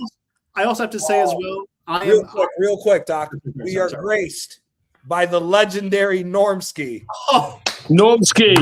Legendary Normski. Norms. I couldn't sleep. Bros, guys, I couldn't sleep, man. sitting on the end of my bed, pondering what has happened to this wonderful club that we are witnessing one of the worst capitulations. We waited 140 years to see this rubbish. In the words of Arteta, 140 years. And this is what these guys serve up. The excuses that are coming out from these top gooners is just unbelievable. I'm wondering if they were watching the same game. These guys are walking away from a game and saying it's almost like it's just another game. Oh well, it was a good performance. Like it was like the start of a season. Well, what are we doing here, guys? Sorry, big up. My apologies, man. No, big up, man. Big up to you. Big up to everybody on the panel, man. Listen, bro. I've been searching. You know that was Nesta searching. Yeah, Roy is searching. Yeah. That's what we're doing. Banging tune, bro. Yeah. Banging tune, brother. But people, the writing's on the wall. The walls are closing in. The gimmicks, yeah, I've caught up with this guy. The players look lost. You know, Man City could go in and do a treble. Domestic treble. Domestic treble. How has it come to this, people? I'll tell you how it's come to this. Yeah. Because this manager was employed 6 years ago. That's how it's come to this. Simple things. Biggest bottle job, yeah. You're right. Biggest bottle job in history. Biggest bottle job in history. And you know what? I couldn't even get angry. It was no point. I went into that game with no expectations. I didn't think we was going to win the game. Yeah. Somebody tell me why he took off Eze. Somebody tell me. Somebody tell me why he kept on Odegaard for 90 minutes. Just because Havertz happened to have a little clutch moment where his ball deflected into the goal. What else did this guy do? We've been crying out for a striker because this same Havertz, who couldn't hit a barn door 2 seasons ago, right? We said we needed a striker. What does he do? He gives 6 minutes to Gyökeres. Insult. Absolute insult. Absolute insult. Brother, not only here, you want to know why Eze was taken out? Because Eze indirectly said, fuck him. I'm not listening no more. If you go back and watch the game, look where Eze's picking the ball up. He's picking the ball up like he was at Palace in that left-sided number 10, not playing this touchline winger. Eze indirectly told Arteta to go fuck himself today because he realized that this shit ain't happening. Listen, we just said 11. I think if all of us sat here and we actually picked the Arsenal players that we would keep on this team, half of those players we would have to seriously look at if they're not going to want to leave. If I'm Gyökeres, I'm calling my agent and say, listen, fuck him. Yeah, if he's around, yeah, just let me know. If he's around, yeah, I want to transfer. Just give me the transfer. Get me out of here. Gyökeres could potentially want out. Saliba and Gabriel potentially both want out. Timber want out. Again, I said this earlier. Would any of us be surprised if by some miracle this man is still walking? Would any of us be surprised if City came with a big transfer budget to come and get Rice to be the replacement for Rodri? That's right. I could see it happen. I could see City going, you know what? Rice is their best midfielder. Why don't we pick off from the competition? That's exactly what I see happening. Or if not, he'll go somewhere else. These players are not staying here because it's not only the fact of now you've gone 4 years straight of getting second place. It's 6 years in total with this fucking moron of no trophies whatsoever. Nobody's staying for a rebuild because the bigger question is, who are you going to get in as a manager and who are you going to bring in for this fucking rebuild? You know, Kyle Walsh, shout out to Kyle. He was on earlier in the stream and said that he got texts from a couple guys that he knows that are close to people in Arsenal they're talking about bringing Iriola in from Bournemouth. Brother, it's going to be another fucking 6 years again. Yeah, I'm hearing that. I'm hearing that news as well. And that's the thing. Oh, brother, there you go, didn't it? Believe this right now when I say this. This summer is going to tell us everything about this football club. Either this football club is nothing but a cash cow, or they're going to get serious about winning. It's one or the other. It's not going to be both of them at the same time. It's not happening. It's not fucking happening. If these assholes pick Iraola to come in, you're getting another 6-year fucking run with probably maybe 2 years running at the league. It's going to be a whole nother process all over again. Sorry, it don't fucking work that way. And again, if City wins this treble, they're the third biggest team in England. Right. They surpassed Yep, us. they're overtaking us. Yep. We can't do this shit. I'm telling you, it's over with. This manager has got to go immediately. And like I said, I'd sack him now. Sack him now. Fuck it. If we blow the lead, fuck it. I think the league's already blown either way. So what's the point of keeping him here for 5 more games? You may get lucky. Yeah, sack him. I wouldn't hear him sacked tomorrow morning, so then I can smoke that Lego head is en la basura, bruv. Do you know what I'm saying? Wouldn't it be just so? Do you know what I'm saying? Like, it is what it is. Like, it should be. Brother, he should have been if they had the balls to sack him in crunch time, they should have sacked his ass as soon as the League Cup final was over. 100%. As soon as the League Cup final was over, they should have sacked this motherfucker. And also as well, along with his bum fucking players, he's dead wood. How is it that his personal 7 players is worth $66 million in fucking salary? The whole thing is a joke. I'm not listening. Noni Madueke, for all those who just came over, and I appreciate everybody that raided, and shout out to Lee Gunner for the raid. Noni Madueke is not a 50 million pound player. He's a 90 million pound player. If Noni Madueke's salary, along with his transfer fee, he is a 90 million pound player. We could have bought Lookman and Cherokee and paid for their fucking salaries with 90 million pounds at this point. It's bullshit. Geezer, you're 100% correct. This is the key right here. Spent £1 billion to go there to look for a fucking draw. Yeah, facts. Yeah, it's a disgrace. It's a fucking disgrace. Criminal behavior, bro. Also, as well, like to those fans who have said over the years all the time, "Oh, so you want us to be a second club then?" Well, if it wins us trophies, hell yeah. Come on. Yeah.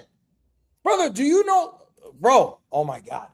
If Napoli wins a trophy next year, a team that was at the same time that we won our last Premier League title in 22 years, if Napoli wins another trophy, they've won more trophies since we won the Premier League than Arsenal. Exactly, yep. On a shoestring fucking budget compared to this.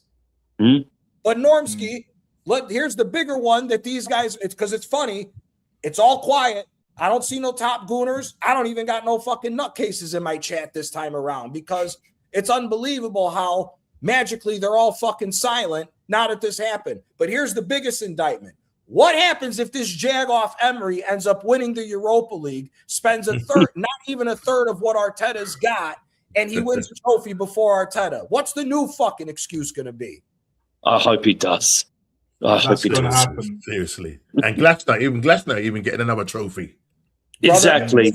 Nice one, Normski. Yep. Yep.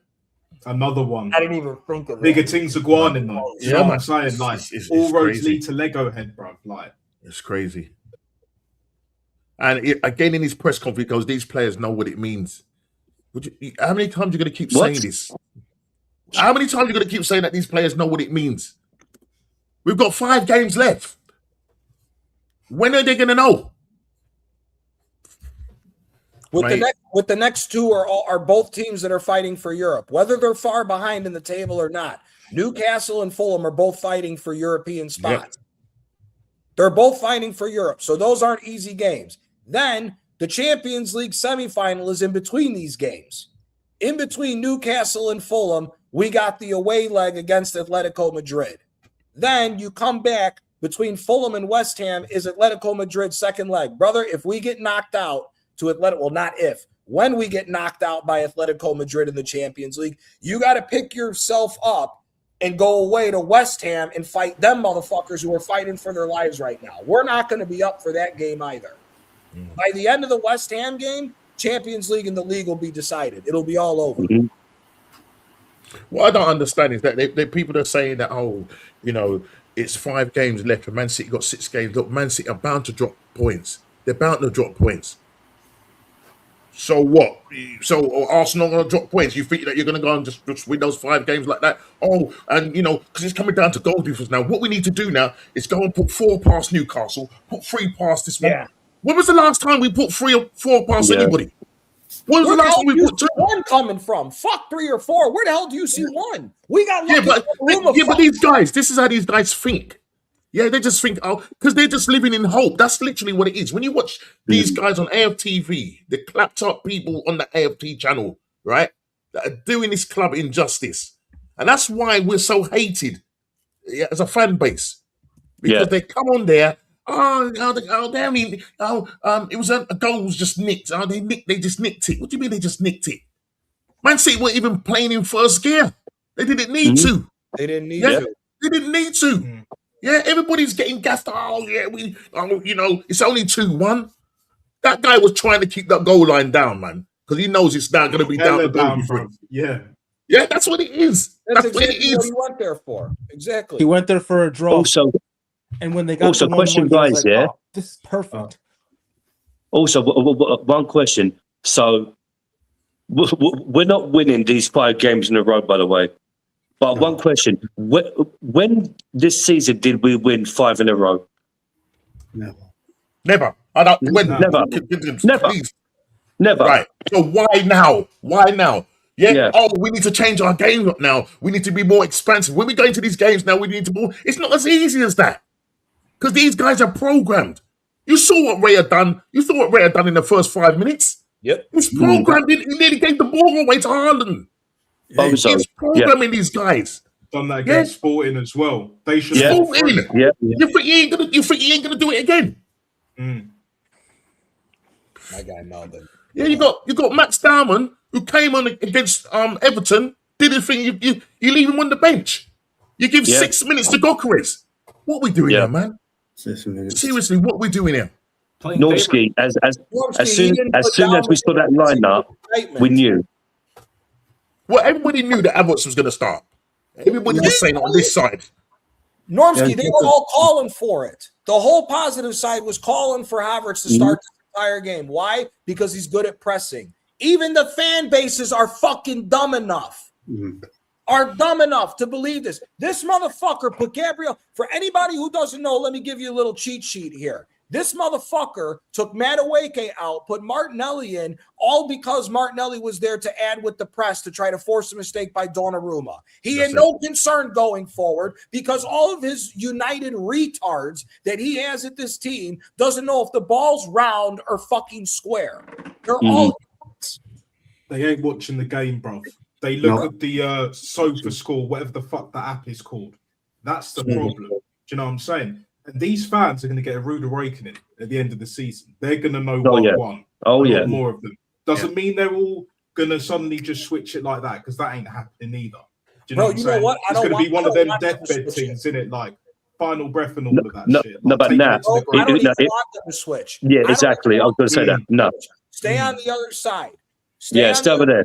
You want this stupid shit, you swim with the stupid shit now. Yeah.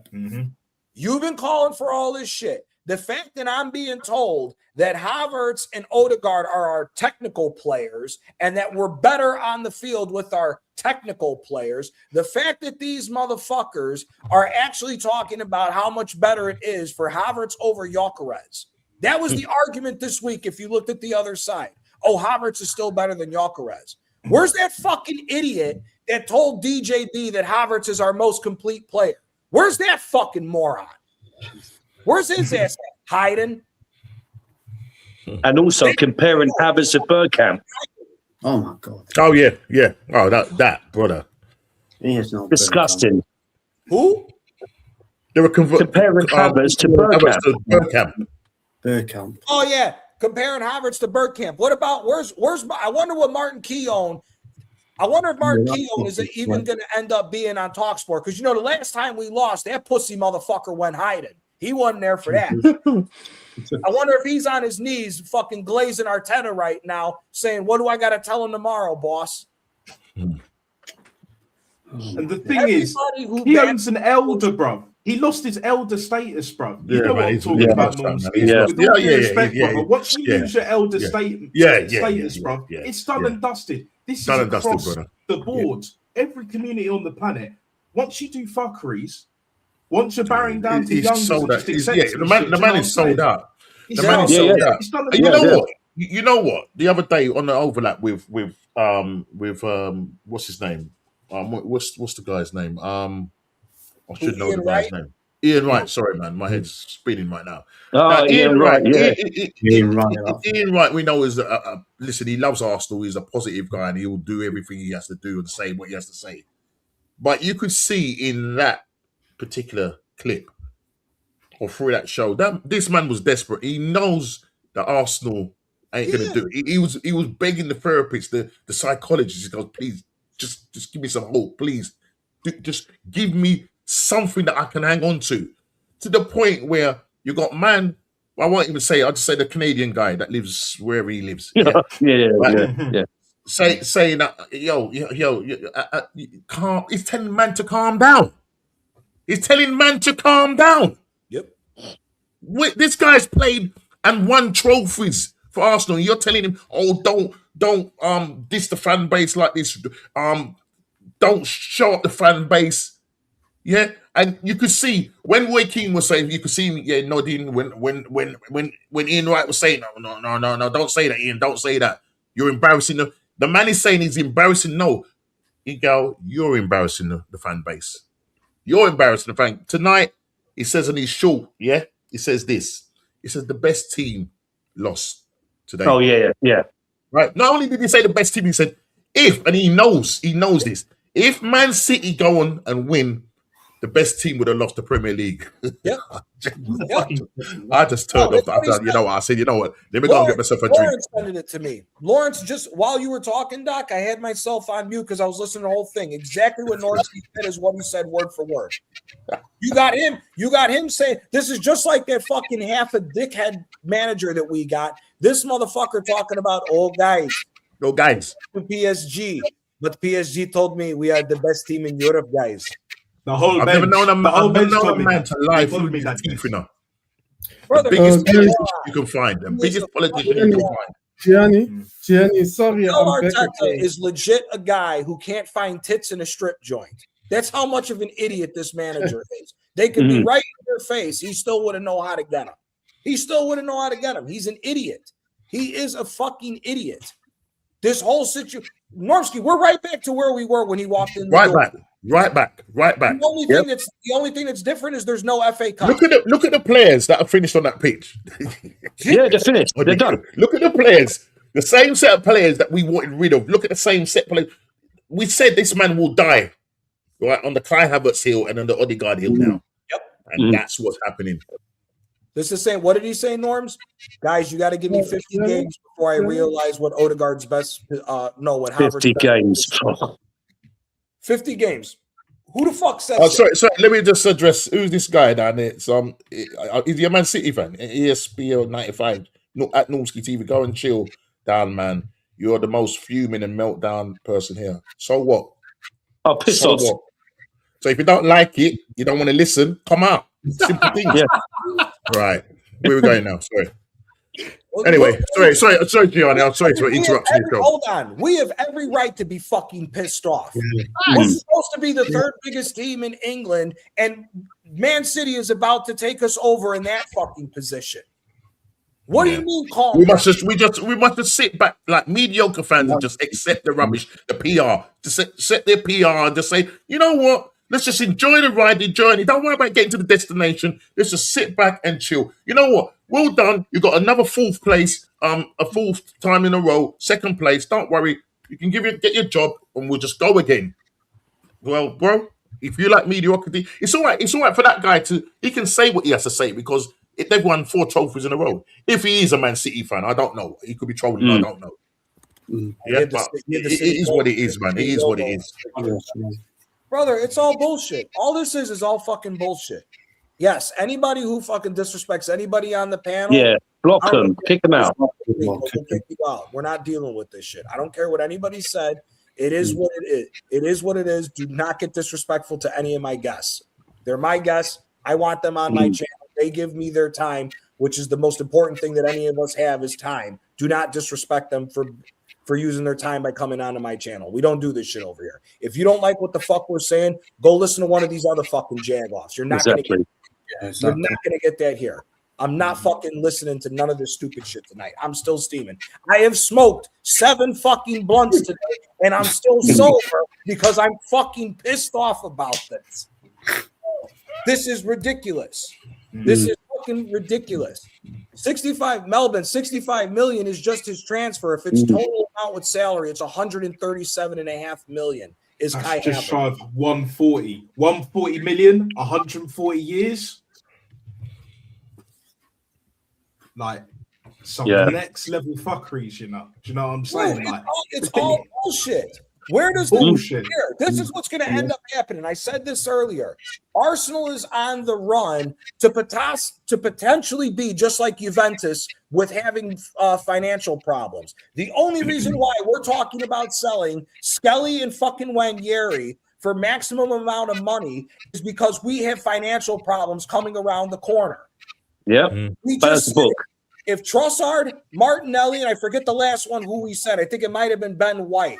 But there's one other player. If those 3 guys were to get their bonuses the whole year, now with Saka's contract, we will have 10 fucking players on £200,000 a week on salary. It is unsustainable what we're fucking doing here. And then you want to talk about the development of the youth. Look at the fucking difference of Nico O'Reilly versus Miles Lewis-Skelly. Skelly should be balling out. O'Reilly's balling out because he has a manager that's actually teaching him the game of football. Yeah, and believes in him. Yeah. You got to remember, Miles Lewis-Skelly last season, made the England team, scored in his debut. Yeah. And as quick as he's done that, look at this season. Where is he now? Yeah. Thrown on the scrappy and only used when he wants to use. He absolutely uses his play. Even when you let him go out on loan, we could have done with him. Yeah. We've got players, literally players.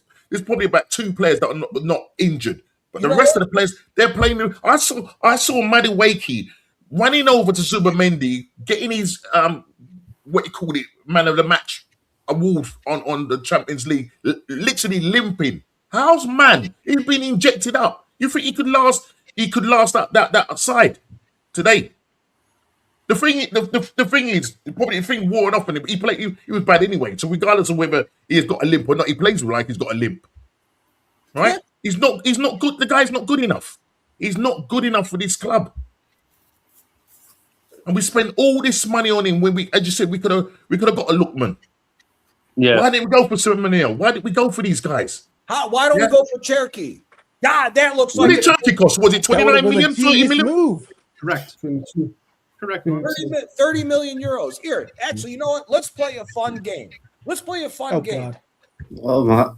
Let's look at all the talent that this motherfucker walked into with this team.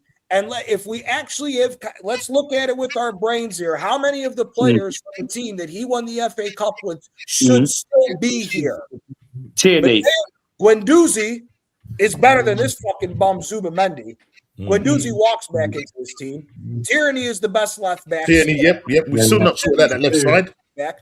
Martinez. Emil Smith-Rowe walks back into the left wing spot, or number 10 at this rate.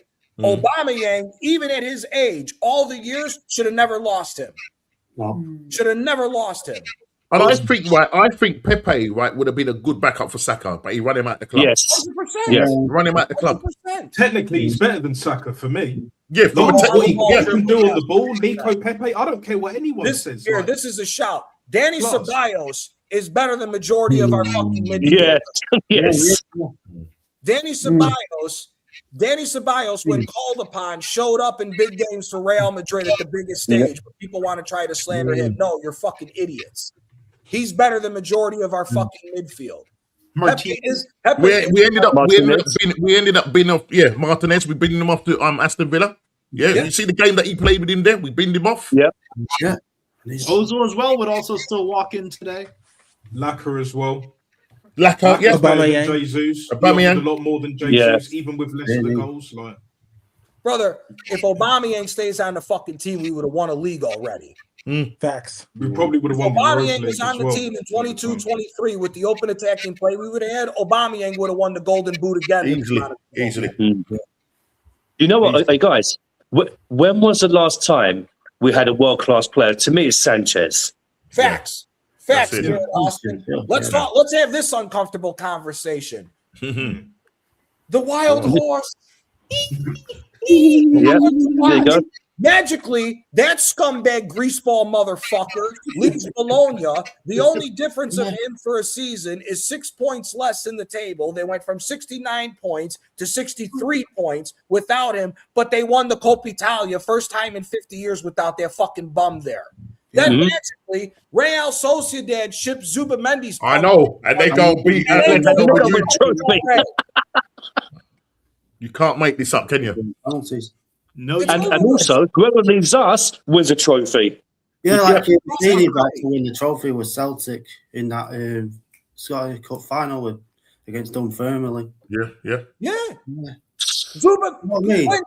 Guendouzi's first game at Fenerbahce. He scores a goal on his debut for Fenerbahce and lifts the fucking Turkish Cup. What are we talking about here? What the fuck are we actually talking about here with these fucking morons, man? Bro, man, a billion pounds. And you still can't win the league. Not even win the league, bro. £1 billion. You can't win a domestic trophy. Hell, we've spent £1 billion. We can't name 15 players we want to keep on the fucking team. That's an even bigger indictment. And also, these City fans will look down on those leagues, by the way, where our ex-players won their trophies. But you still have to win it anyway. Yeah. You still need to play to win those trophies, no matter what league it is. And besides, these farmers leagues, well, guess what? We've bought players from farmers leagues. Oh, no. City win the league? I'm done hearing it. The Premier League is a farmers league. If City win the title this year, like we've got Super Mendy. If City wins the Premier League this year, Officially, it's when City win the Premier League. Yeah. The Premier League is a fucking farm. It's farmers league. Yeah. Sorry. What is it now? Why do people still watch the Premier League? That's what I'm having trouble understanding. Because of money. Yeah. Because of money. That's why. But Money, here, money, money, what money, if Pep money. wins this year? This is his 7th Premier League trophy. 7. Lucky 7. 7. Lucky 7. Well, then you throw in Roberto Mancini.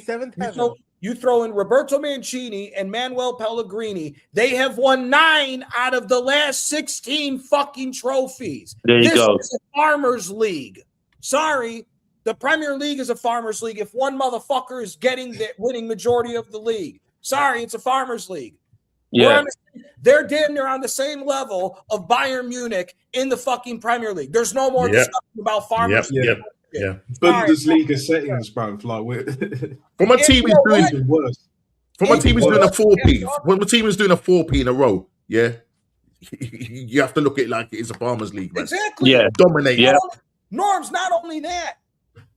Here's the even worse part. This whole bullshit of PSR. We have a leg up on teams because of the amount of money we're allowed to spend, and we still can't get over the fucking. Still can't get over the line, man. Yeah. A team that gets relegated gets 100 million parachute payment. What? How much does it like? Yeah. What does Real Madrid get, or say Barcelona get at the top echelons? What do they get? I don't know if they get that kind of money. Maybe they do, but anything down from there, they don't get any money. It's only like Real Madrid and Barcelona. 100 million pound parachute. It might be even a lot more now. We're rich like anybody's business. Yeah. Yeah. And still, you got these men. You got these guys outplaying us in Champions League. Yeah. Just bring me Enrique, man. Just bring me a manager that's know what they're doing. Yeah, because this guy has not. Enrique's not going to happen. Not gonna happen. I know it's not going to happen. I know it's not going to happen. But how's man? You got 15. The man, and the thing is, they're thinking about. Well, listen, giving him 20 million. 20 million for what? What? 20 million for all the league. We'll bring in Simeone in the summer. Yeah, don't forget. I just want to say, it doesn't matter. It doesn't matter what manager comes in, though. money. Southampton got matter. 109 million pounds and they got relegated last year. Yeah, Liverpool, after winning the league, they got 174 million. Arsenal There you got go. See, 171. there you go. Yeah, And City got 166 there you go. just by coming in third. That's the PR Premier League for you. Yeah. The Premier League makes over $6 billion a year. But it will never touch the NFL. No. No, because they haven't figured that out. It will never touch any North American sport. I don't care what it is. It will never. No, I agree. Yeah. Money-wise, yeah. No. You're not getting away with this, Gianni. It won't touch baseball. Doesn't touch NBA. Doesn't touch NFL, and it doesn't even touch college football. Absolutely no chance. Lacrosse. You're not getting away with that. No way. The Premier League makes more money than college football. No, it doesn't. Yes, it does. No, it doesn't. Get your figures out, man. Get your figures out, man. Give me the figures. Should we leave? No, I'm looking this up. Do you know how much for the national championship in freaking Miami, Florida? Do you know how much the tickets were $3,000? Don't look at it, brother. Don't look at it for tickets. No, it is. No, it is. But it is though, because you have to include tickets, viewership, freaking going to flights, hotels, going to the game. Oh hell no! But what's the revenue that they're making? I mean, the prices look extortionate, but what kind of revenues are they making? No, he's right. I told you. He's right. The NCAA football division makes $14 billion a year for revenue. It's $6 billion more than the average. Tell him, Gianni. Yep. That's college. That's college football. That's not even pro football. That's college football. Yeah, crazy. That's college football. That's crazy. Wow. Oh, it gets even worse when it's pros. When it's the NFL. The NFL. A bad year for the NFL is about $20 billion in revenue. That's a bad year, bro. Oh, that's a bad year. Like what? So, I mean, when you get like Stan Kroenke owning Arsenal, like that's nothing in it. That's just like peanuts. It's a write-off. It's a total write-off. It's a tax write-off. Absolutely. Brother, here's what's so sad about this. Stan Kroenke's hockey team is the best hockey team in the league right now in the Colorado Avalanche. They are the favorite to go on and win the Stanley Cup, which is the championship for hockey over here. If they win, the Colorado Avalanche have won more league trophies under the ownership of the Kroenkes than fucking Arsenal has, and they haven't spent anywhere near $200 million on their fucking, let alone $1 billion. How on earth does that make sense? Money laundering FC, bruv. Do you know what I'm saying? Illegal gambling. Maybe illegal gambling. I got a few. You know what? I got a few bucks. I need to hand Arsenal because if Chelsea's money laundering over there, I might as well ask them to do some shit. Oh yeah, money laundering by the FC, way, just bro. on college Bank football, of England club, innit? Just on college football, Ohio State, Michigan. That game that was played last year, that made $70 million in one game. Yep.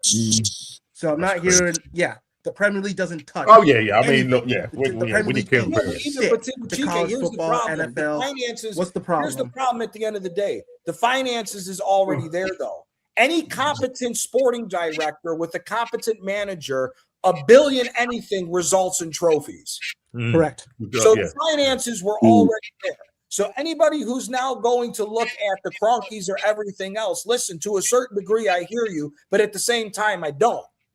Because whether you like it or not, the issue at the end of the day is the fact that the money was put on the table. We just bought idiots. Where's all these positive gooners that we're talking about? Oh, Calafiori's better than Tierney. Calafiori, factually, in just over a year and a half, has over 240 injury days.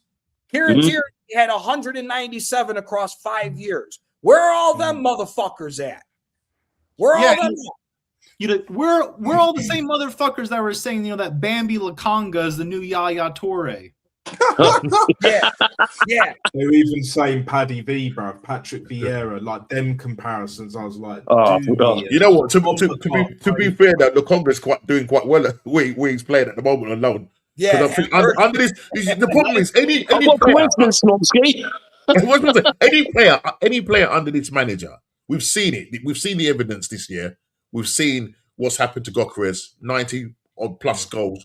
Yeah, look what he's done to him. You look at Eze. Look what he's doing for Crystal Palace. He's literally ruined these guys. Ethan Manuel. I mean, thank God he's gone on loan because he would have ruined him. Yeah. Dalman looks like if because the last couple of games, I'm just thinking, bro, Dalman, he's kind of turning into an Arteta player. Yes. If I was, as I think Shane said it or whoever said it, just look, just say to the thing.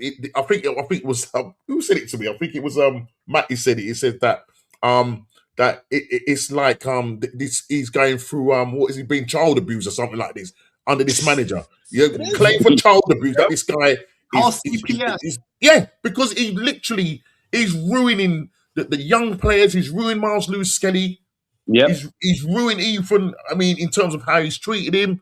And as I said, Victor Gokres and Eze, they're just a shadow of themselves at the moment. When he's ruined Saka against Bournemouth. Saka, yeah, well, he's finished, isn't he? When Dalman came on against Bournemouth, look at the difference of Dalman against Southampton versus Bournemouth already. Yes. He's already been infected by this fucking retard. Yeah. He's already been infected by him. You know, see, and it's exactly why I have been saying for time that Andrea Berta did Ethan Nwaneri a favor sending him out on loan to escape the clutches of Arteta because Ethan is going to come back and he's going to come back fit and he's going to be coming back, you know, not only to potentially deputize for Eze, but potentially going to be starting in the 10, if not on the right wing. So, you know, again, like I know that some people were very upset that we had sent Ethan out on loan, but I am telling you, Berta did an absolute masterclass saving his legs and career. Yeah, give him away. Facts. Yeah. All three of them, Dalman, Nwaneri, and Skelly, should all be getting monster minutes next year. You're going to need fresh legs to be able to run. Because these guys are done for. They're done for. I'm sorry. You can bring in the best manager you want. You need at least 1 to 2 seasons to pivot to figure out who's actually going to make it and who's not with the amount of players that we've ruined.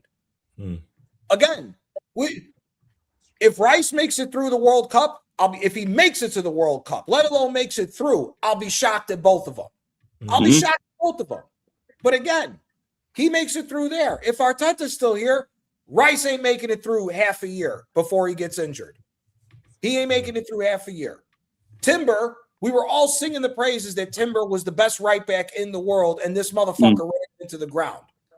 Timber might be missing a World Cup because of this idiot. He's going to say, I want out. I'm not missing a World Cup to represent the Dutch. It's not happening. Yeah.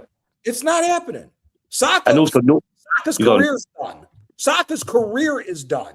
Unless Saka reinvents himself like a Guti, where he could be a number 10, where he doesn't need to score goals and can pick out passes and can affect games like that, he's done. He's done. Achilles and a fucking third degree hamstring, it's over with, bro. It's over with. He's gone. There's 300,000 pounds you got to buy out. He's gone. Odegaard's also done. Normski as well, yeah. Johnny said as well many times, the England team, Thomas Tuchel, is not taking on English players to the World Cup. No, he don't want that financial responsibility. Nope. Brother. See, Gianni, the issue in England is they reward failure. They don't do that in America. Yes, they do, bro. We've had this conversation. We're not getting into this again. The Yankees do it, bro. It's the biggest team in baseball. Yes, they do. They award mediocrity. We're not getting into this battle between the USA and England with awarding mediocrity because there's a million more teams with more sports here that award mediocrity than they do in England. Sorry, you are factually incorrect on that. The problem is, at the end of the day, is it's the fucking fan base. It has nothing to do. If the fan base stand on their 10 toes down and get on the bullshit, this will fucking change. Because when the bottom dollar gets affected, watch how fast these assholes change everything. Their pockets, bro. The Chicago Cubs didn't win a World Series. Yeah, tell them what they did. Tell them what the Chicago Cubs did. Well, the fans finally got their heads out of their fucking ass, and the last 2 years stopped going to the games. They turn around and won the fucking World Series. But guess what? The moniker that they gave the Chicago Cubs is what we should be giving to Arsenal because of these fucking pussies. Arsenal is becoming the lovable fucking losers. That's what their new nickname should be, is the lovable losers. All these positive fan base loves to glaze over this fucking team and love to be positive, even if they're the first loser in line. It's bullshit. It's bullshit. That's what it is at the end of the day. I'm sorry. No. That's what Arsenal should be referred to from now on as the lovable losers. They got the loudest fan base in the fucking world with fuck all the show for it. You know, honestly, we're not even really that lovable either, just by virtue of the fact that we're not lovable. No, they're like the Dallas Cowboys. The they're not even lovable or likable. They are the Dallas Cowboys. They are the effing Dallas Cowboys. They're not even the Dallas Cowboys. Yeah, they might be the New York Knicks or the Mets. Oh no, we're not going there. We won. It could, it could be the Mets. Yeah, it'll be the Mets. Out of here. We actually won trophies. I don't even want to hear that. You ain't getting away with that. Bro, the New York Knicks ain't won a trophy since the 70s. Chill out with that bullshit. Yeah, but look who we were going up against in the Eastern Conference. No. That's why they like to talk through us. Not getting away with that. Man, it's all about fucking 305 Heat Nation, baby. Ya tu sabes, you know, get them fucking knickerbockers out of there. Tell him, Doc. Tell him, Doc. Bro, I'm telling you, it's bullshit. That's what I'm going to start calling the fucking Arsenal from now on. They're the new Chicago Cubs. They're the lovable fucking losers. Like I said, this summer will tell us everything we need to know about this club. It's either a cash cow or we're going to get serious and start winning. If we don't get serious and start winning and we're a cash cow, brother, you ain't gonna be wasting my fucking time. I'm not gonna be wasting my fucking time hoping and praying, knowing what's actually gonna come. Because I was the delusional one. I was the one that sat on Lee Gunner's stream and said 4-1, we're beating City in the League Cup final because we got the blueprint from Real Madrid's B team how to beat fucking City. This fucking dickhead, guys, they are weak defensively. They have these guys, but guess what? We are going to play sideways. That's what he said. U-shaped. We're going to win playing U-shaped football. This manager is an idiot. And the reason why he thinks this way is because you got dickheads like Martin Keown who are ready to get on their knees and blow this motherfucker, acting like he's the greatest thing since sliced bread. That's the problem at the end. Again, I wonder if Martin Keown's going to be on TalkSport tomorrow. Probably not. Probably not. He's going to be curled up in a ball, crying like little pussy that he is. No, I know, but he'll probably make an excuse again. You know how he is. Nah, he'll be on there. He'll be defended. He will, yeah. He'll be coming out. He's gone way too far. It wasn't a bad. Yeah, he'll be saying it wasn't a bad game. You know, we gave Lego what we can. It's 5 games now. Do you know what I'm saying? That's what Martin Keown's on, bro. Like he can't go back. Do you know what I'm saying? He can't. And he can't. He should stay over there. Also, I need to say this. Keown's fucked. Martin Keown's fucked just off the fact that you tried comparing Martin Odegaard to Liam Brady. Just off the Stay on that side. Don't come over here.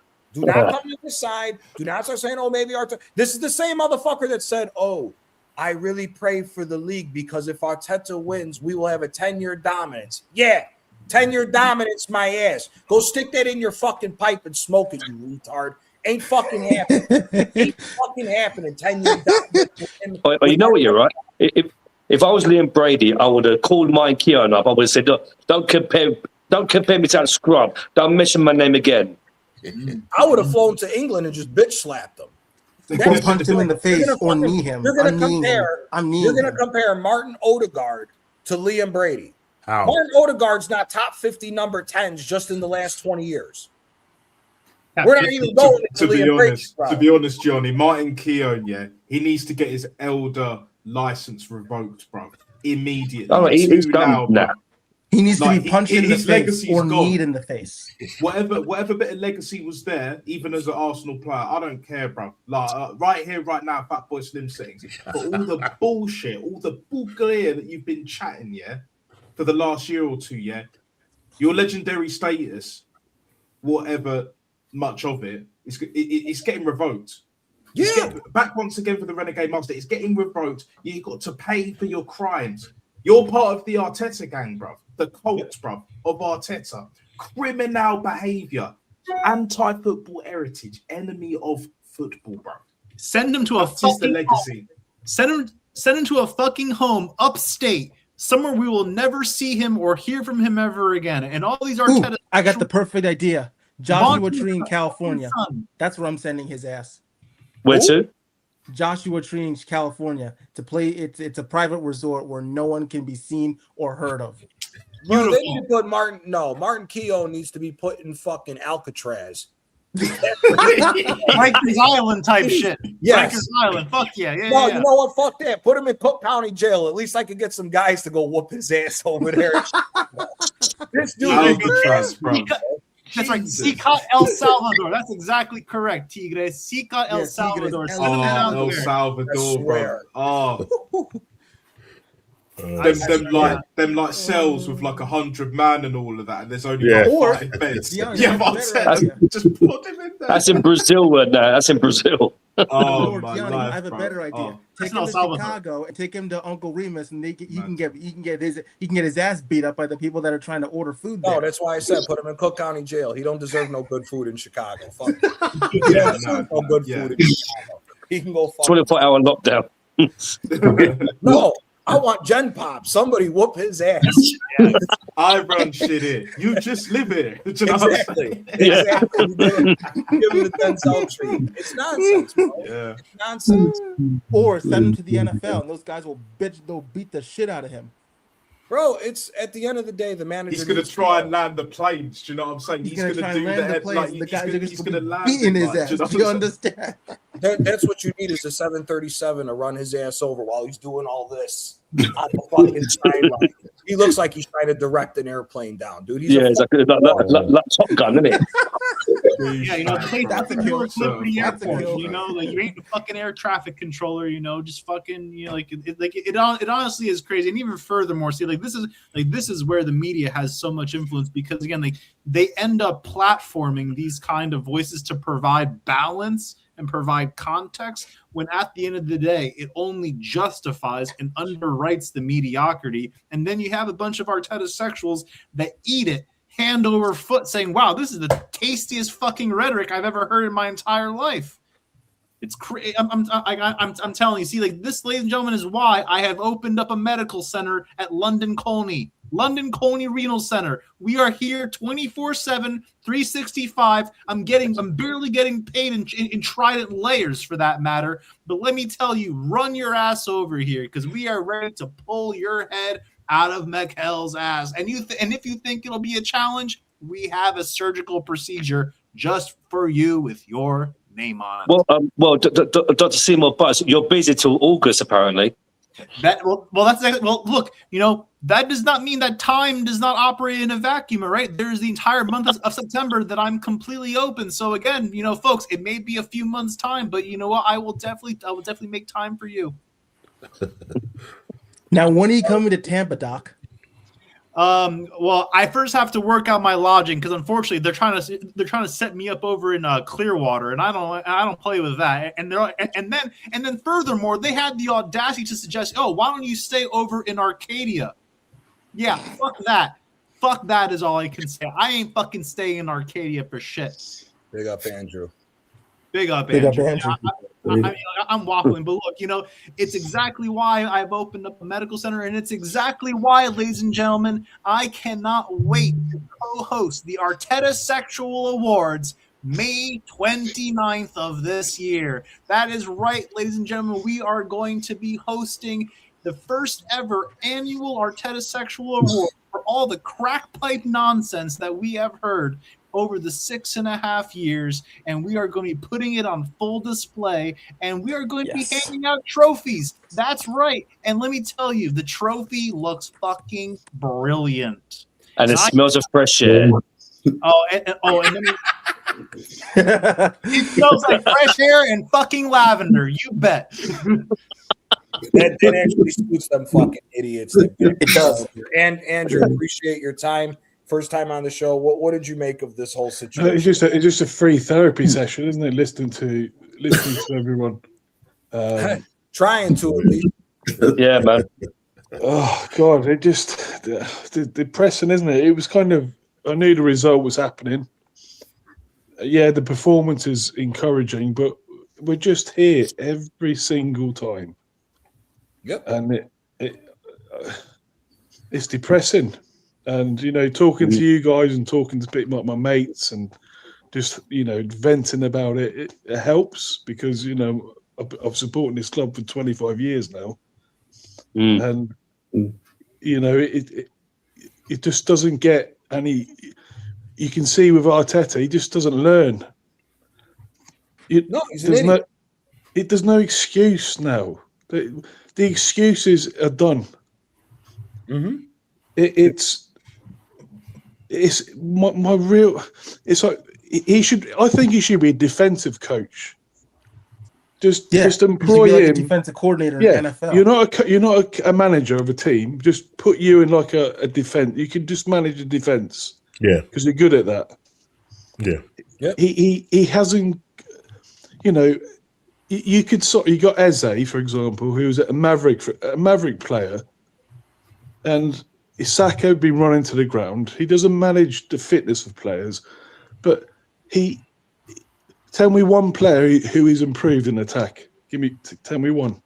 None of them. None of them. There's not one. So you could get Yamal. We could get Yamal next week. Oh, he'll turn to shit. Oh, he'll destroy him. He'd be the best right back in the world. And the era of football. He'll probably try him out in goal. He'll be asking Yamal to come back and play defense more than. And that's my point. We can sign all the players we want in attack, what have you. It's his, in terms of his philosophy, in terms of what he wants to play and his approach, he hasn't improved anyone. In terms of, I'm talking about the attack. Defensively, yes. Yeah. But okay, but here I'd argue something. Has he really made anybody better in defense? Gabriel, I think. Gabriel Magalhaes was already one of the highest touted center backs when we bought him. He put on a show at Lille. Saliba, if it wasn't for Saliba going crazy at Marseille, he would have sold his ass. Yeah, but there's Timber. Are those guys really been improved, or were they already going to be that good? Yeah, but if you look at Timber, he's elevated from where he was. Would you agree? I disagree.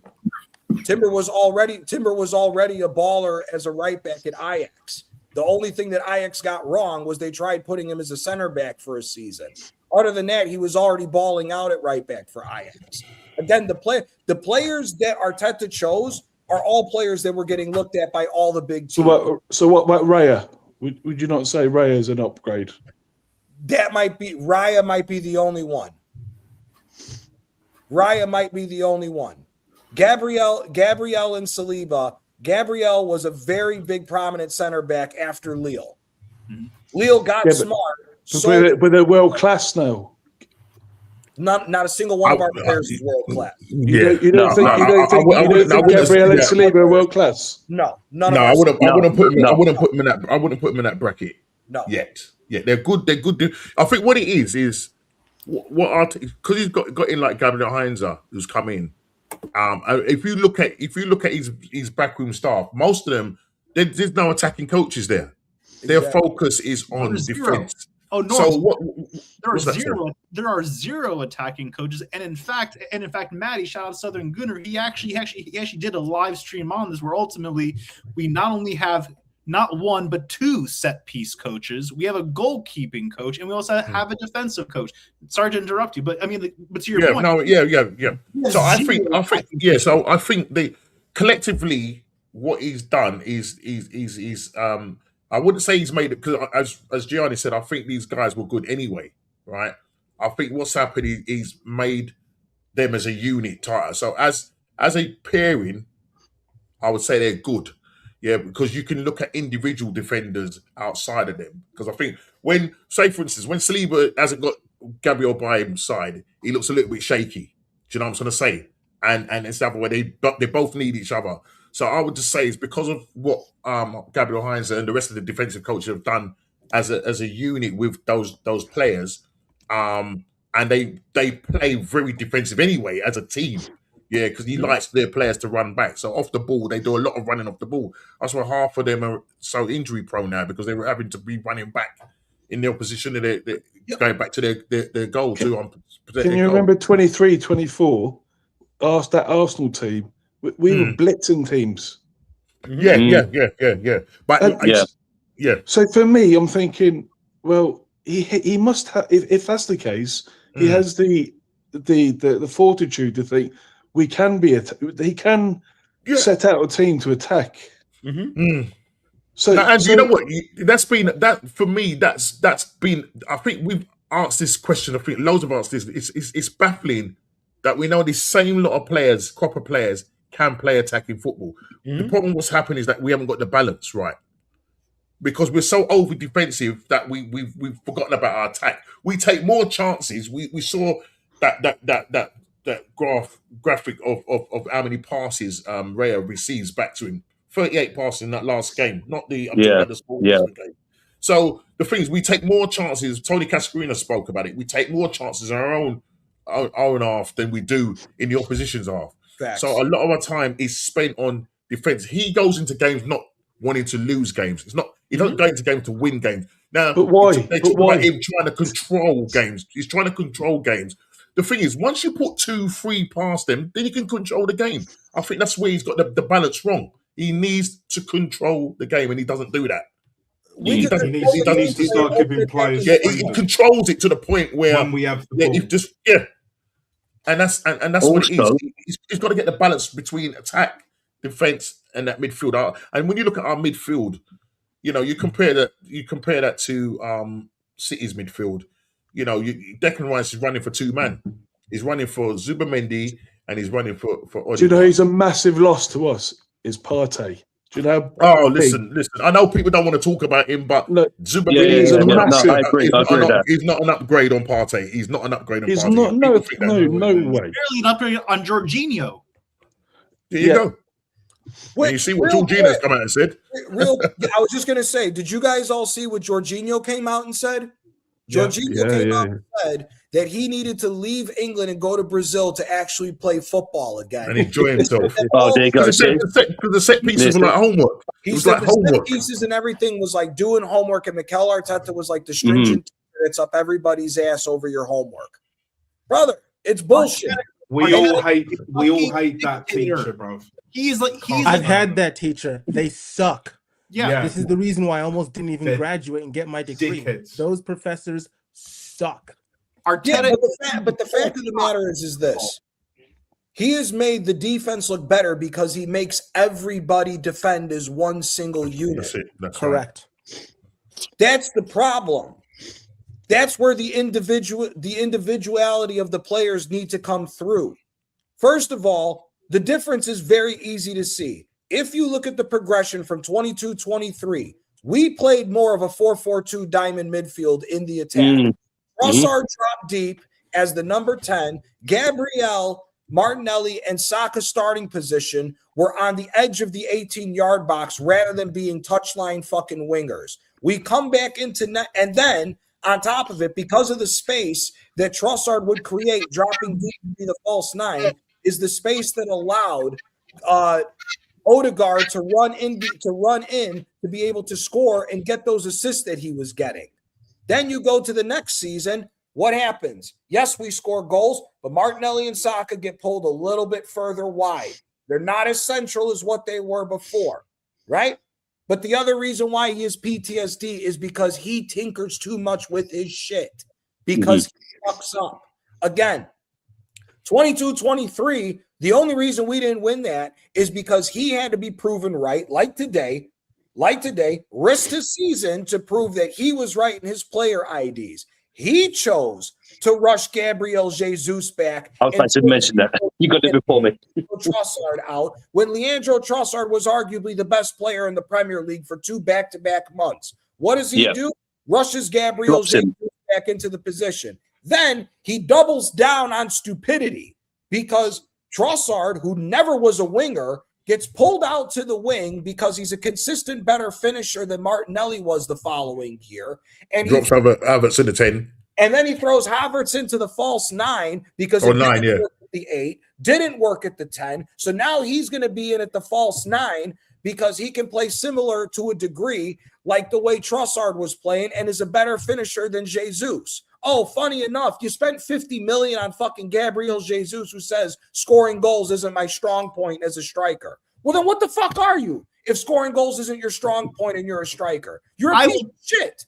I will tell you exactly what he is. I'll say exactly what he is, and I'm submitting a motion to the panel and to the chat.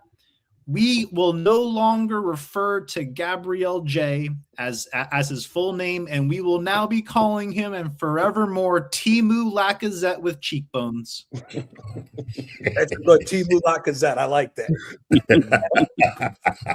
Do I have a second? Exactly, 8 francs. But lads, if you think when did Pep play Cherky? When did he start playing him? From January. Yeah. He had him on the bench, didn't he? Yeah, he saved him for half a year. He said, "Sit your butt down and wait." Yeah. Then he brought and there was City fans going mad. Yep. Yeah. Play him. I'll play him. I know. Get him used to the league. Yeah. Get him involved. No, player management. Arteta has not got a clue. No, hell no. Look how fresh their players look. Superman's dead. Superman's he's on his feet. How many minutes did that guy play compared to Norgard? Norgard's had 50, 60 minutes. 56, Right, and Superman's had something like 2,000 plus Why, minutes. why sign him? Why are we signing a player? Well, he was a sensible buy. That's why. That's what everybody told us. Sensible buy. Yeah. What absolute bollocks, isn't it? Like Kepa too. Remember how they all tried saying Kepa was a sensible purchase? Kepa's the only player to take a pay cut to come to Arsenal. I wonder why. We're handing out money left, right, and center. Do you know Zubimendi is the player in terms of yards, in terms of distance run in the Premier League? He's fourth. Andrew, like to your point, like, we were talking earlier about, like how there's this narrative that Arteta is learning on the job. He is still replicating the same mistakes in phase 7 as he was in phase 1. And player management, just like game management, these have always been components and facets of the game that this manager still hasn't learned. And we all know in education, folks, like if you haven't learned something the first time, the second time, the 5th time, the 500th time, you will never learn it. It is a concept that is completely evasive to Arteta's, style of thinking. It's a concept that he will never understand. It's mind-boggling. It really is. Bro, this club in its entirety is the only fucking club that is trying to go against the grain from every other big club that has tried to build a fucking dynasty. It doesn't matter what team, what league you put it in. This club is trying to do something that no other club has done. Once again, he's selling the youth because we're running out of money, whether anybody wants to come out and say it out loud. He wants to get rid of the youth players because we're running out of money, because we're going to run into PSR.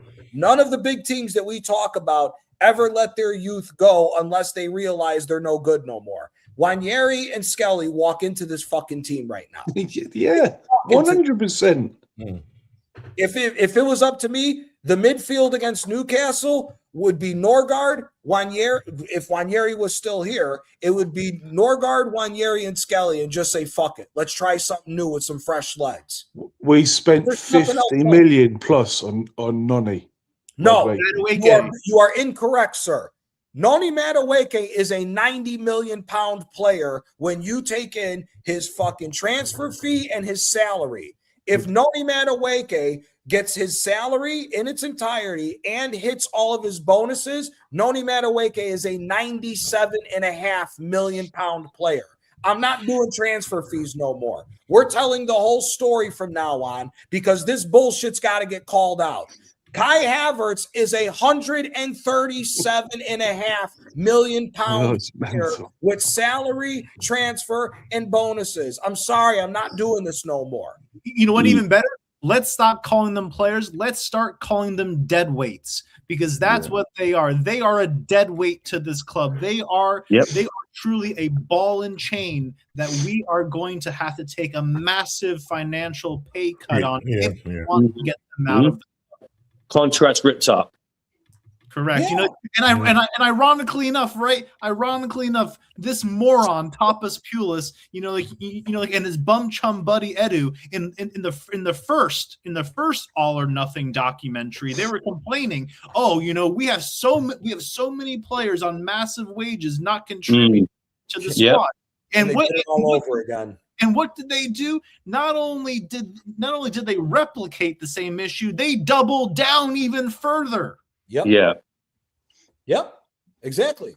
We got Sterling on loan.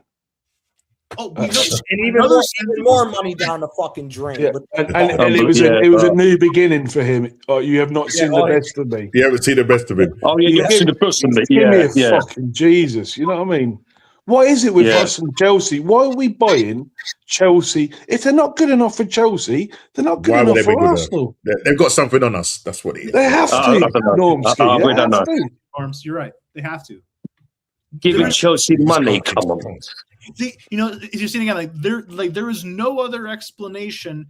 Well, there could be two explanations. Either A, probably the most likely that Chelsea does have something on us, or B, which is also just as plausible, Arteta is a fucking moron because, again, no other idiot goes dumpster diving back into Stamford Bridge for players, to your point, Andrew, who were never good enough to wear the badge for Chelsea, but somehow this manager thinks, oh, yeah, they're good enough to wear the badge for Arsenal. Name me one Chelsea player that we've signed that was in their prime or was good enough. None. None of them. They took Ashley Cole from us. Name me a Chelsea team that have bought an Arsenal player that was in their prime. Majority of Ashley Cole. Ashley Cole. Yeah. To start here, Manchester City bought Samir Nasri. I mean, every player that we sold to the other teams have been more. You guys see this? You guys see this? 66,310,000. 66,310,000. That is the yearly salary. If you combined Bukayo Saka, Kai Havertz, Jesus, Odegaard, Leandro Trossard, Martinelli, Ben White, and Noni Madueke. Those players combined on a year's salary of what they all cost us a year is 66 million pounds. To take it one step further, so that everybody can fucking see this, for all the top gooners and all the positive people, 66.3, that means there's only 119 million left of the payroll for the rest of the squad after 8 players. That is a fucking disgrace. Like negligence, man, beyond belief. It is. It's pure negligence. Bonuses. That's without the bonuses. With the bonuses, that 66 comes up to 75. But you'd like to think Kroenke. Look, Kroenke's in there now, yeah? And he's got Berta. He's a competent, director of football, or surely they're thinking we've spent £1 billion, mate, and they're talking about Arteta's going to get a new contract. If he gets a contract after this and he doesn't win anything, it's over with. It's over with. Yeah. What are we doing? Well, what's the point? We're on the owners. We will be in a top 6 battle next year. We will barely be in a top 6 battle next year with all these injuries that are going to pile up. Do we all think? Do we really think the Kroenkes are going to go? Look, mate, it was a valiant second place. You got to the final of the Champions League and you lost, but we're going to keep you. Please tell me you don't think they're going to go. We'll give you a new contract. This summer is going to tell us everything we need to know about our club. I have said this multiple times. This summer is going to tell us everything we need to know about our club. Once we lose the title and the league is over, if the Kroenkes renew this asshole, everybody just needs to come to grips that Arsenal is a cash cow. That's all it is. That's all the fuck it is. So unless the fans are going to start affecting the cash cow and start affecting the bottom line and start affecting the amount of money for the income that they make, don't bitch. Yeah. Because that's what it's going to take now. What you're seeing at Lazio, 60,000 fans showing up in the stadium and walking out after the first 5 minutes. That way there's no beer, there's no food, there's no more fucking assholes doing this. I'm at the fucking Arsenal game, my second home, Arteta, and all that other pussy ass shit. Unless people start affecting the bottom line and start affecting the money, it's not going to fucking change. Because once again, right on schedule, once the season's over, we're back to square one again. Mm-hmm. You just saw what I said with 66 million. If we got to buy out 66 million worth of contracts to get rid of players, your Champions League money is gone. Yep. You still got to spend. They do not give a shit about. All they care about get top 4, keep the money coming in. Champions League, so record revenues. Yeah, as long as that's coming in, as long as that is, you got Champions League money. They don't care.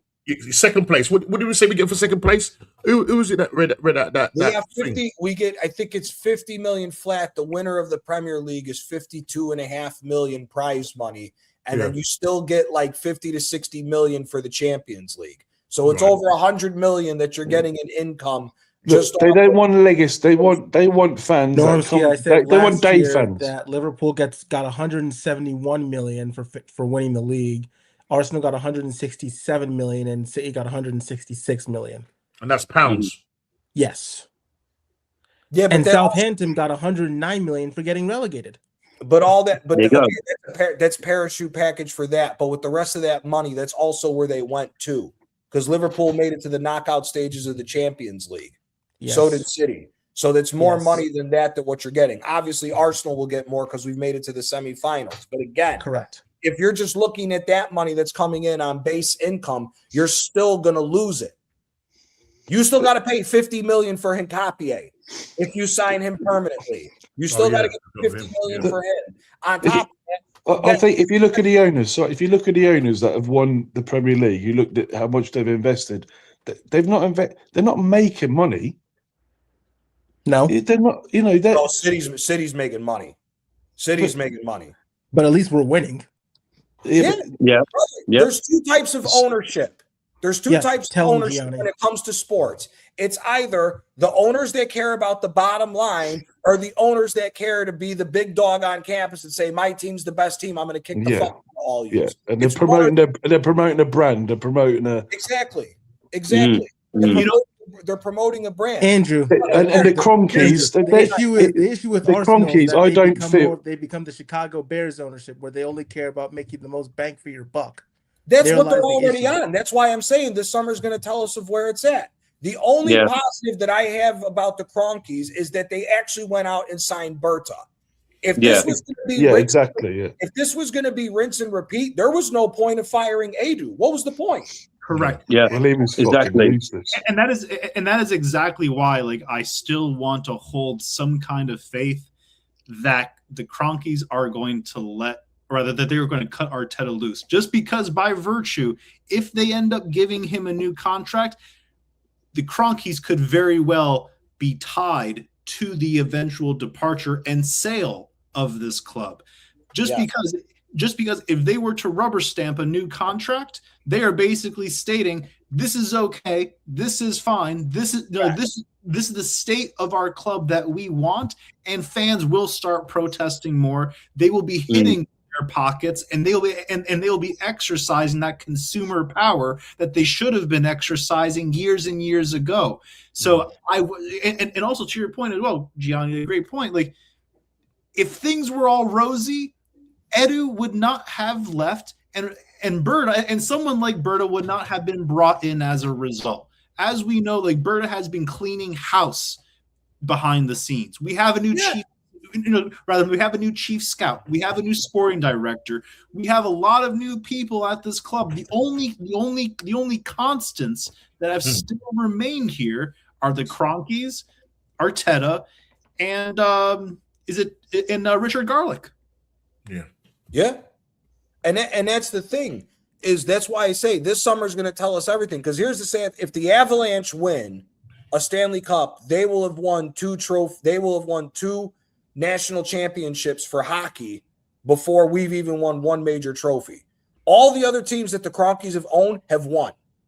The only reason Arsenal is the last one. Yeah. Arsenal's the only one that hasn't If they don't win this league, he's getting potted, because he would have seen everything else in America and all his teams winning in America. Arsenal's the only team that hasn't won. So if you don't win the league, which I don't think you're not going to, he's gone, mate.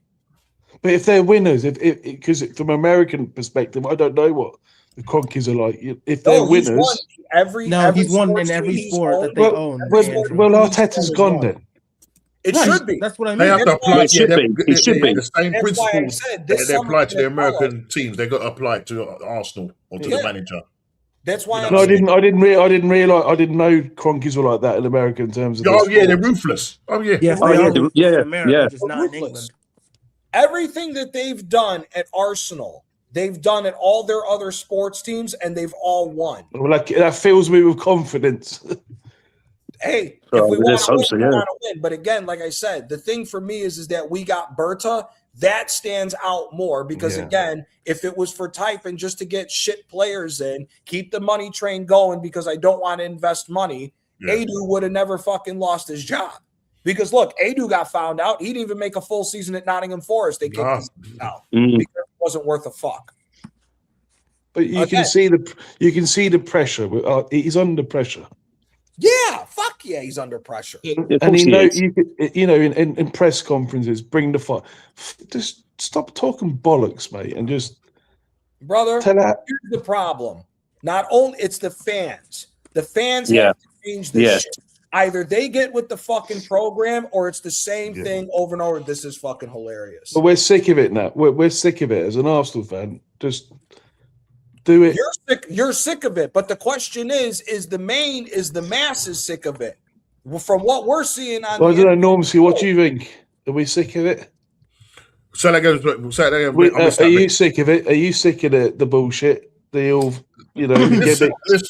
100%. I'm trying to find. I was just trying to find in my my files. I found a picture, but I can't find it at the moment. I was gonna try and see if I could find it of him lighting a fire, but I can't find it.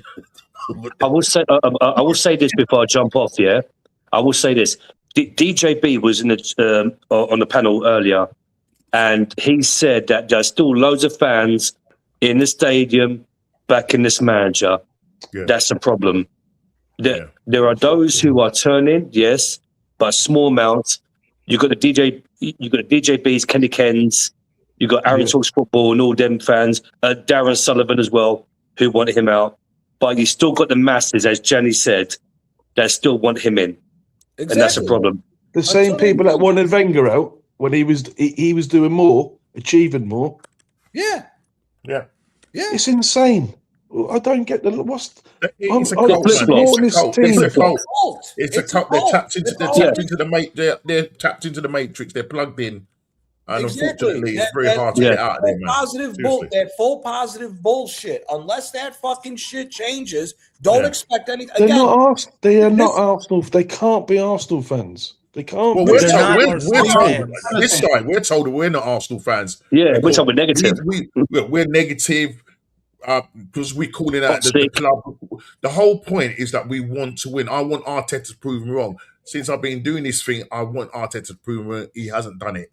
And I'm not willing for the team to lose or whatever. But we've seen it 6 years now. 6 years, and this guy has not got it over the line. He cannot get it over the line. Second place. He should be man enough to turn around and say, look, guys, I've done my best. I'm not the person to get over the line. That's it.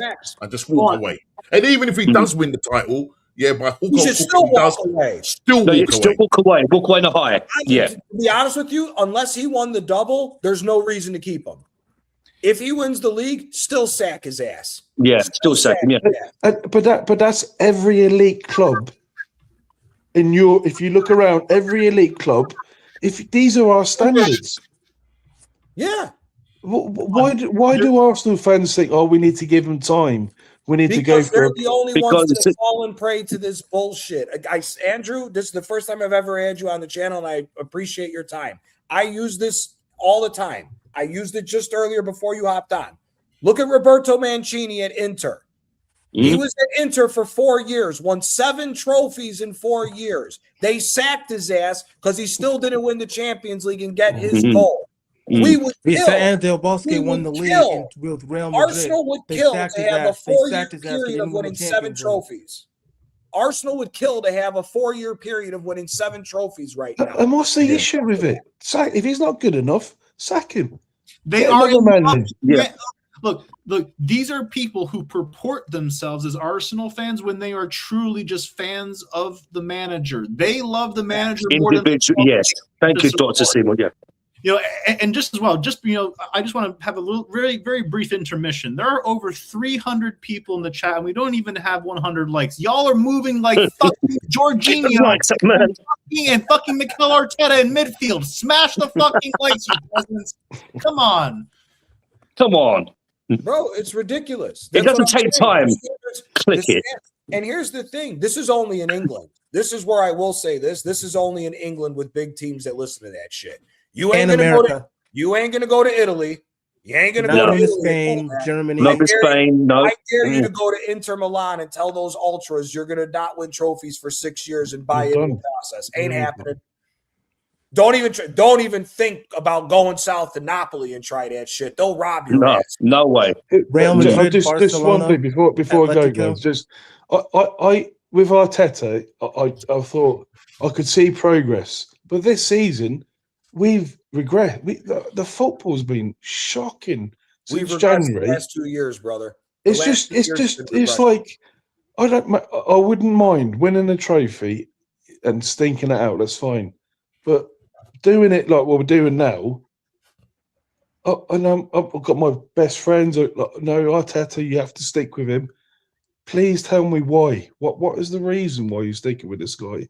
Because they want you to they want us to stick with him because they don't want Arsenal winning. Whether they like our fans, hate our fans, or whatnot, they don't want Arsenal to get back to winning ways. Because again, everybody is realizing that there is one of the big 6 teams that is devoted to dumb shit, and that's us. Spurs is a shit club to begin with, so you can't even lump them together. They're just a dog shit football club. We are the only ones. This is how bad this situation is. This City team is the worst City team since the money got pumped in. Yes, tell him, Gianni. This team is worse than Roberto Mancini's era. It's worse than fucking Manuel Pellegrini's era. This league has been shit. This should have been our league in spades. We're not losing the league because of the game today. We're losing the league because of that fucking run of Liverpool, Brentford, Nottingham Forest, and Wolves. That run of horse shit is what's coming back to bite us in the fucking ass. Yeah, exactly. This shit. If we had come away with the results that we were supposed to get and actually go for fucking games instead of a retard manager, guys, if you don't win, just don't lose. Get a draw. Brother, draws killed us last year. You didn't learn from that? Bro, it's all bullshit. It's all bullshit. He's done as a manager here. He has to go. If he gets a contract extension and we don't win the league, bro, just call it a day. Well, look, we'll have Fabregas next, and it'll be the same old shit. They're talking about Areola. Oh, God forbid. But it'll be the same old shit, guys. Yep. Same board. Same repeat. Yeah. Same message. Give us time. We have to, refresh the squad. We need to. It's just go out and get an elite manager. Yeah, I was just saying the same thing because I need to get an elite manager. I need to jump as well. We need to get an elite manager in, an elite manager with an elite mentality. Right, this fan but they base. won't. Norms, they won't because it doesn't fit. I know it doesn't fit the narrative. It doesn't fit, and as long as these fans are here and they listen to these fans and and these fans keep bigging up and gaslighting this current Andrew, let me say something before you go here, right? If any of your friends or anyone that talks about Arteta this, Arteta that, just ask them a simple question here, right? Especially when they say to you, "Oh, who could do better than him?" Just say, "Okay, look, if he gets sacked or leaves tomorrow, who would you want?" Yeah. And guaranteed they'll say something like, maybe Enrique. Then that means they want an elite manager. They're full of shit. They can't. They go. Well, Enrique's not going to go to what he's. No, I'm just saying that's what they'll say to you. So yeah. Whether Enrique goes or not, there's other managers to look. Even if Enrique was available, Carlo Ancelotti, 20 million. Give it to him right now. But it's not. They won't get people like that. Of course not. Because they're not yes men. They're like here and now. Well, that's a thing as well. There ain't no process with these people. It's fucking on win. If you want me to win, I'll win now. Yeah. But that's why we don't like Unai Emery. you could argue if you gave him $1 billion, would he be doing better than Arteta? Oh, 100%. I think so. I think so. I think they've done him bad. But why? What was the fucking reason behind that? Gianni, I just want to say something real quick. Yep. Leicester City has won the league, the FA Cup, and they've won practically the domestic treble more recently than Arsenal. Yes, and that this is was, fact. and last time Arsenal, and I'm also going to say this, and I don't mean to reveal my age. The last time Arsenal won the Premier League, I was 5 years old. Yeah. In 2004. Yeah. I've been supporting Arsenal for 20 years. I've never seen them win the league. I've never seen them win the league. You know, and something else as well that could also be said, like to your point, Andrew, you know, like I have always been making the argument, you could go outside right now, you could throw a rock in any direction and hit someone. That would be the equivalent of hiring Mikel Arteta, because they, you know, because that stranger would have the same amount of experience and know-how that Arteta had walking into the club. That's the first rung. You then go up a rung in the ladder, right? You give someone like a Sean Dyche, you give someone like an Ian Holloway, you give someone I don't know, like a Roberto Martinez. You know, you give someone within that C rate, D rate, you know, like tier status. You give them 6.5 years. You give them over £1 billion. You give them all the unprecedented time, money, patience, unquestioned authority, and support at the club, and they will have won silverware with, you know, with all of those factors.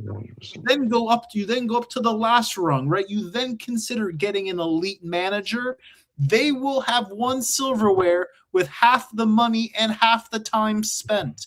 Why? Because they are competent. They are proven. They have that CV of being able to the line, develop players, and also understand player and game management. I haven't seen that idiot that was trying to argue with me on Aaron's channel. But everybody who laughed at me at the beginning of the season when I said Roberto Mancini was available, everyone said, "Oh no, he's too old." That motherfucker picked up El Sad. El Sad is now in first place, and he's gotten El Sad to the semifinals of the fucking Asian Champions League. Oh, but it takes time. Hey, guys, I need to go. Take care. Big up, Andrew. Hey, Andrew, great to meet you, man. And hopefully Arsenal win this league. Guys, I'm going to head off as well. I'm going to shoot off. Big up, Big up, Anton. I'm gonna need to run, man. It's 3:18 and 18 in the morning. Yeah, exactly. All the UK random have got to bounce. We're all bouncing. Exactly. Yeah. We're all bouncing.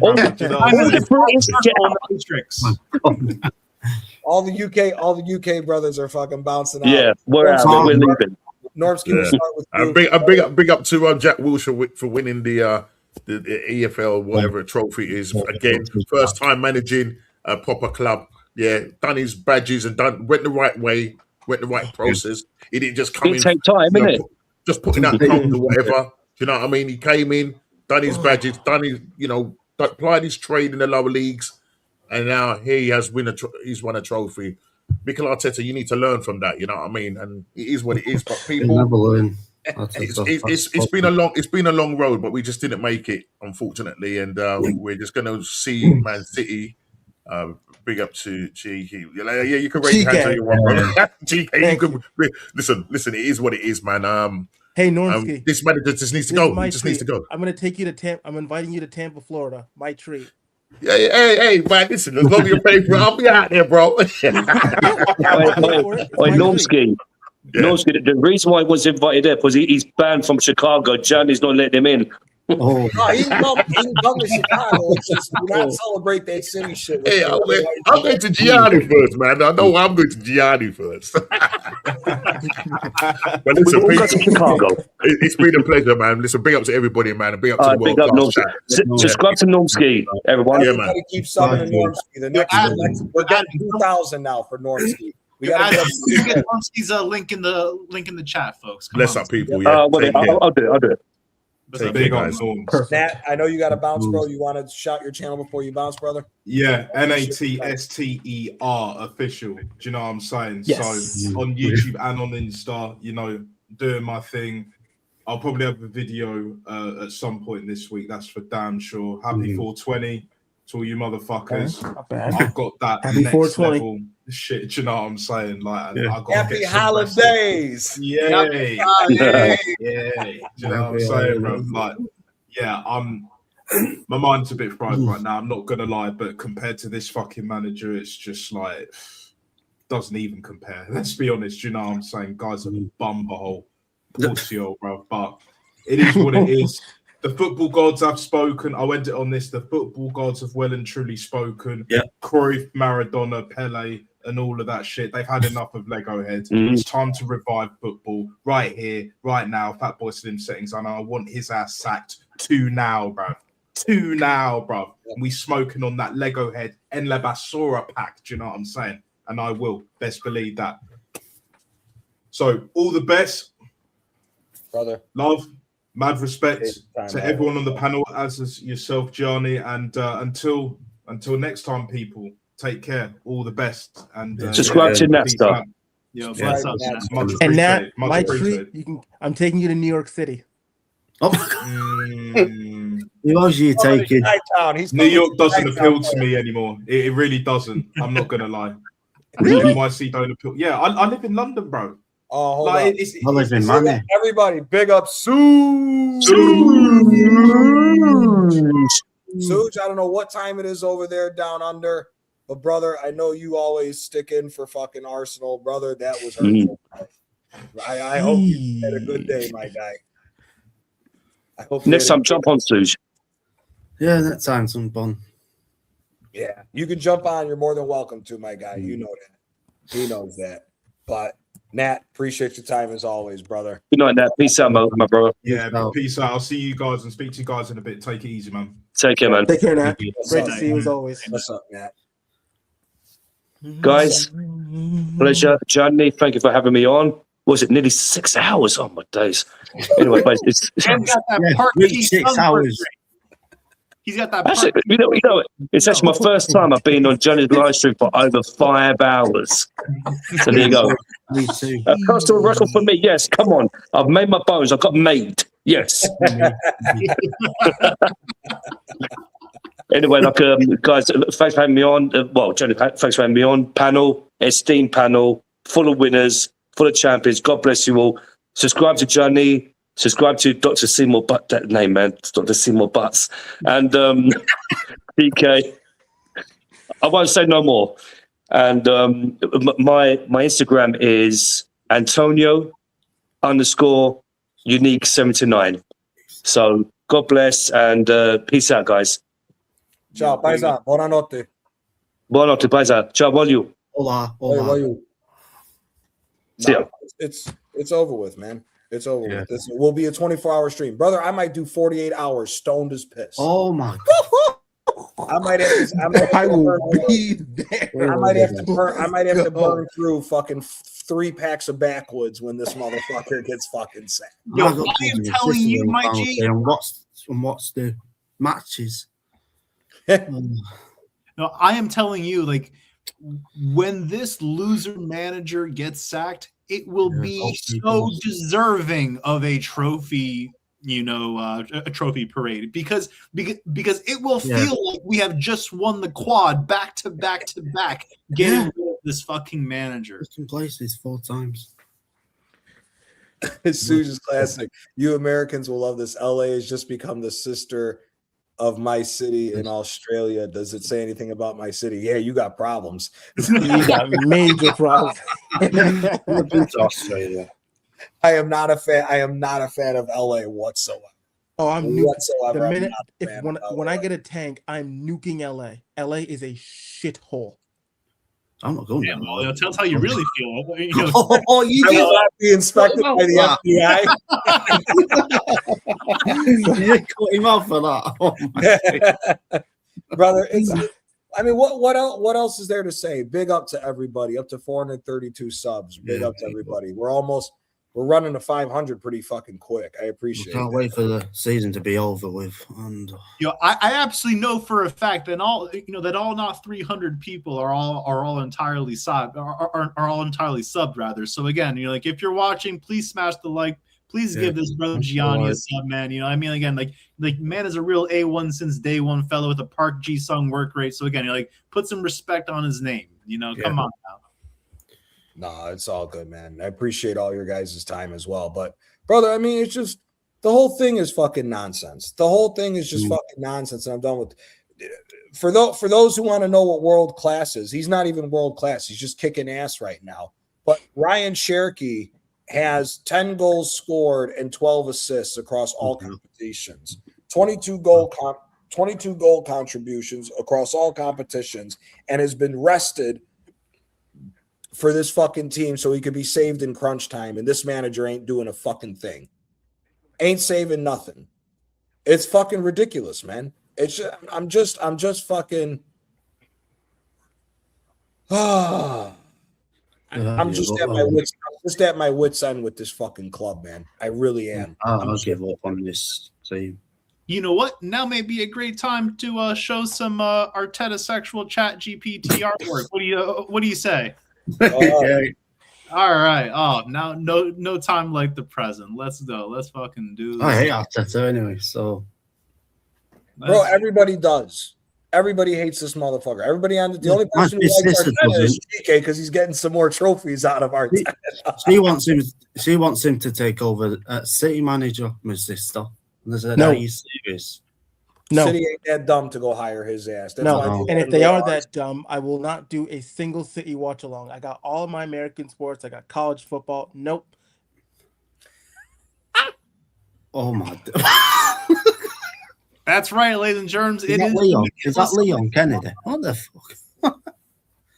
So as we know, we have seen Arteta go through everyone's strings. So rather than doing anything, they're certainly not coming back healthy. What please? And then we also have, don't forget, un amor prohibido. That's right. Like, this is, it's basically like a very, very donkey. But, again, like we have seen this manager just absolutely do everything. And, certainly to your point, not just 29, but also pillow foot as well. We have seen this manager force his players into the squad at the expense of the remaining players, that see pitch side. It is exactly why Eze was pushed over the left wing today, because sweet dear Captain Pillowfoot just had to be in the 10 despite stinking out the place for the last 36 months. I shall carry on to the next one, ladies and germs. That's right. Arteta. These motherfuckers don't deserve no fish fry, especially for somebody who knows what the fuck they're doing. But mind you, Gianni, all the fish that they're frying, these are all minnows. These are all like bottom feeders at this point. And just like this, when I grow up, I want to be second too. Yeah, that looks like the two guys in the center. That looks like Odegaard and Havertz. Oh, these idiots right here. But that's like your high school sweethearts. Yeah. So Odegaard and Havertz look like they should be the spokespeople for Subaru. That's awesome. Yeah, Odegaard and Havertz look like they should be the spokesperson for Subaru. This is the moment in time that we're waiting for. We are waiting for Don Andrea Berta to be dragging Mikel from the Emirates by the ankles, kicking and screaming. And we are waiting for this long overdue P45. So long, Mikel. Yeah. I swear down, you will not be missed at all. Yeah. At all. And what will happen as a result? What will happen as a result? Oh, that's right, ladies and germs. It is all or nothing part 2. It turned out to be nothing. Yep. Facts. That's right. Yeah, facts. He's just a failure, Arteta. He's an absolute failure. And again, like the fact that we even have, again, we haven't been talking about this for some time, but the fact that we have a blind date show associated to this club is probably one of the biggest disgraces to have ever graced this club. I swear down. I'm not sure if anyone else has been watching these episodes, but they are shambolic, to say the least. Well, blind dating? No, I'm not even gonna. It is a plug. That's right, ladies and gentlemen. It is a plug for the one that's on their knees is Martin Keown. That's fucking right. Martin Keown is bolting and burping Arteta. I swear to Christ, he is. That's right, ladies and germs. You know, like if you have been caught polishing Arteta for the last 6.5 years, by George, you will be clipped up, and you just may qualify, into a category with your own Arteta Sexual Award. That's right. So I mean. This has been a wonderful time. It's been a wonderful time in our club's history.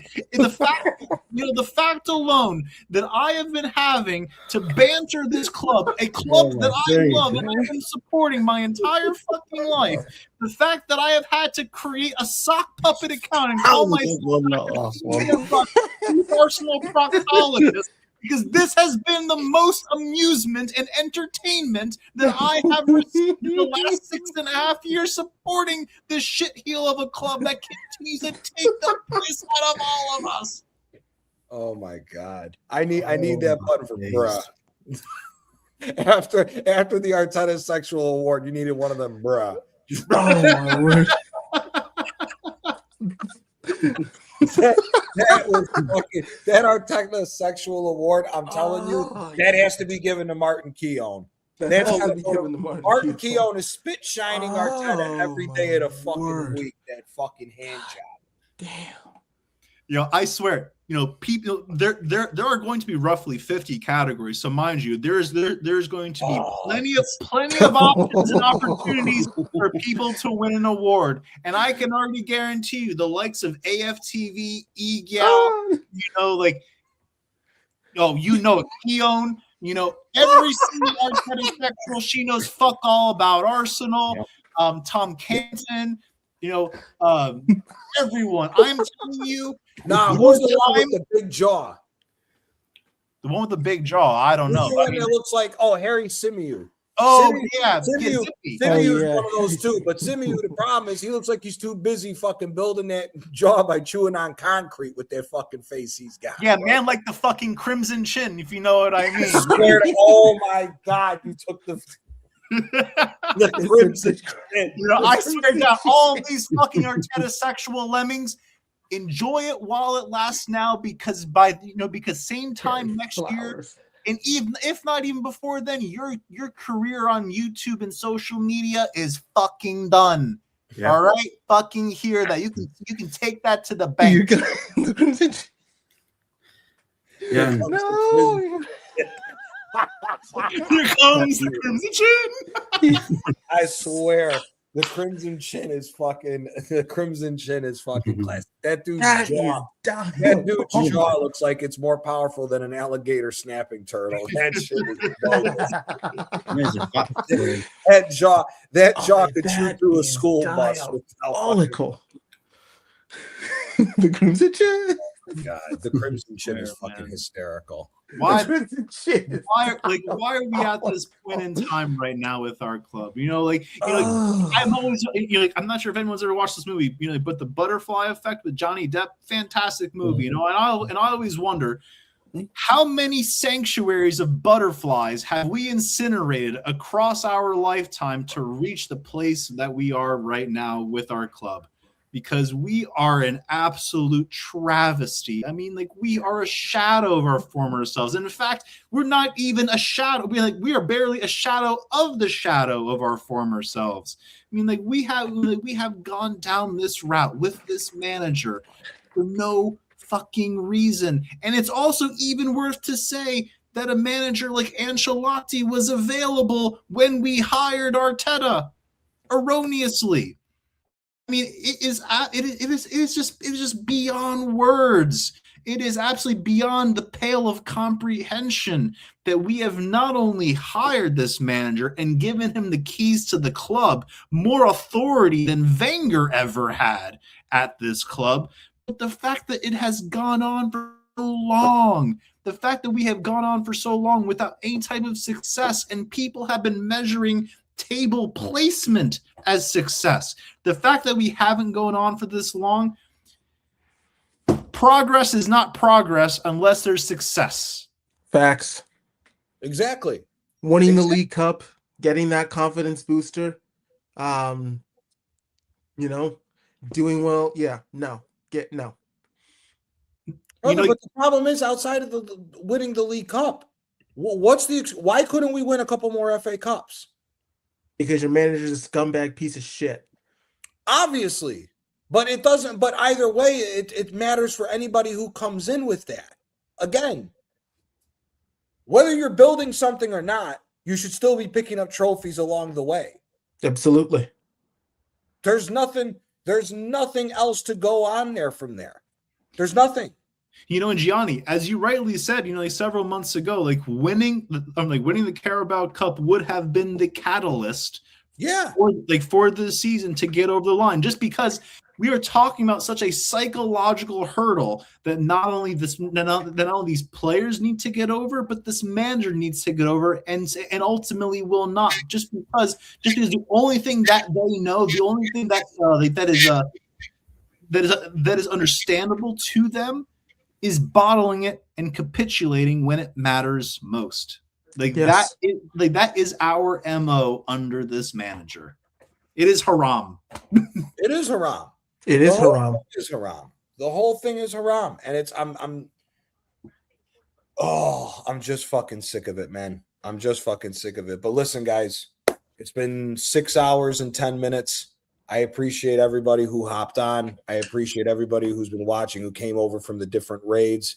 I don't really see anybody that I know live on YouTube right now, so we're going to call it a night. I have to get some sleep because I got to be back at work tomorrow. But how early? Not that it's any of my business. Shout out to the Waffle Don.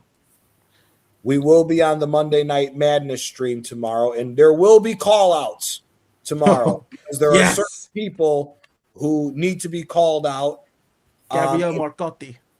Oh, no. No. You know what? Let's just preview it right now. Man like KP. That's right, Cape. You're on fucking fraud watch right now. And same with you, Steven. Swear down. Again, anyone calling 29 and Pillowfoot are technical players, that's not a good reflection of your football intelligence. Exactly. We will be talking about this tomorrow, about technical players. And this will be going on into tomorrow as well. We will have another call-in show after the Monday Night Madness because we do need to get into the Serie A. I did not get into that enough, but we will talk about that. But listen, at the end of the day, Arteta has to fucking go. The Kroenkes, this is your biggest summer. If you fuck this up, you fuck off with him. And anybody who's back in this bullshit, everybody, all you motherfuckers need to go. But Jim, Tabo, Chike, even though you're a City fan. I've got one question. City and when fan. I come to Chicago, I won't wear any City gear. It'll just be it'll be my Braylon Mullins jersey. Can I ask you one question, City fan? Sure. What do you take company if he wins the Champions League with Bayern this season? If he came to City? Yeah, as manager. I'd take it. I think he goes to City if he wins the Champions League. I think he goes to City. I completely agree. I think if Company and Bayern fuck up against PSG, he'll stay one more year and run it back, and then City will sign Maresca. Because I think Maresca is the guy who they're going to go to if Company doesn't leave Bayern this season. Because Luis Enrique and them boys ain't leaving. Hansi Flick's not leaving. They're all staying at their respective clubs. So Yorkshire, appreciate you subbing. Appreciate it. But big up to everybody in the chat. Big up Bob. Big up Tigray. Big up Black Crow. Big up Yorkshire. Big up all the legends that have been here the entire time. Benji, everybody.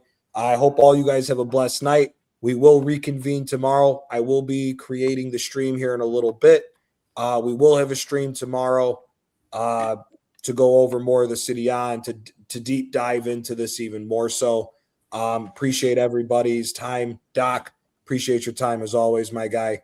Jim, always appreciate your time. Chike, appreciate your time. Tabo, appreciate your time. We're going to end it there. I hope everybody has a blessed night, and fuck Arteta. Fuck and all you motherfuckers that back this piece of shit, get the fuck out of my club. Yeah. And that's all I'm gonna Lifetimes of say. shame, motherfuckers. Lifetimes of shame to hold. Yeah, Fact. Stone Cold. And that's how we're going to end this stream. Fuck Arteta. Come on, you Gunners. But fuck Arteta always. Big up, guys. Yeah, big up.